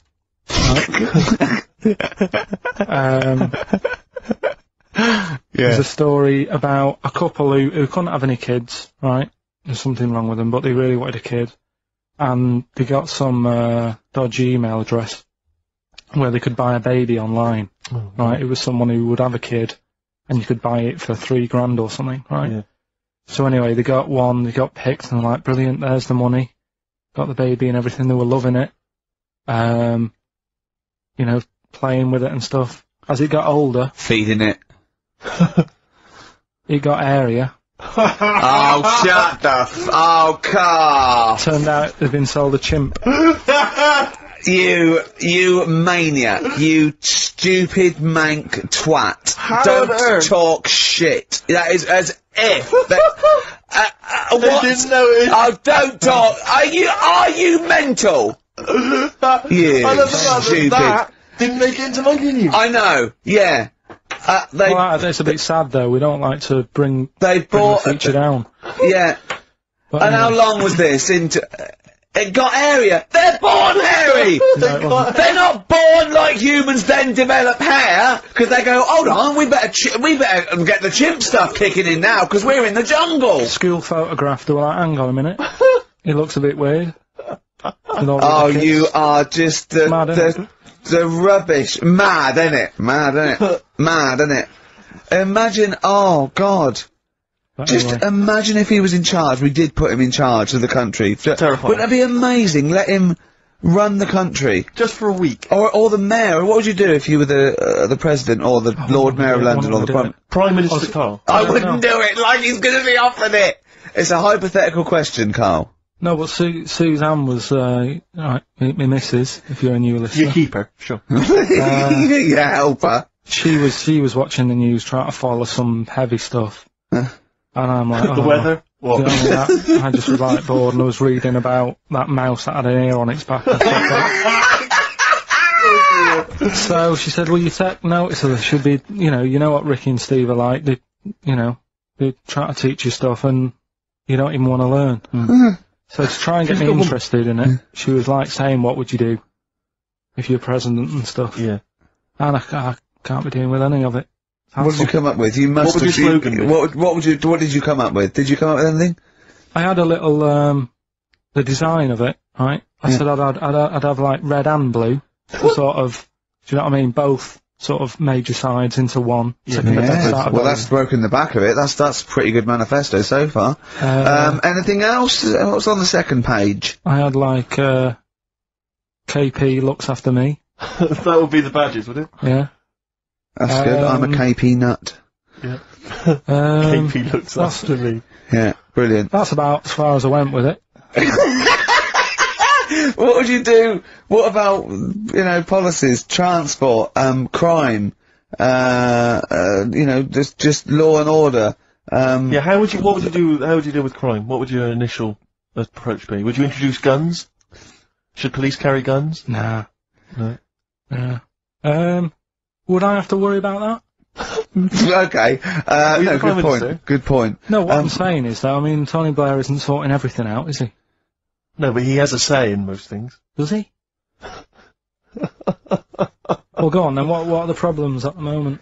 That need sorting out. Well, generally, what's the best way to combat? Would you bolster up the prison system? Would you introduce more community service? Would you go harsher for say I don't know drugs? Would you go harsher or less harsh? There's pros and cons to Higher or both, isn't it? Because of course you can't see to condone it, but some people, you don't want to go through the court system and cost taxpayers thousands of pounds of money for someone. I don't know, the difference between smoking a spliff and dealing crack. Do you know what I mean? You have to all these things. Have I lost you? Yeah, I'd just think about it for a bit. Do you know what I mean? Brilliant. You think about it for a bit. Yeah. Yeah. Probably ask Suzanne. This is amazing. Get her help on it. Yeah. Now, what about the foreign situation? Would you have supported Bush in his war on terrorism? You're aware of this war that we had recently? Yeah. I mean, if I was new, though, couldn't I just say, look, new slate. Do you know what I mean? Let's start again. Yeah. Right. Of course you can. I'm in charge now. Let's see if we can sort this out. What would you do then? Then see what happens. Brilliant. Just leave it. Suck it and see. Brilliant. Brilliant. This is excellent. Now, this is not really your jurisdiction. This is not really your area, but I imagine you'd have some powerful friends who might have a say in it. Go on. Yeah. What would you do about single-sex marriages? Same-sex marriages? See, this got it's Cameron. I thought Cameron had blown it on Big Brother because they said, what do you think about gay fellas getting married? And he went, no, in the Bible it says, a man and a woman. And I thought, he's put off a lot of. Yeah. I don't think many Christians tune into Big Brother, but we know the gays love it. Yeah. They love Big Brother, don't they? The gays. Yeah, so interesting. But what would your take be on that? Same-sex marriages? And then what? Having a kid? Well, just let's start off with, That's all right, isn't it? Do you know what I mean? Just let them get on with it. It's Sure. not affecting anyone else, Sure. Yeah. Sure. right? But it starts getting tricky Right. when you get a kid. Okay. Go on, why? Well, it's just tricky, innit? Do you know what I mean? Well, yeah, you could be right. I'm not giving any. I mean, you know, we're not. There's no right or wrong It's answer. alright if you were if you lived in the jungle, right, with no one else, Yeah. right, and you just had these two fellas, right, Yeah. looking after you, but because you got no one else looking in on that, saying, "Oh, you're a bit weird, aren't you?" Do you know what I mean? But Right. as soon as you come So, to... why have they got married? Do you think the gay people turned to a bloke because they couldn't get a woman? If there's two fellas go away and they're in the jungle, they go, we're definitely not going to find a woman here. We might as well bum. That's not how homosexuality starts. People don't. It makes you wonder. No, it does make you wonder. Gays don't go, well, I'll tell you what, I haven't seen a woman I fancy yet. I'll try a bit of knob. No. But what I'm saying is, right, if you're brought up in like a little jungle, right? Yeah. How How are you brought up? Someone just puts you there. I don't know what. I don't know what this is about. Steve. I can't be bothered. Go on, the mate. I'm country. listening. I'm fascinated. I can't be bothered running the country. Like, I'm too much trouble for you. KP takes care of me. Alright, Yeah, fair yeah, enough. What okay. I'm saying is, right, if you're brought up in a jungle, Yeah. Right. right, on What your do you own- mean brought up? Just let him finish. What does he mean You brought understand up, what he though? means, like Tarzan. You've got to tell me what you mean by brought up. Wolves, chimps, what? Right, well, there's a good example of what I'm saying to you. Right. Right, what I'm saying is, there's a fella, right, he's brought up in the jungle. Shut up. Just let him finish. Let him finish. There's no women about, he doesn't know about women, he doesn't understand what women are, Right. right? But another fella walks in the scene, Yeah. and he gets pally with him. What does he talk about? Then they've both got needs. This scenario is ridiculous. How has he lived? Or do you know what's his reference I points? can't be bothered with this. Honestly, Saturday should be, day off and that, not worrying me about problems. Oh God! KP takes care of me. Oh dear.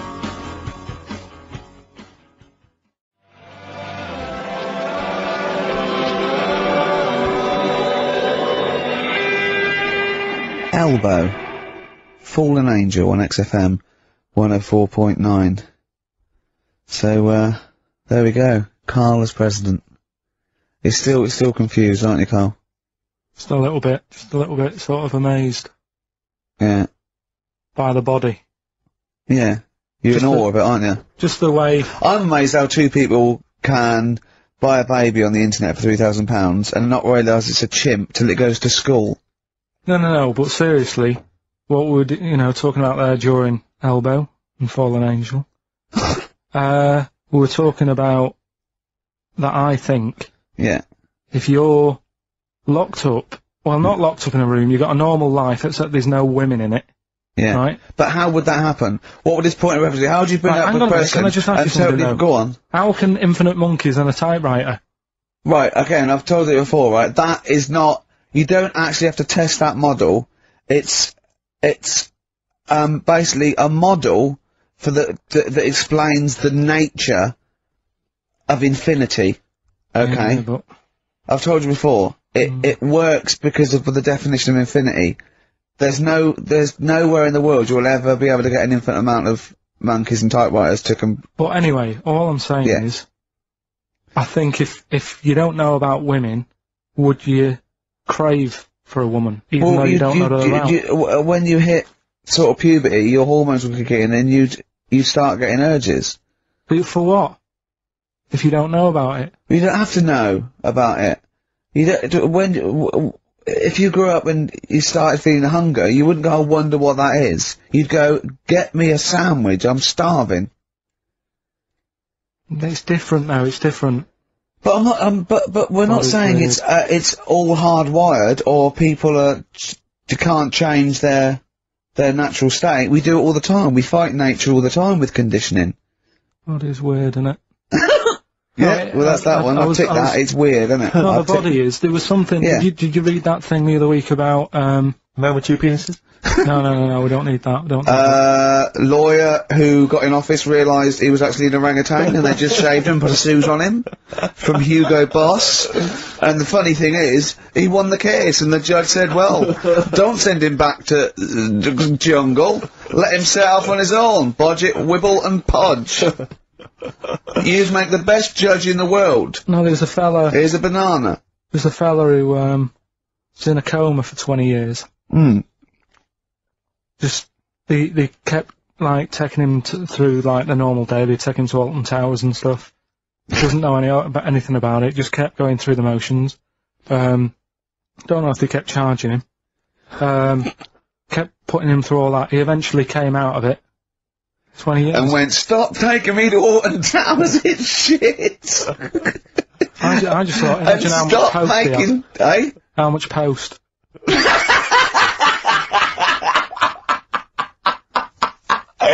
Oh, Did you read about that guy in the paper, Carl? He, sorry, on the internet. He in about, I think it was about 1984, 85, he had a terrible car accident. But this must be it. He went into a coma. This must be what he's talking about. Well, they didn't take him to Alton Towers. Of course they didn't.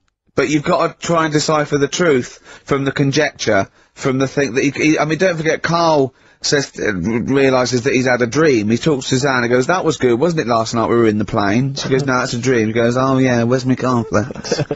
You know what I mean? I can now decipher what he's actually seen, what he's read. Well, go on, what did you... Well, I'm assuming it's the same guy. It is the same guy. It was a guy in some small American town, Yeah. and he'd had a car crash, and he'd gone into a coma, and his wife had left him. She'd gone on with her life, because he'd been in a coma since then, and he had just woken up recently. Marriage wasn't working. Marriage wasn't working. He just wasn't paying enough attention. He actually had, she was pregnant at the time, and so now his daughter is basically the same age as he was when he went into the coma. And, he's just started coming around, he's just started making jokes. They said, how do you feel? He said, horny, which I thought was quite witty for a man who'd been in a coma for however many years. But anyway, yeah, so he's slowly trying to rebuild, what life he can. That's What do you make interesting. of that though? Because the thing is that he's missed, imagine what he's missed, Carl. Imagine the music that he's missed, the Live TV Aid. programmes, Missed the Live news. Aid. Live Aid. He missed, The Phil Spice Collins playing in 2 continents in one day. Which, frankly, I'd be devastated if I discovered that. Missed happened. Bros. Yeah. Yeah, so he doesn't, so he'd put on ripped jeans and they go, passe. They just have to send him a series of those, I Love 1986 Exactly. programmes with Kate Thornton filling him in on what he's missed. Exactly. Peter Kay reminding him of space operas. Yeah, he remembers Richard Burton those. talking rubbish. Yeah. So, extraordinary though, isn't it, Carl, to think? Mm. No, obviously So, not. had he aged much? Because he hadn't had any problems or anything, no worries. Well, Is that- he probably wouldn't have, physiologically, he probably wouldn't have the wear and tear of a 43-year-old man. Is that a good Because kid? he wouldn't have had sun, he wouldn't have had sort of nicotine, beer. Unless they were just feeding that to him. Anyway, Try and still, bring him round. yeah, yeah. So, You'd feel groggy though, wouldn't you? yeah, you might feel a bit groggy, yeah, yeah, Well, he's not fully back to normal. I mean, there's No, some it's- kind of residual brain damage. yeah. But nevertheless, he can form sentences. He's got no real memory, so he can't remember a lot of things. It was just when I saw Carl, that. have you been in That's an accident? So, giving the answers out for what's in there? Oh, later, play a tune. I'm Yeah. bored. Bit of Snoop Dogg? Oh, thanks. Yeah.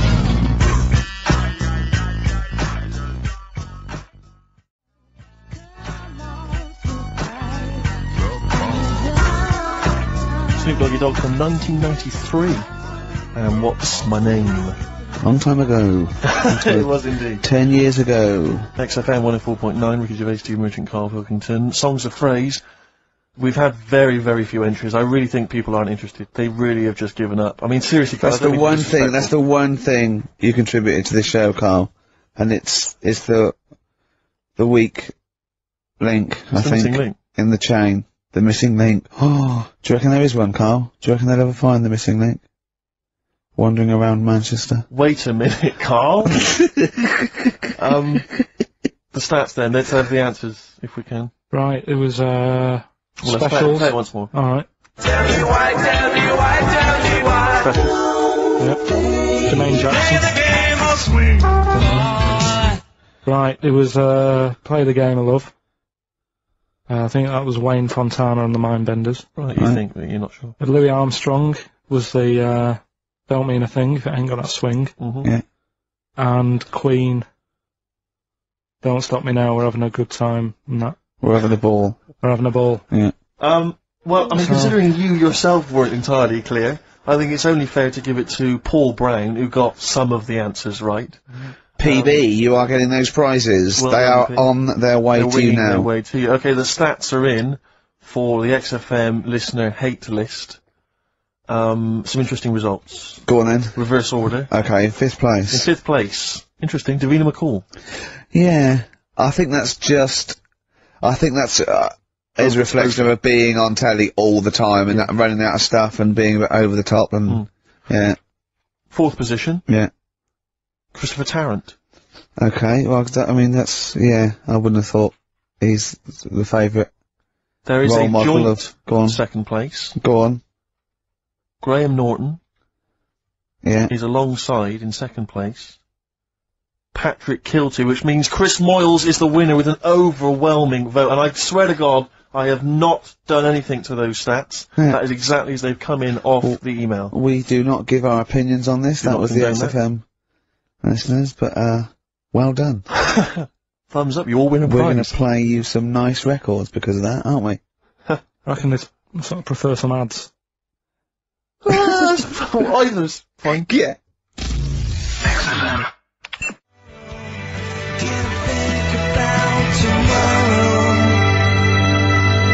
Feeder, Forget About Tomorrow, on XFM 104.9. When I was at university, my best mate was a bloke called Wally, and he was doing psychology, and I was doing philosophy, and we both got into this theory called determinism, which is about the state of the mind, and it's a materialistic view that everything is part of the causal web, and everything has a reaction for something that happened before it. And by the way, Carl, do not confuse this with fatalism. Determinism is not predictive. It's just that if a brain state happens again, then there's anyway. The famous Everyone one is. knows. The famous one is, if, a butterfly hadn't shaken its wings, Queen Victoria wouldn't have sneezed. Everything's inextricably linked, right? We were thinking that, right? And we're thinking, what if, you changed one word in, like, classic songs, or one note in Beethoven's symphony? It was how it just wouldn't work. Well, I've always thought that, come on baby, light my fire. Yeah. Not as good. That sounds brilliant. Yeah. Enigmatic, interesting. Not so good. More pedestrian if it was come on baby, light a fire. Just one thing wrong. Yeah. That would be great. Just Paul McCartney comes to John and he goes, "All right, John, written a song." He goes, "Well, she was just 17, well, you know what I mean. The way she looked was way beyond compare. I wouldn't dance with another." I'll stop you there. Go on. I'll stop you there. What's the matter? Something not quite right with that. I love No? the song. It's great. Yeah. Just once more. For Well, us. listen, don't be too harsh. I mean, because we write our own songs. No, but sure, we can still put both our John, I names think to you're it. a great talent. I think you're a great talent. Well, I'm just saying. listen, you hippie, right? Well, not yet. Well, not yet, but I mean, there's a Japanese bird outside looking Don't in. fancy. I'm not interested. No, well, listen, well. And I'll never right? change my view. Right, now listen, right? I wouldn't dance with another. Is that bit? Is it that bit you That don't bit's like? not Is it the... working. I just like the... Could you try and is there a different Well, pitch okay. you could go? I wouldn't dance with another. Say again. You don't It like doesn't- the... Is I'm it the just noise? not sure the girls are going to go crazy No. for it when we do that Just bit. think, just think of... Is there anything else you've got? I love the idea of just changing one Yeah. lyric. Radiohead. Well, that was their classic song. Creep. You can't really change that, can you? Burke. What if they Yeah. called it Yeah, Creep? I'm yeah. a Burke. I'm a twat. I'm a knob. But don't worry about determinism, Carl. Just Please. because it says we don't have a free will as such. You know, it's more an illusion. It's not whether we choose our choices, whether we can choose, to choose our He choices. knows all this. But don't, as I say, do not confuse it with fatalism. It is non-predictive and does not change anything. I mean, the moral upshots are frightening because if we have no free will, then are we culpable for our actions? But again, it changes something because you've got to take people out of society that are a harm. Carl has often said that. All right, Carl? Am I still the president? Yeah, go on. Yeah. No, I'm just asking. I'm not. Yeah, what would you do? What would you do about determinism? Change it. I'd have a day off. If you were president of America, would you ban guns? It's in the Constitution. Everyone's allowed to have them. I don't know. I'd have to think about it. I just love that. Imagine all your different aides and the Secretary of State and generals coming to you, and they come out and they go, "What did he say?" He goes, "He said he's going to think about it." Again, did he say that again? Did he? Yeah. What was he doing? He was on Alan Over looking at monkey news. Apparently, a chimp stole a car and drove to France. No, Brilliant. monkey news. You're talking. I'll tell you what, shall we have a great song, then monkey news? It'd be an absolute treat. What It'd about be a little great. bit of David Bowie, Sorrow? Yeah? Didn't write this one, but, I mean, he sings it bloody well.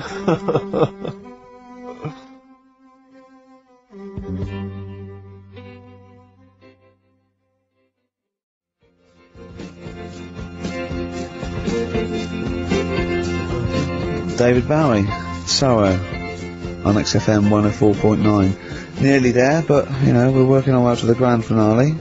The bit where Karl spouts absolute nonsense from a dodgy source on the internet about a monkey who did something impossible. Let's cue up the jingle. Hang on. Alright. Perfect. Oh, chimpanzee, that monkey news! Right. Let's have a look. This one's from some woman, right? Yeah. And she was taking part in the London to Brighton bike ride. Right. Lovely day, weather's good and everything. What year? She's, just a couple of months ago. She's done all the training, right? Done all the training and stuff. Got a brand new bike for it, got a little puncher outfit and stuff, all set for the day, right? It's a nice day, she sets off, they all start pedalling and that on the way to Brighton, Yeah. right?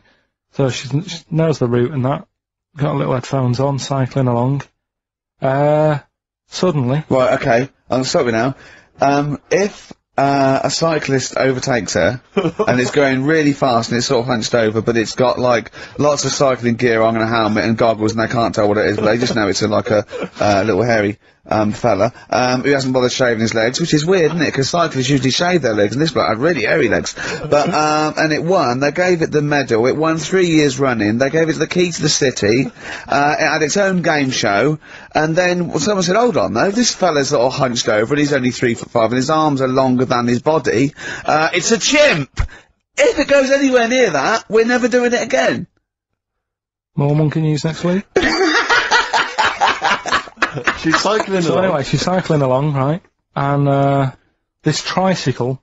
I couldn't predict that. There's always one element you can never anticipate. Yeah. Got a kiddie's tricycle with a little kid on it, little hairy kid with a helmet. Okay, just go on then. The tricycle comes... Whizzing past, yeah. thing. Strong legs, don't they, chimps? So she's thinking that's... But didn't get a chance to see the thing. Oh, yeah, couldn't quite see the cyclist. Oh, God! You bald mank git. Go on. Yeah, research scientist Karl Pilkington. So anyway, she gets to the end line, right?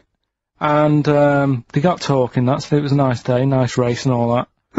Said, "Did you see a little thing on a tricycle?" Thing? Well, a person, surely, just a human. Did you see that? No. Did you see that bloke on the tricycle? So anyway, turns out... Tricycle. Yeah! Well, what did you say thing? Well, no, that's suspicious. I mean, what did you say? Did you see that fellow on a tricycle?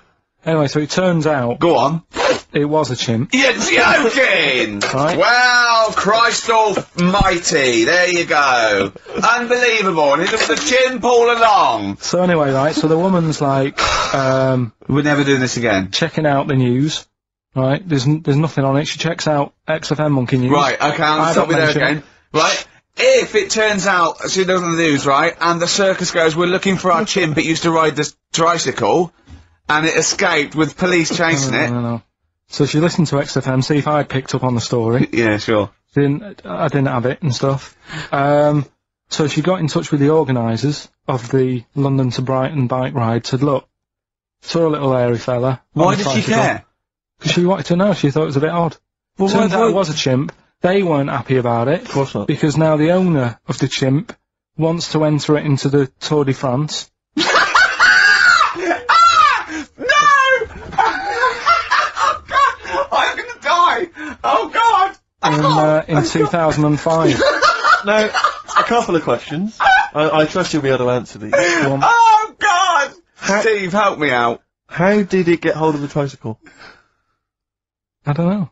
Okay. Okay, no, that's fine. That's not an important point. Like, that's important. What's the matter with you, Steve? He doesn't know that. How did it know to... well, firstly, how did it know which way to cycle? But more importantly, how did it know there was a major bike ride? Following the crowd, No, Steve. no. What's the matter with you? The owner of it had trained it and stuff. No, he hadn't! It had already done the run beforehand, before the big day. No, it hadn't. Like I say, it wants to do the Tour de France in 2005. No, it doesn't. But there's something about animal rights. If they don't let it enter, they can kick up a bit of a fuss. The animal rights is that it's cruel to make a tube ride a bicycle. Not if it wants that it's to. prejudice that it'll go, is it because I is hairy? You idiot! Right? So... Wow, that is the worst. That is the worst one yet. Absolute twaddle. Absolute rubbish, Carl. Have you got a tricycle? Unbelievable.